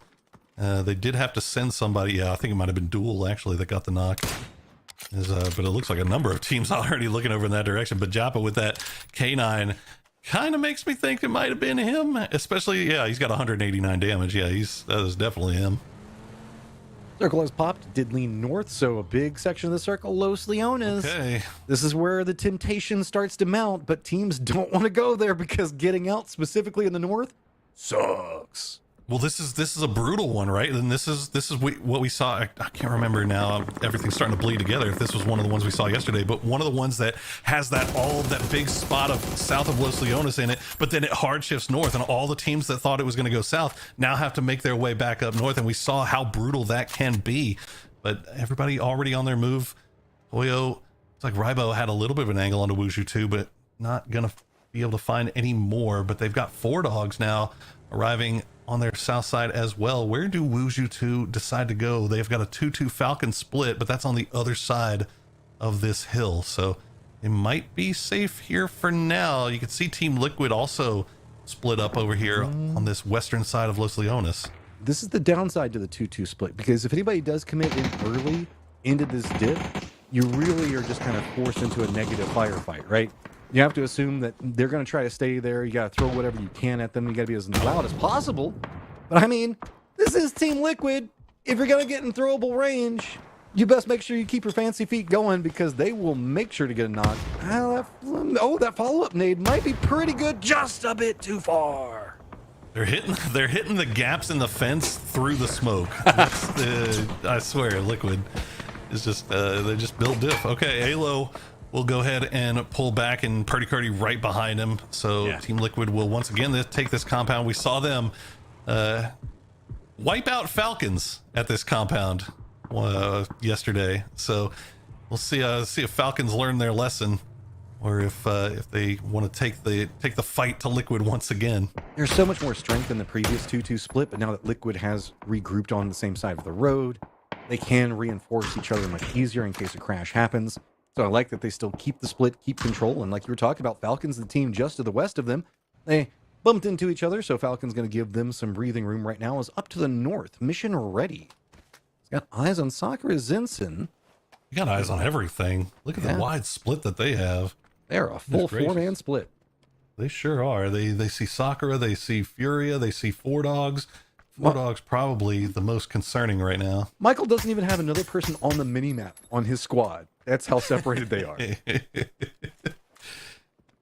I mean, look, this is what we're talking about with team like Mission Ready. They're continuing to play in that same style that they've been playing all tournament long, and that they have been getting a lot of success with here today. So why change? Let's keep pushing. Let's keep going for these big information gathering splits, and have trust in each other that nobody's going to take any unnecessary knocks and flushes.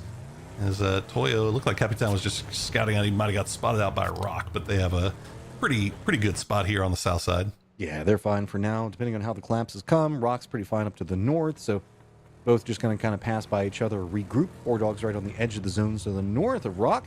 And to the north we go yet again. Los Leones getting cut out a bit, but still probably like, 30% of the circle. Collapse in on Mira and Furia. Strong positions. Yeah, this is... there's too many players in the lobby right now for this circle shift. 64. We haven't lost anybody yet, so it is about to be pretty brutal as teams try to make their way in. Potentially Dangerous had that high ground, but the van not going to provide the angle that Gabri needed to hit those shots. And so Duel will be able to looks like they'll be able to escape mostly free. Liquid going to move.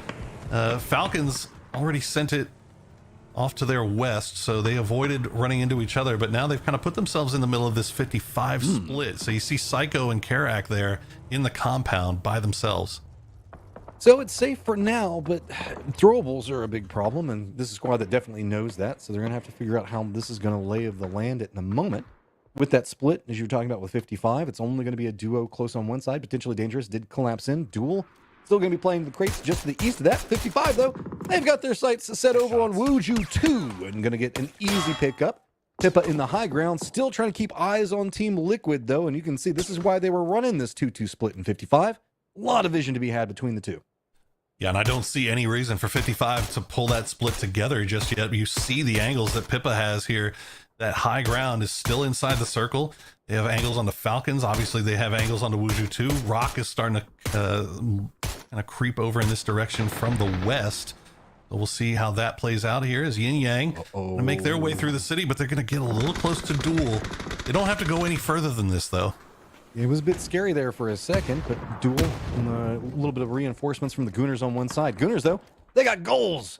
And that is going to be pushing in potentially dangerous line, but new arrival is going to make that much more complicated. If we can see that Gooners make this push, they're going to put themselves in a vulnerable position for two different squads, but Gregshot wants it, boy. He wants to go after it. Follow-up nade on the other side. Is that going to connect? Nice double up. No, that was really well done by Gooners there. To be able to pick out exactly where all these potentially dangerous members were, and in the middle of that fight, be able to turn their attention over towards Yin Yang as well. So 2 kills picked up for Bunt, and now they're just W keying over into that knock. Shot's gonna almost take out his own player, but it looks like Trisk did the job for him. I was like, Matt does go down. Get down, Mr. President, and just jumps in front of the bullets so that way his teammate can try to get some shots. Gooners dealing with this close range threat, and Yin Yang, how close are they going to push it? It's the Gooners. You know they're going to push it as hard as they can. Peeks around, punished on both sides. Follow up, though. Gooners do get the res onto Icy Flex, but this is getting a bit scary. I mean, Gregshot already has over 500 damage, and they should probably be able to get him back on his feet, but they would love to be able to take out Yin Yang first, and unfortunately, it doesn't look like that's going to be easily done. These two guys probably done for, but the one res has been able to come through as the rest of Gooners are going to arrive and provide Icy Flex some support, get Gregshot back on his feet, and then they will turn their attention towards the rest of Yin Yang, but you got Duel there as well, so Yin Yang in a really tough spot. Yeah, I mean, pinch between 3 different teams right on the edge of crates. Blue Zone is going to be at least its own problem, as there's going to be a tail-end follow-up with Toyo and potentially Al-Qadsia. I would venture to say that Al-Qadsia is probably going to go more north, but Toyo doesn't have any options. They're going to have to path into the exact same location, so there's just going to be a ton of teams stacked on top of each other as Gooners back up the 4, ready to go again. And all the while, we have to keep in mind, Mira has that high ground. We saw Al-Qadsia working it last time. This time, Mira over in that direction. So they have to be careful about how they push from building to building, because they'll get exposed as the mortar's gonna fall right on top of Falcon. Sentastico had that absolutely dialed in. Kickstart runs for the only bit of cover that's around to protect his head, but Rock has an open opportunity in the path. They were eyeing maybe going along the lines that Liquid were at, but instead, this is just too open to not take. And here's some mortar karma coming back onto the Falcons. Wait, the way that connected, was the car the last? I don't know. It was interesting the way that the car shifted out. I don't know. Oh my goodness, H-Win almost escapes in the Murado. Almost. Kickstart. Trying to survive a little bit longer, but Rock's not going to let that happen. They take out Falcons, and that is a big takeout for them, as Falcons have now pushed themselves up into that 3rd spot. And Rock needs to be targeting anybody that's ahead of them. Oh, look at our magic line. Thank you, production, for giving us that one. Gregshot. They held that peak for a bit too long, showing us our 4 qualifiers. Time being, as Al-Qadsia is now in their position, holding in still as a qualified spot, but it's getting pretty scary. I mean, it went from 30 points to now it's 20. So Sakura Zensen and potentially dangerous. They're big middle maps there, or well, potentially dangerous. Their big day, or their good day so far altogether. Rotate them in there, as Al-Qadsia hasn't been as good a day here today. They've only gotten 20 something points here today so far. So they find a lot of success on Miramar. We'll see if they can continue that here as they push through, and they will avoid the Furia compound. Look at how they're just stealing this away. Nobody's even shooting at them. They're just juking in, get themselves very centered up. New Circle has popped. There's not a lot to be had in this. I mean, you got to take that one. That one feels good. Yeah, no, that's a nice rotate, and you made even better by the fact that Furia is kind of getting pressured by Sakura Zensen. Posa will have to get him back on his feet, but all of this that was happening inside the city gonna have to come to a head as Gooners continue their reign of terror, but a nice grenade from Tony will take down Icy Flex. And now it's down to just 2 Gooners. With my last breath, I stab at thee. All the nades are just rolling in. Gooners, though, man, they are a medic squad. They fight a lot, and they're going to try to hold it. Furia did manage to look like they got a knockdown on one of the Al-Qadsia. Roth kind of sent it off into the center, saying, all right, maybe this isn't as good as we thought. Gar is going to go down, but I don't think that Roth cares given that position. No, I mean he's safe for now. The problem for the rest of Alcancia is that Furia still has throwables, and that is a very easily grenadable spot, as they're learning the hard way. Potentially dangerous. You saw with the Panzerfaust takes down a couple of the Gooners, but I think that might be it for them. No, Tony by himself is taking out the entirety of Gooners right now. I mean, this dude is just farming. Number 1 on damage, and I think it's all Gooners. He has just been popping them, and it hasn't converted into kills because they are just chain rezzing. This guy, oh, and he spots another. Oh, does he finally get a kill out of it? Looks like he's got a lot of knocks around. He hears the footsteps, knows that something else is going to be coming. How bad does he want this one? It is all down to Icy Flex, as Bunt will bleed out. He'll hold on to that flashbang for now. He was waiting to see if somebody might come for the res, but knows where the others are. 918 damage. Tony has been just a problem here for Gooners as the smokes continue to fall. Provide him a little bit more time. It looks like Gooners will be able to get 1 res through, so they're back up to 2 strong as Wooly will spot out Toyo's Raibo. That'll be another point picked up for him. Furia now pinched between Sakura Zenson and Mira, but they have the high ground. But that push did allow Alcancia to run and regroup at that shack. So it's kind of centered up. Everybody else is going to be fighting around the outskirts of it. So up on top, you've got the high ground, you've got the compound, but it sure doesn't feel like it because every single time you go for a peek, it is getting punished. Furia, just a ton of people up on top. Sakura Zenson, though, has kind of shifted up their focus onto Alcancia, who just roamed into the center. Down to the south, though, we still have everybody stacked up on top of each other. Tony on top of the Gooners. We got Wuju 2 that's going to have to push along Liquid's line. I mean, Rock might even opt into a similar pathing. They don't have to, but Team Liquid has been holding this dip for a while, and it feels like everybody knows that they're there. How many throwables are about to go that direction? The good thing for Liquid is that they've got Mira, or 55 rather, and Rock both protecting them from Wuju 2, but you gotta be quick on your feet. The grenade's coming through, but they're just not finding the mark as Team Liquid's surviving just a little bit longer. And potentially Dangerous does end up going down, but not before Oni took out all of them down to just Simply Matt. Now Simply Matt has to walk into a very open sight line. You can see that this is the problem down in the south that we're talking about, and down into the east is Mira. Looks like they might be pathing a bit more into the south. They'll kind of let Furia hold on to the compound, but it's actually going to be Simply Matt taking shots, going to force it different direction. Wuju 2, though, just going to roll in. They're not inside the zone yet. That rock's not quite there, but that draws a ton of aggro. Oh, Furia looks over, Mira looks over, and Alcancia looks over. I mean, that rock's not going to give you that much, and Simply Matt, that looked like the angle was good. Bounces a bit too far. Oh my goodness, does he got any more? Oh, I don't think he does.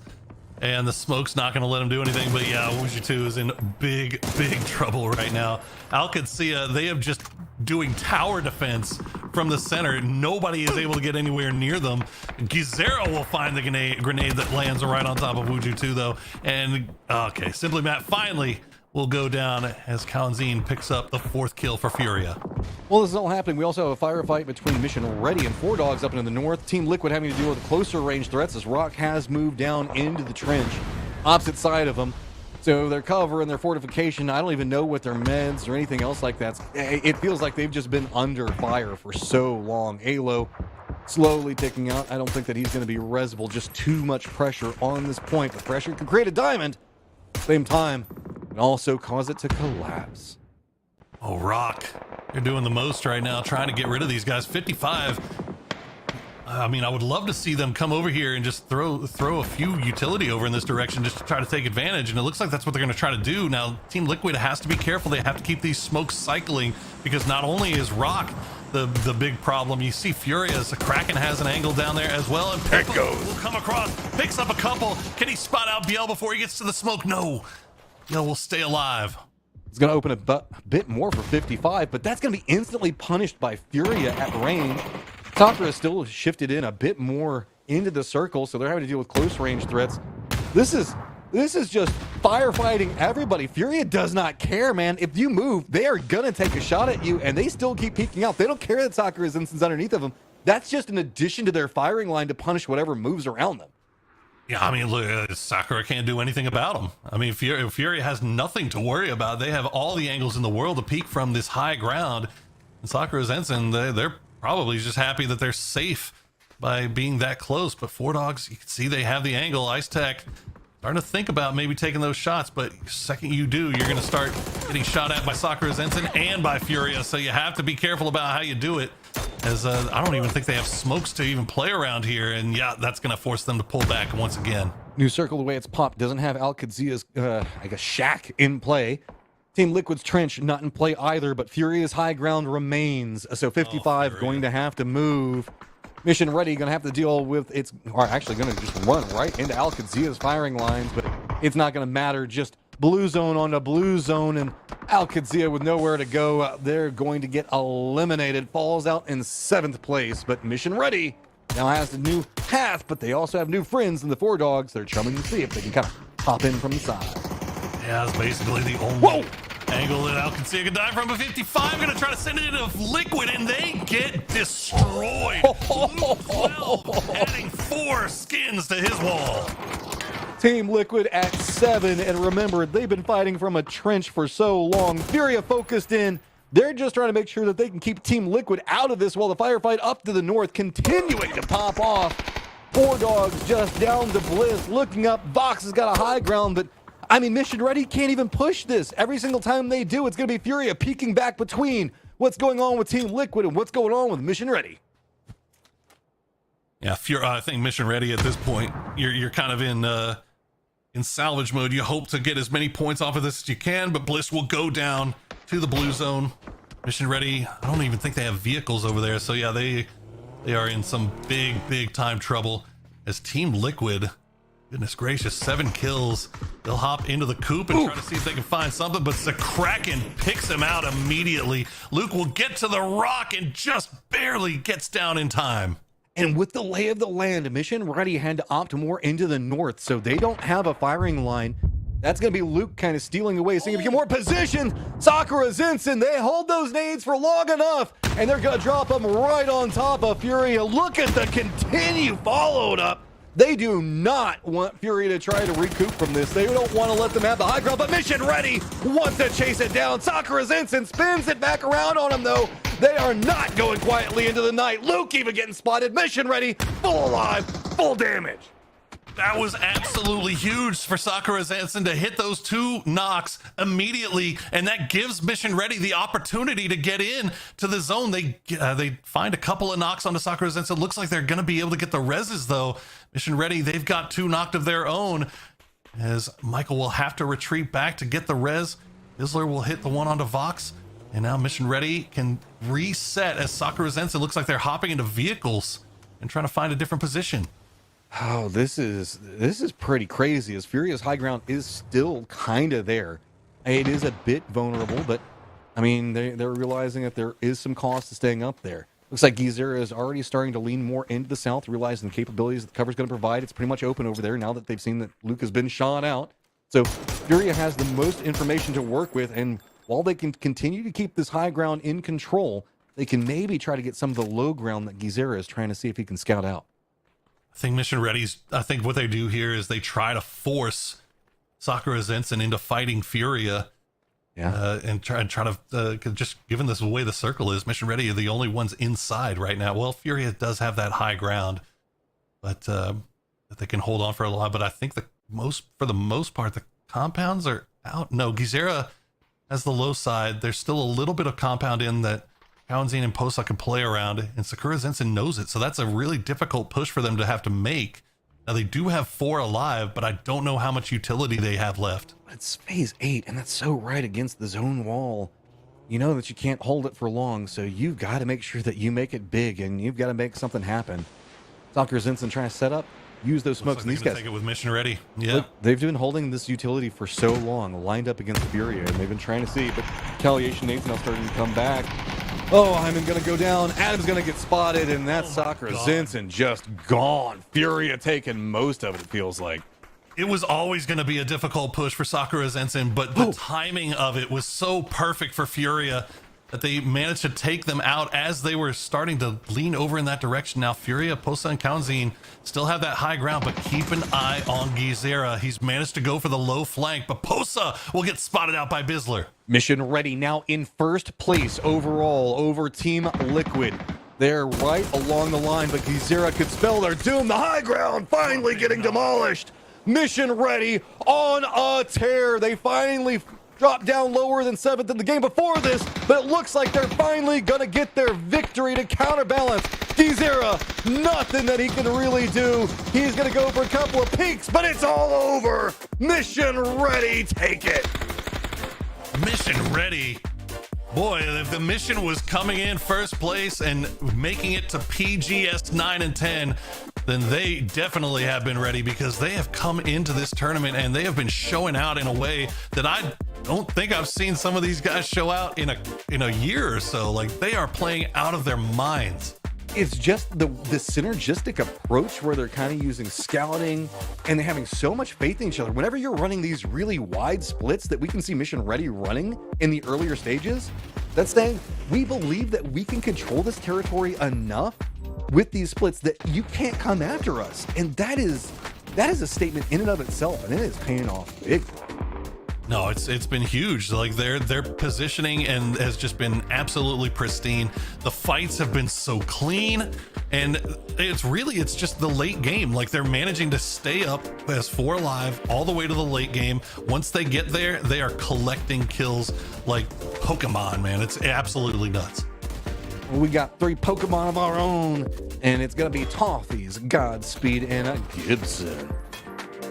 This is subs today and yesterday. I've asked for like an Al-Qudsi a day 1v2 drop.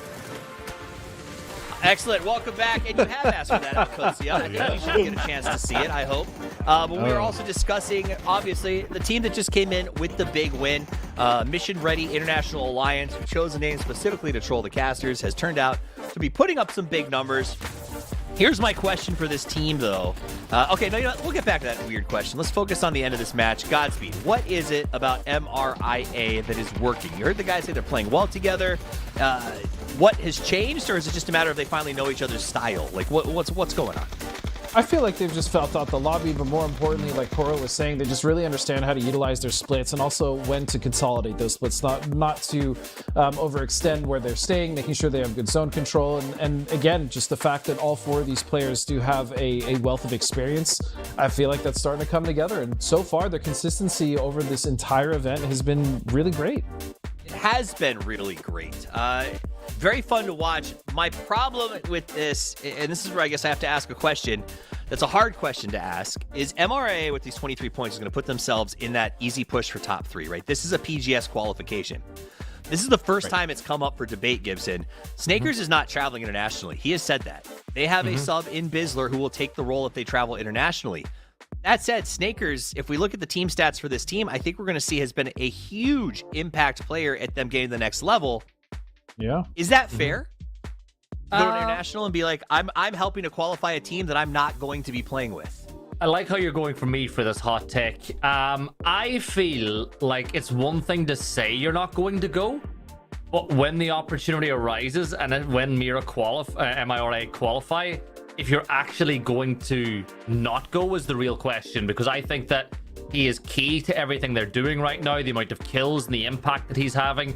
Like, yes, don't get me wrong, Bizzler is insane. Like, I've been singing his praises for a long time, but this is a kid, Snakers, who's got a brilliant career outside of the game. I don't know, I'd like to see him go. Like, that's the way I put it. If I were him, I'd be moving heaven and earth to get the days off work to travel out if we qualify. Everybody would love to see him go. He'd love to see him go, but 23 days is a wild amount of time to get off of work, Godspeed. I would assume. I mean, I haven't had a real job in a while. I'm available to coach for PGS 9 and 10, so if you need a coach, let me know. Nice. That's what I'm saying. I love that MRIA is doing what they're doing. I love their kill count. I love that they're at the top of the leaderboard. I just kind of watch every time that I see this, I go, but it's Snakers. The guy is unstoppable. But they're gonna go to possibly PGS, and a team like maybe a Sakura or somebody else who was close won't be able to go. And that's an interesting moral delinquency. It's I not guess, to sort of deal it's not against the rules, right? I mean, It's he's not, perfectly no. able to You're play right. and sub. You're So in that sense, I would say it's fair. I mean, if it's not if it's allowed, then it is what it is, right? You know what? If my lawful good friend says it's okay, I'm on board with that. So done and dusted. Good job to you I mean, guys. I'm Liquid also- in second. Go ahead. Just to say I'm also available to sub if anyone's looking for PGS 9 and 10. So Me too. you can put your hand down. Put your damn hand down. If you guys need subs or coaches, I got these guys right here. They will help you just as much as Toby helped all of those teams at the PGI qualifiers back in 2018. Team Liquid on second, Al Qudsia on third, Falcons on fourth, and Sakura Zenson continues the grind up to try to catch that lead pack. And now remember, it really is all about first place is a big deal. You want those PGC points, you want that money, right? But the top three go to PGS. It's a 23-day doubleheader event that will really count for the rest of your year. So you got to make that top three. So yes, while MRI might run away with this, a lot of the teams in the middle are probably hoping they do at this point, Gibson. They're saying, take those points because we need to try to figure out a way to catch up to Al-Qudsia and Team Liquid, basically, and usurp one of those teams. Well, everybody bar Bestia. Points. Everyone bar Bestia is saying they want MRA to run away with it. Like, Bestia wants someone like Furia or someone who's already got a bunch in the bank to get it. But I think that the big thing for me is not that MRIA are running away with it because they're playing good enough to be on top. It's the fact that Al-Qudsia are now, they've gone from like, yeah, day one, let's go. They're now kind of going, okay, well, Sakura Zenson are picking up a lot of points. They're right on our shoulders now. And I think that Al-Qudsia need to get themselves turned around. Let's talk about Al-Qudsia. Maybe a little day one versus day two premise. Like, what's your take on sort of how they're doing today versus how they did yesterday? I feel like yesterday they came out of the traps sprinting. They got the really good game number one, double-digit kills in game number two. Like, they looked like a team that could do no wrong. And I felt like going into today that they'd be excellent. But look at the stall out. Like, there's one game left to go today. They've got half the kills they got yesterday. The damage numbers are down significantly as well. And the placement, the overall points gained is a third. Like, that is a big drop. Like, how do I put this nice way? If this is how Al-Qudsia started the event yesterday, you'd be going today going, right, Al-Qudsia are in trouble. And we all know that if they had 21 points after 5 games, you'd be like, they're in trouble. But yesterday's kind of got them off the hook a little bit. I get your point. Also, if they're struggling here, that's going to struggle at the international. So there is a little bit of a stressor there. Real quick, before we start the game, I did want to pull up the mission ready team stats to kind of just get a look at maybe the performance of that team across the board, because it has been really impressive watching them pulling out continuous, not third places, and finally a big win. Okay, so this was from the grand finals, it looks like, so far. This is the last match. Yeah, This is the last match. Okay. So that was okay. Last match is good though, because what it does show is, I think we talked about that sort of Snaker's impact on the previous game, but this is a little more in line with, like, everyone's getting involved, right? Everybody's putting in some work. Bizzler's up there with 3 kills. We got Vox with 1. It's a team thing. Yeah, if I get the overall 2, that would be super cool, because I think that what I want to show is that this team, despite what I said about just Snakers, is a relatively diverse roster with a lot of reach. But as you said, a superstar in the 25 kills of Snakers makes you wonder, what will that replacement be able to bring to the table when they go to the big show? It is what it is. It's also not. It's not just the kills and how good he is. It's also his experience. Like, so true. Snakers is used to playing on that stage for multiple years at this point, right? He's played on the biggest stages this game has to offer. So, is another sub going to be able to do that? Depending, like, you have to ask the question. I don't know. But Snakers is definitely a huge member on your team to lose going into international. But again, that's his choice, and that is perfectly allowed. So I respect it. I think the addition of Michael is a really good addition as well. Like, that's a huge addition. There was people who were questioning it whenever the decision was made to bring him into the roster, because we saw kind of Bizzler step away and Michael coming in, and it was like, how is he going to fit in? But this is a player who's won internationally, albeit at the Nations Cup, as opposed to being in like a normal team format. But he's played on stages before. He's a ton of experience. I think that he's a really good character as well, as far as like the players will get around him. He's got that energy in a team that I think people are going to be drawn to. And look at they're being rewarded. 19 kills so far, tied with Bizzler. he's had a big impact, and this is what they would have wanted when they picked him up. I think it'd also be, I think one of the other big benefits of Michael is that he is also integrated into the scene internationally. He knows the European teams very well. And so I do think there is that aspect of when Snaker steps aside, Michael really does become sort of, for me, the star of the team and a good person to take with you to that international event. Is going to give you a lot of good perspectives. Now, a good place to get perspectives outside of the international is our post show. And that's also a great place to get G-Coins. So if you scan that QR code, use the hashtag PAS6Mike, or just go over to X and do it if you don't want to use QR codes because you're weird and old. You can send in a question. If we pick it, you will win G-Coin. We're going to do 3 questions at the end of the day today and 3 questions at the end of the day tomorrow. So still plenty of chances for you to take home that delicious, wonderful G-Coin, because I know everybody wants schematics just as much as Godspeed does. I do need those schematics. I desperately. I think you're the only one who loves schematics as much as I do on the team. Like, I'm addicted. I mean, I don't know how everyone else is getting, these tens of hundreds of schematics to upgrade their skins, but I sure as hell ain't getting that many. I'll tell you that. That's why you gotta go and you should send in a question for the show tonight. Yeah, but then I would just pick my own question. That's why I didn't want codes, because I would just steal them. I'm just honest. To me, I've got your codes. I'm just honest. There you go. There you go. Worth noting, apparently Gibbs is be giving away some codes as well, so check him over on socials, as I think he's going to be dropping a few. Well, it should be pretty good. Yeah, mine are all for copium. Like, my giveaway today is based solely on the best copium inside a chat, because you know me, I'm a copium king myself. But, speaking of copium, I think I'm going to ask you, Toffees, you're always the one who asks the question. I'm going to Uno reverse you.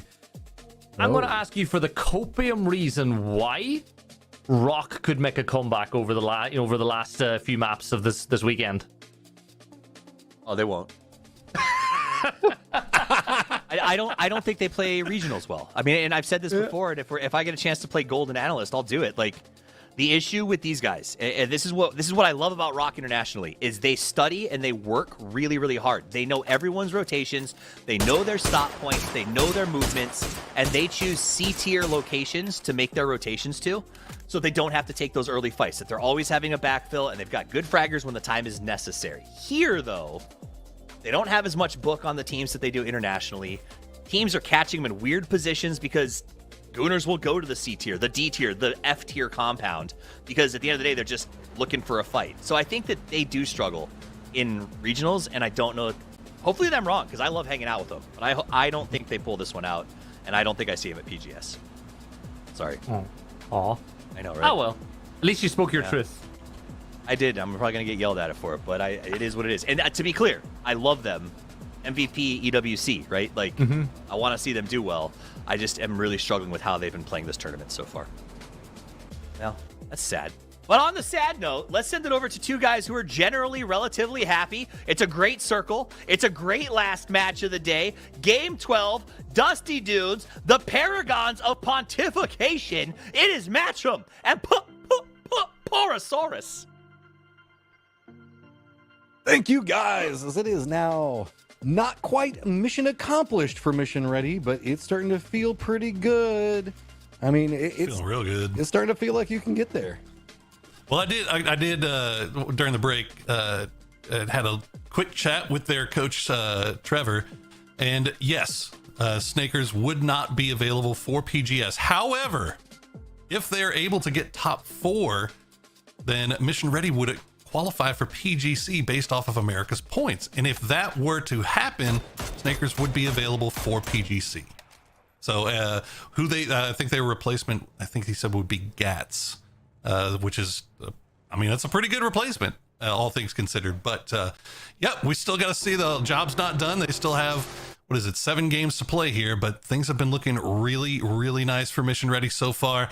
I'm almost, I hate to say it, I almost kind of agree with Toffees on Rock, man. It is just not, they've just not been able to string multiple good games together.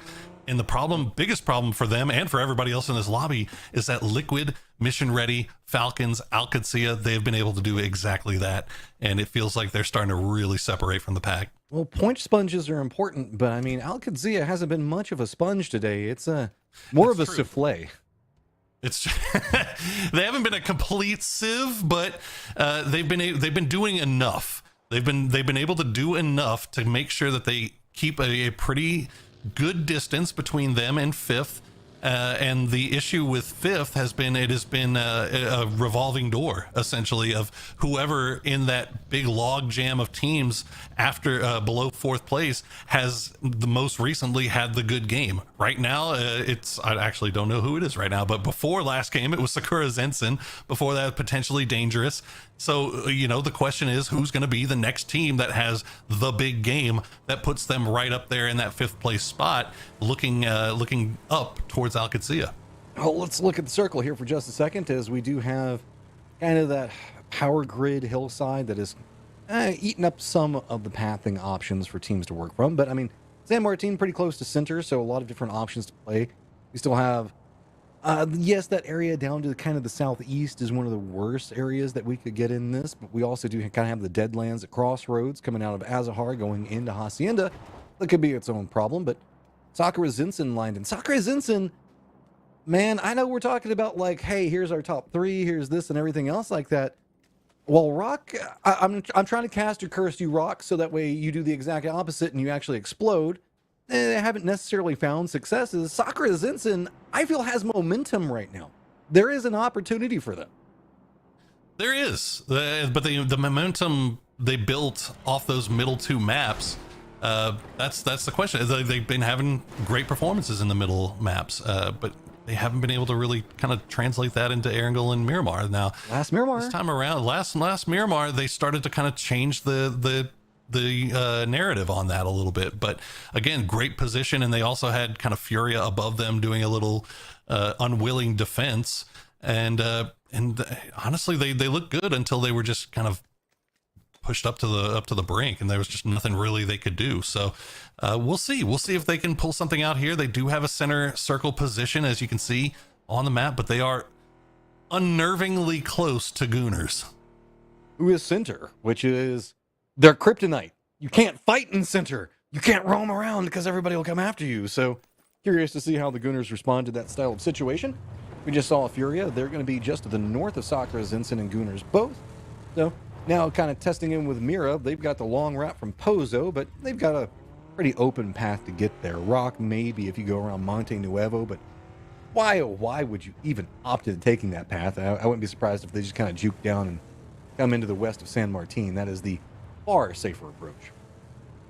Yeah, everybody was very, very quick on their rotations into this zone for the most part. Obviously, a couple of stragglers here with Mira, but they managed to get themselves a BRDM, so they're happy. Wuju 2 just making their way through Chumacera, and Yin Yang just passing on the eastern edge of Los Leones. Other than that, everybody mostly centered up or with eyes towards the center, and you don't see a lot of shooting going on. A little bit of like long range, just probing. I think Duel maybe taking a few shots over towards Mission Ready, Sakura Zensen, a few shots taken from Gooners, but other than that, nothing too terribly dangerous for these guys in what has been a very playable circle here for the first to start things off anyway.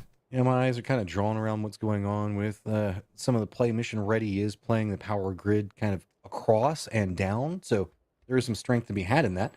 You and I were kind of talking about this before coming in, is there is a world where we're going to have Gats, Vox, and Michael at an international. That is Bizzler. And Bizzler. Is this the good timeline? I mean, it feels like a good time.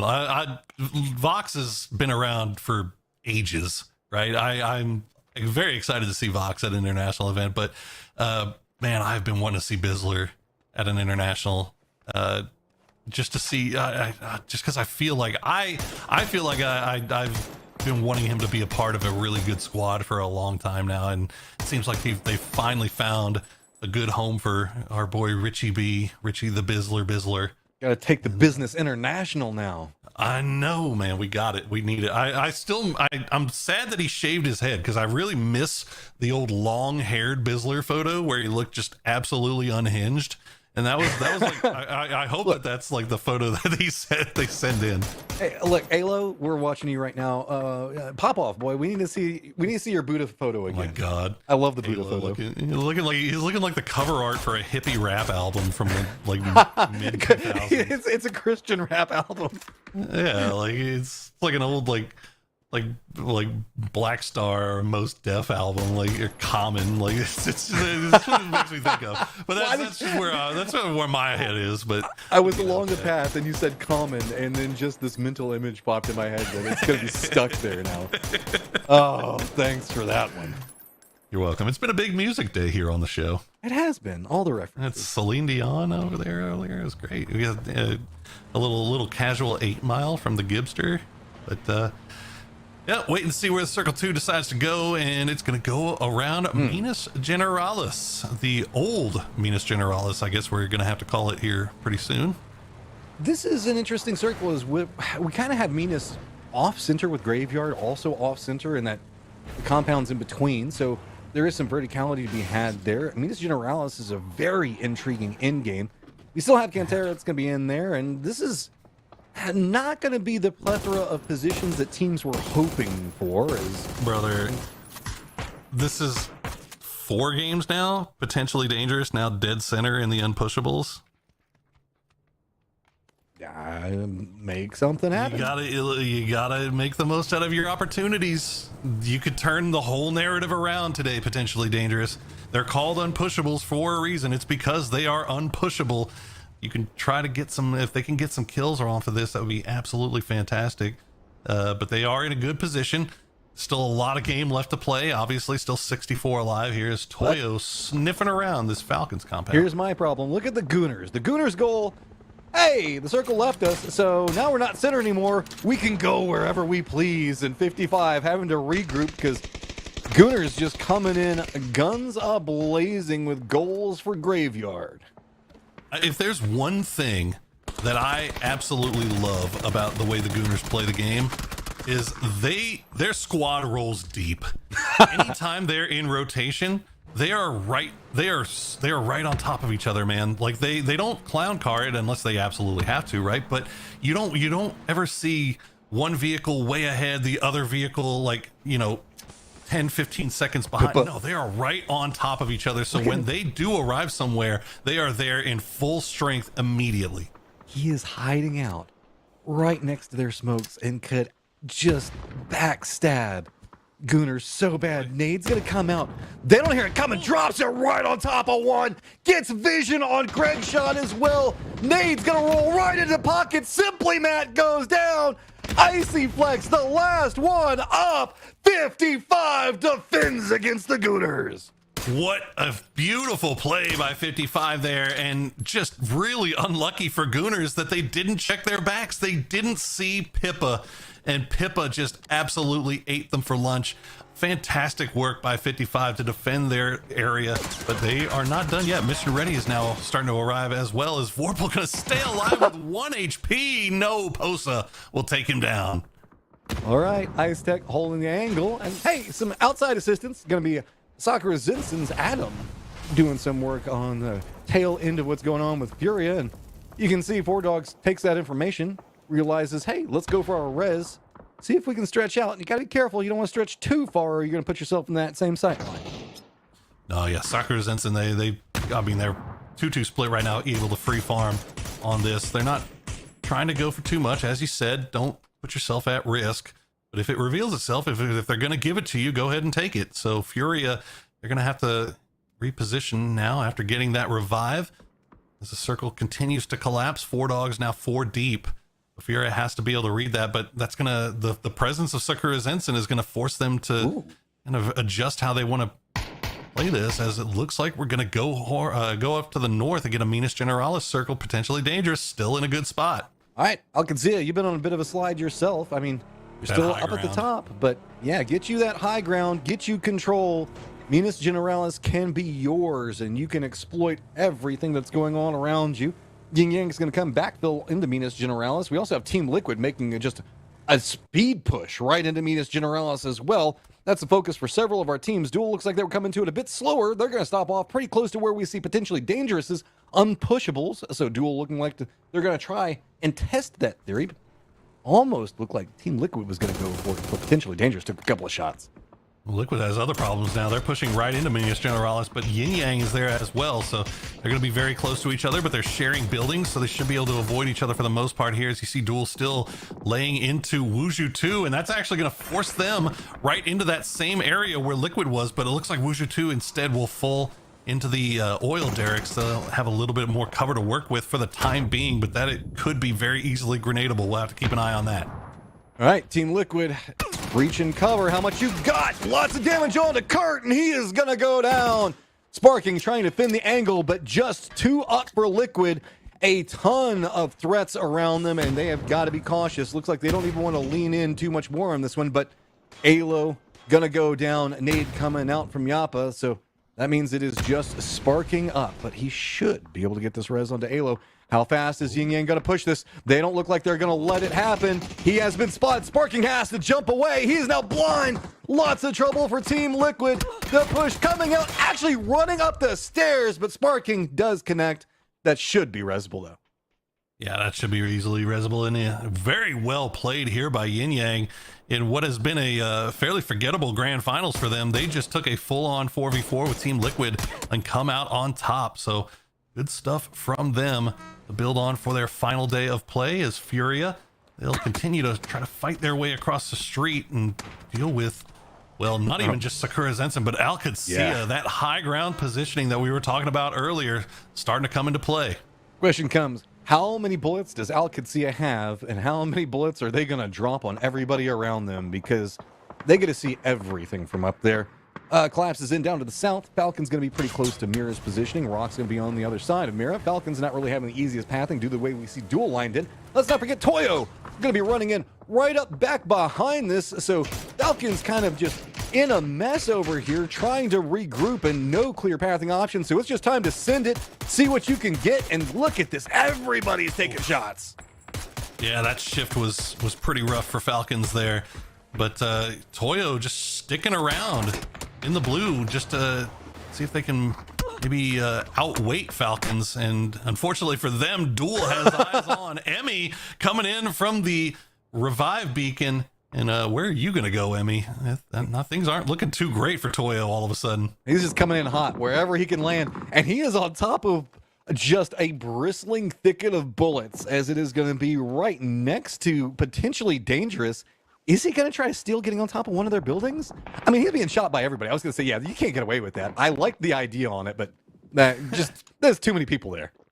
The thought was there. You know, at this point, there's only so much you can do. So, Capitan, the last player left alive for Toyo. That is after what was a phenomenal middle of the year where they saw them qualify for Esports World Cup. Got their first international experience. It has just been a slog here in the grand final, and they've not been able to find their footing. As H-Win will what's that wall smell like, buddy? So things to note in this circle. To the snails. Alcadzia actually loses some of their high ground. They still keep some of it though, so not too worried yet. They have to be concerned about Furia's positioning. Mira though, they've got to be concerned about everybody's positioning, as they've got Rock still up to their northeast, Falcons down to their southwest. Duel in a 2-2 split that could gatekeep them. Don't forget about Wuju 2's very strong position that they've already kind of bunkered down into. And, I mean, where do you even go? They're firmly contained. They just have to shoot their way out of this, and that's the only option you got. Yeah, it doesn't seem like it's going to happen. I mean, they're still getting shot at by Capitan, who's just being a problem for everybody fighting out of the blue. It looks like he might finally go down here in a minute, but Mira will lose one. Falcons, the two remaining, send it to the smallest of ridges. And Furia, they have been fighting for their lives over here on the north side. Multiple knocks. They've been able to get them back up every single time, as Mira, the terrain proving to be a little bit difficult here. I mean, you don't have a tire. You're just kind of limping your way in. Falcons did lean more into the west, so this is going to be a crossfire between the Falcons and Duel both. But, I mean, at least managed to make landfall. Problem is, it's pretty close to kick. He's not going to let that one go. There's one. He doesn't want to over-peek it, though. Just instead, throw the Molotov. Cool guys don't look at explosions nor fire, either one. There we go. Kickstart. Starting to show up here now in the late game. Falcons 84 points, so you can't say that it's been a bad day or a bad tournament so far. They're looking pretty nice. Fauna will get extra killed, double extra killed, and Falcons will survive a little bit longer. They've got 55. Well, one member at least of 55 creeping around over in this direction. Looks like Psycho may be coming over here, but Rock, they're going to take the fight right to Wuzhu 2. They had that oil derrick cover to play around, but that is looking very grenadable, and that is exactly what Rock is going to do. Seifu read the fact that they needed to get some control on the outside. Just look. I mean, it's just wreckage and ruin inside that area. Car flips doesn't go down on top of Wuzhu 2, but I think the other cars would have protected him even if it had. So just throw out whatever utility you can on Rock. The new circle has popped. It does lean north, so this is not going to be in play. Potentially dangerous. Going to keep some of their compounds. Mission Ready also going to keep some of theirs. Al-Qadsia coming down from 1 point. Falcons, you can see down in the picture-in-picture, having to deal with 55 on one side. Duel realizing the fact that there's going to be a threat up to the north, now starting to eye back over into this vector where 55 and Falcons both are already in contesting. Rock, the utility from Rock just not landing is I mean, you'd figure it's kind of an easy spot to throw a grenade into, but it's kind of like playing basketball. Not all three-pointers are easy. As Duel will finish off Falcons, but Falcons did a little bit of damage to him. We'll see if Duel is able to reset on their feet, but Wooly already sending it in as the Molotov's still coming through. Will burn a little bit, but Sneak Attack and Lucid somehow, some way, still alive in this. I love how there's even the deployable cover over here. Sneak Attack goes out, pops out, Sneak Attack straight onto Rock. He needs whatever he can steal from that crate. Rock, though, you just gotta send it. And you are running a vicious gauntlet right now, Rock. There is nowhere to go. That's just the tail end of everything. You've got to still send it by Furio. You're rolling right up into the thick. No. Gets popped off. Rock just delivers a car to Gizera, and he says, thanks. Can you imagine? Poor More BL, cover. Man. He had made it through all of that, and he was like, okay, I just turn this corner, and I can lie prone, I can heal up, and I'll be saying 4 men of Furia just staring at you. Like, oh, thanks for the point. Okay. Well, Mission Ready, they know that 55 is just below them, but you don't have to worry too terribly much about this. So Snakers will just hold the line and make sure that nobody pushes in. The rest of the team's still holding out in the compound, potentially dangerous. They're being a little bit more active playing from this compound this time around. They've already managed to get a couple of kills for themselves. We'll see if they can get anything else. Al-Qadsia had to finally move. Look at this move up into the north. Yeah, the south is popping off, but the north is almost entirely open. 4 Dogs, Sakura Zensen, and Al-Qadsia, these guys just get a chill while everybody else in the lobby has to fight around Minas Generalis and the Bloodbath. And Mission Ready, you can see, starting to try to stretch out from their compounds, but there's just so many people that are around and potentially dangerous. It's Tony, man. He's fighting to make it happen. You got to give the man respect. Yeah, Tony's doing a lot right now with that Dragunov. He's finding the angles, getting the knocks, but hasn't been able to secure a whole bunch of them just yet. But his damage is looking good, and unfortunately the circle gonna shift hard away. And look at that, Sakura Zensen get another good compound. They've got to be, they've just got dollar signs in their eyes right now. If they can finish this one off, this fight to the south is about to be absolutely brutal. Duel avoiding the Molotovs. Here we go. We've got Duel, Mission Ready, right up on top of 55. Fury also peeking around the side, seeing if they can get any sight lines onto what's going on with 55. Potentially dangerous, spotting out Duel, taking some shots into it. Ying Yang's going to be back behind them. Double blue zones into the blue zone. IQ with nowhere to go. Everything is blue. Duel gets eliminated. But we ain't done yet because it is just a full-on death funnel. Everybody in the lobby except for 3 teams all focused on to a couple of points that they can play for. Just a dip or 2. Yin Yang causing potentially dangerous problems right now. Gabri getting knocked right there. Not the end of the world, but it opens up a door here for them to try to make their push in. Meanwhile, Mission Ready, they're trying to make their way through 55, who has finally come up. They got the knock on the Snakers, and that opened the door. Vox is down. Bizzler now the last player left alive, and he's going to win the fight. 55 is out. Oh, but there's just too much going on over there. Too many angles to try to fend from. Yin Yang in some trouble of their own, as it's going to be potentially dangerous. Starting to exploit the terrain that they've been holding for so long, finding all of the angles, trying to stack in some kills, sitting at 2 right now. How many more can they get out of this? But they're going to be coming out of this pretty clean, all considered. Multiple members still up. The rest of the fighting is probably going to happen to the west. So if they can finish Yin Yang off fast enough, they could be able to get into this circle above and in high ground positions on Al Qadsia. Those were really, really dangerous moments for potentially dangerous, and it's still not done as Jappa will strike. He's going to find Tony at the worst time for potentially dangerous as the blue zone has arrived. Jappa will flash himself as he runs through the door, immediately turns, will spot Glock, but will get taken out in the end as potentially dangerous. It was looking really good there. They managed to keep 4 alive, but Jappa at the end, the solo heroics almost throwing a wrench into everything. Instead, mission ready. Holding it together. Snakers does go down. Potentially dangerous. No clean paths, but Bizzler drops it right on top of Avon. Looks like they're just going to try to run right alongside the blue zone. Furia one side for mission ready. Potentially dangerous the other. Realizing the weakened side. They were paying attention to the kill feed. Michael's just going to start chasing after the points. Mission ready at 8 kills, but Michael goes down. Bizzler spots out more. Goes for the spray. Lines in one. Goes for the connection. And yes! Mission ready does at least manage to take down potentially dangerous and get 10 kills before going down.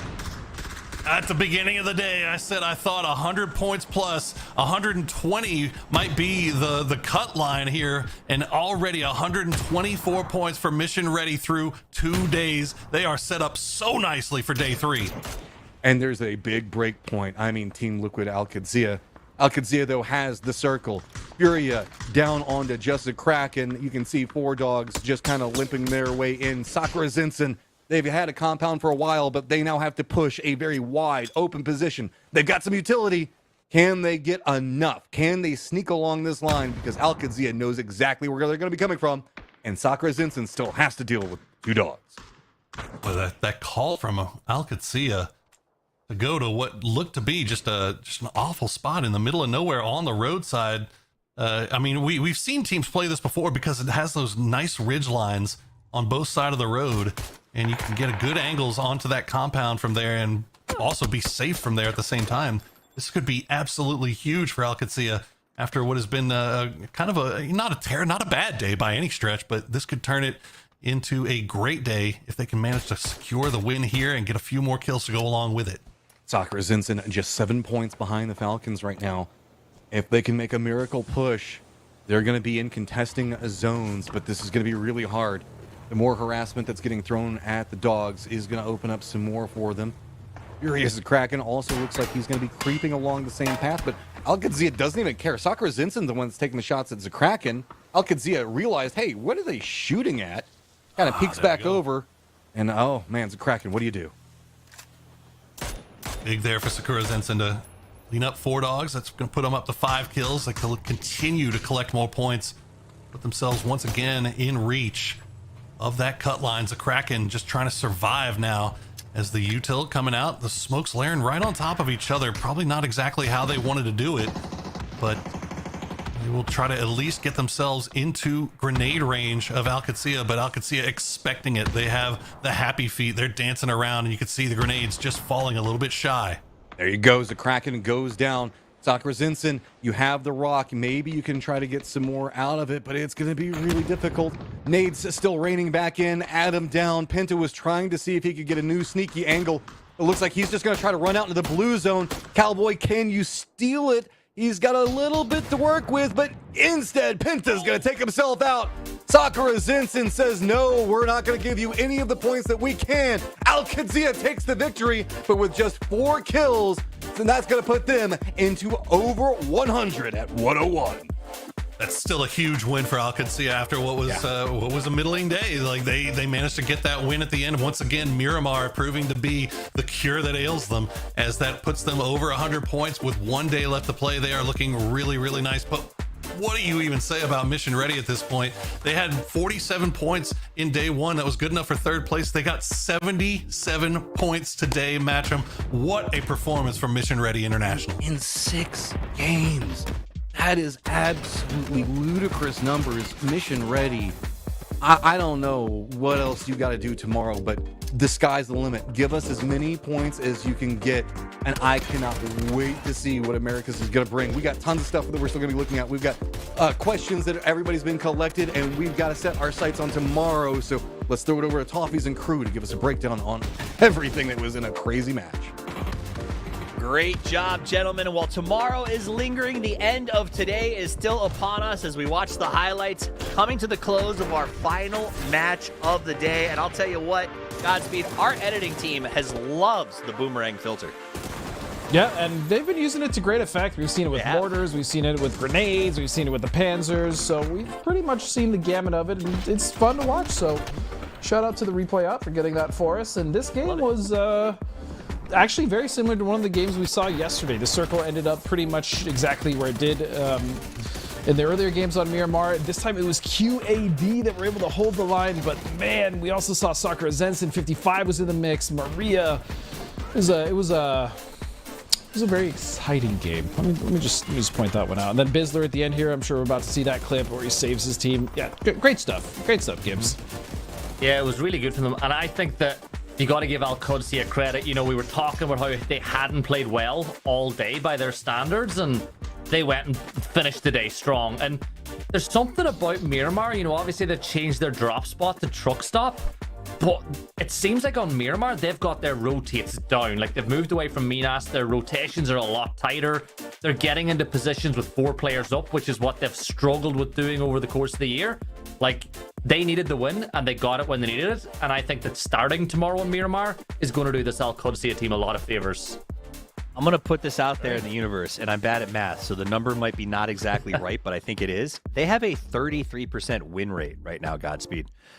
Al Qudsi just got their 4th chicken dinner out of 12 games. Like, that, to me, is crazy that they are out here just soaking up that many points and being able to sort of keep that grind going with how many chickens they put together.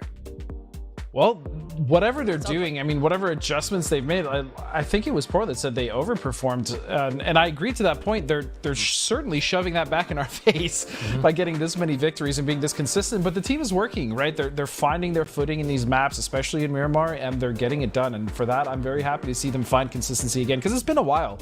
Honestly, they've been kind of spotty, so it's good to see. And I think to Poro's point, the idea is like any team that has this is playing above their averages, right? And so to do it 2 days in a row is incredibly exciting for Al Qudsi, because I know how frustrated they were to sort of just miss PGS last time around. I know how much Roth in particular. We often talk about him because I think he is more emotion on his sleeve in terms of how he talks to the camera. 100% with the fan base. So you know how hard it is for him to be in the situations he's been in.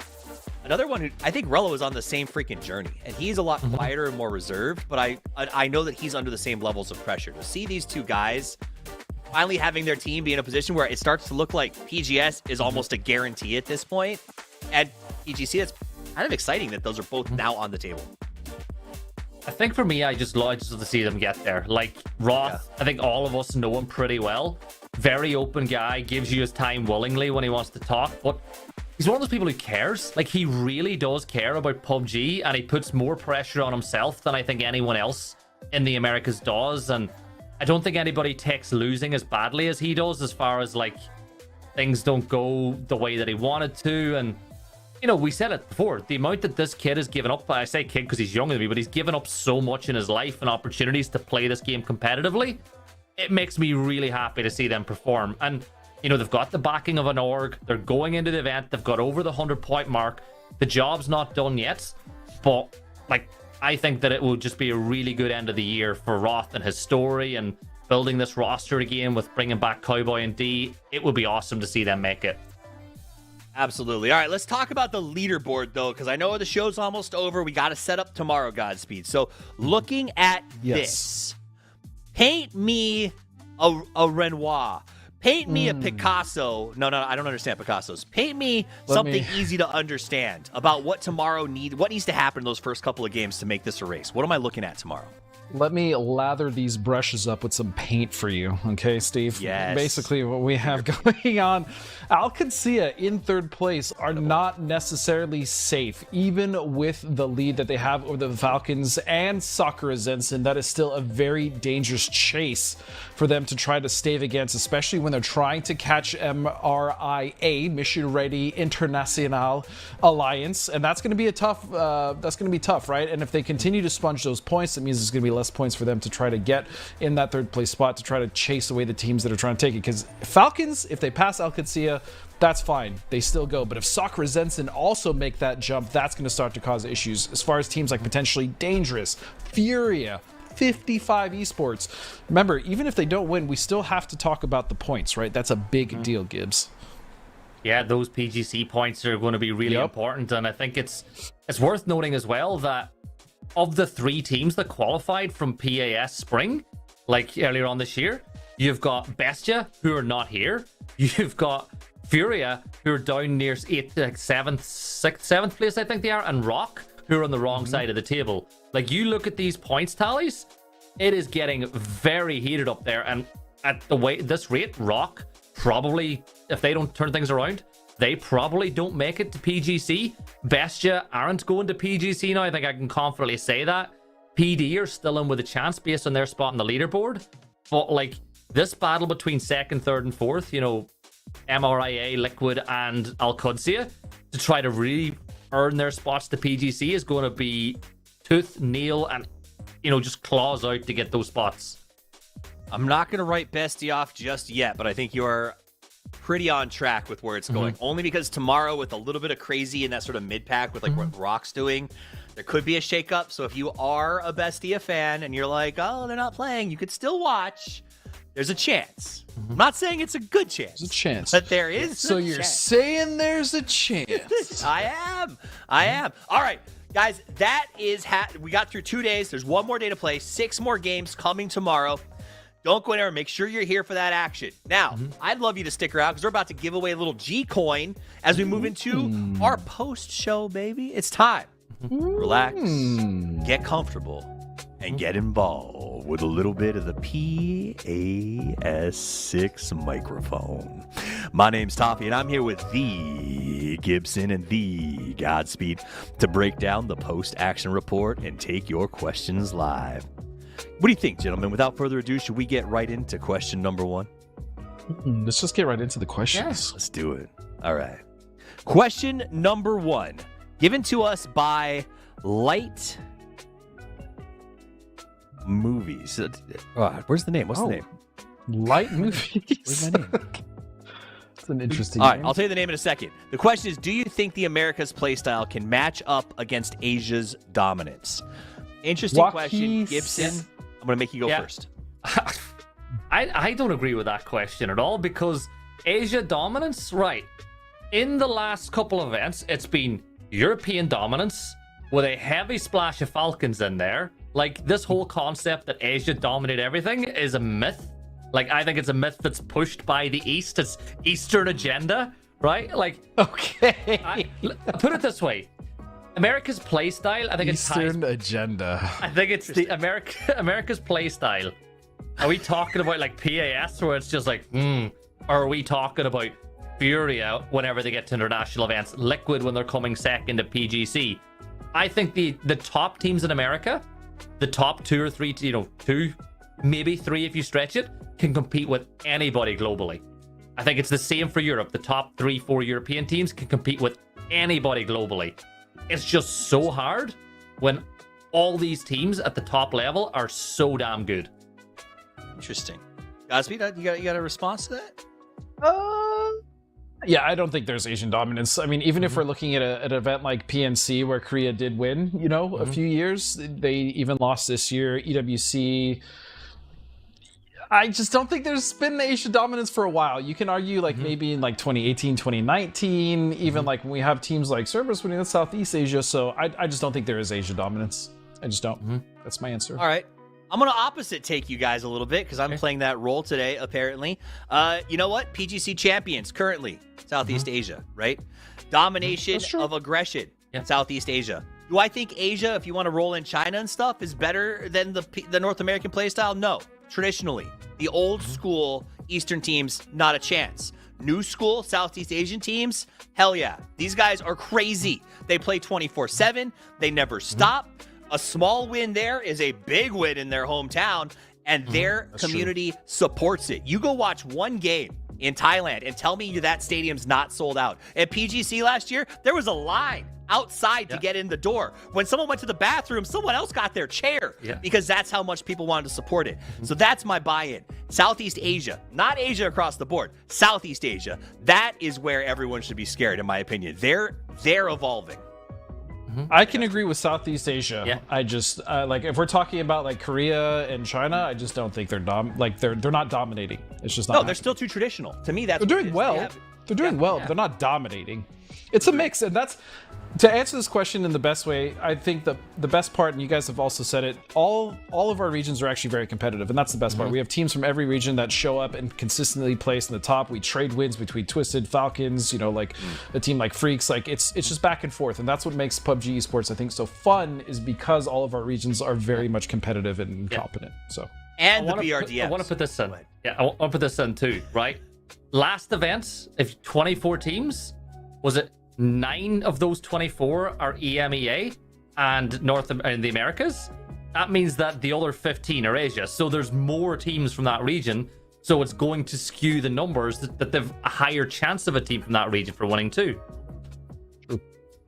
Preach. Yeah, but you know what? Okay, we're going to move to the next question, but I will say this. Next question. We've gotten more teams to events from the Americas, and those teams have done nothing to help our statistical chances of winning, right? Like, the bottom half of teams sometimes is not a huge impact in international. All right, let's go to the next question. For the record, the winner of that one was Guaki 7A is who's getting this. So congratulations on that one. All right, next question, and this one was brought to me by Light Movies. If you had to ban one weapon from competitive PUBG forever, which would it be and why? I'm going to start with Godspeed on this one. Panzer, but they have to remove the BRDM as well. Both. Okay. This is like the only counter. Yeah. But yes, both. I would remove the Panzer and the BRDM. Right. Yeah.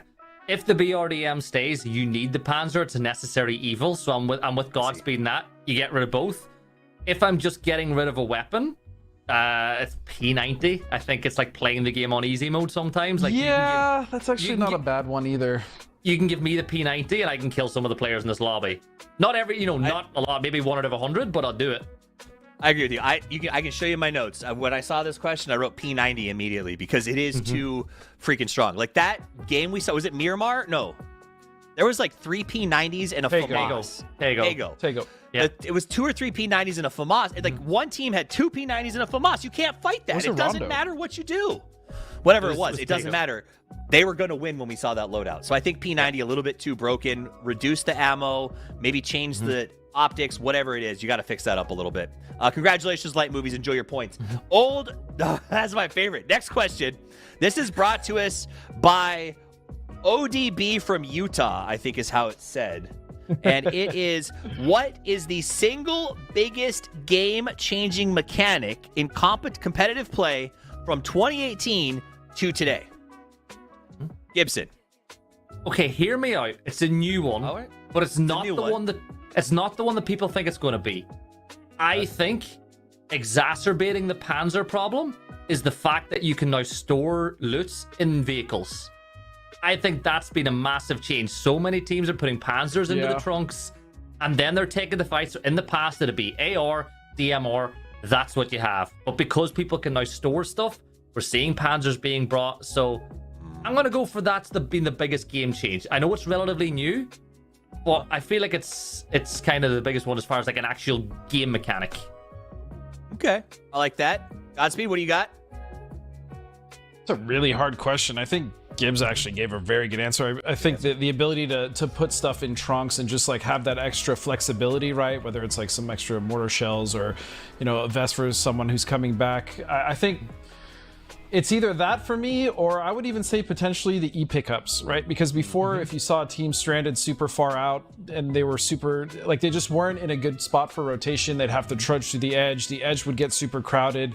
I feel like e-pickup added a lot of different elements for teams who like to either play late or for teams who wanted to like go for more central areas early if they could get there with an E pickup before people could rotate. So I would say E pickup, but I actually think Gibbs' answer might be better than mine. You know, What do you I think, like Steve? Matt's mini. Matt gave us a mini answer in chat where he said it's kill points being added in 2018, which I would argue is not a mechanic, but was very impactful. That's not a mechanic. But I'm going to give you my answer, and it's going to make you both go, yeah, that was it. Vaulting. Vaulting was put into the game, and it changed everything about how this is played. I didn't even think about roofs, vaulting. I didn't access. think about it. And it wasn't even that soon after Good the game answer. came out. It was a little bit of a space out, and it changed everything about movement. good answer for I sure. think vaulting was the biggest mechanical change that we saw, because that's when you could start playing those rooftops, the double stack buildings, all that stuff. Big game changer. Yeah. So those are the questions. Congratulations, old dirty butt. That's really his name. On your G coin, It is his enjoy it. name. I'm not gonna not pick your name because it's stupid. As long as it's not gonna make somebody angry. It's not stupid. I love your name. Thank you so much for sending in questions. You're awesome, guys. That is all of the time that we have for today. The post show was a blast. The games were crazy. We are 2 days into PAS 6, and it is going to be quite the race to determine who goes to PGS, as well as who gets to walk away with a big stack of points to send them to PGC as well. Before I sign out, though, you know I love final thoughts, so I got to go. Gibson, final thoughts, my man.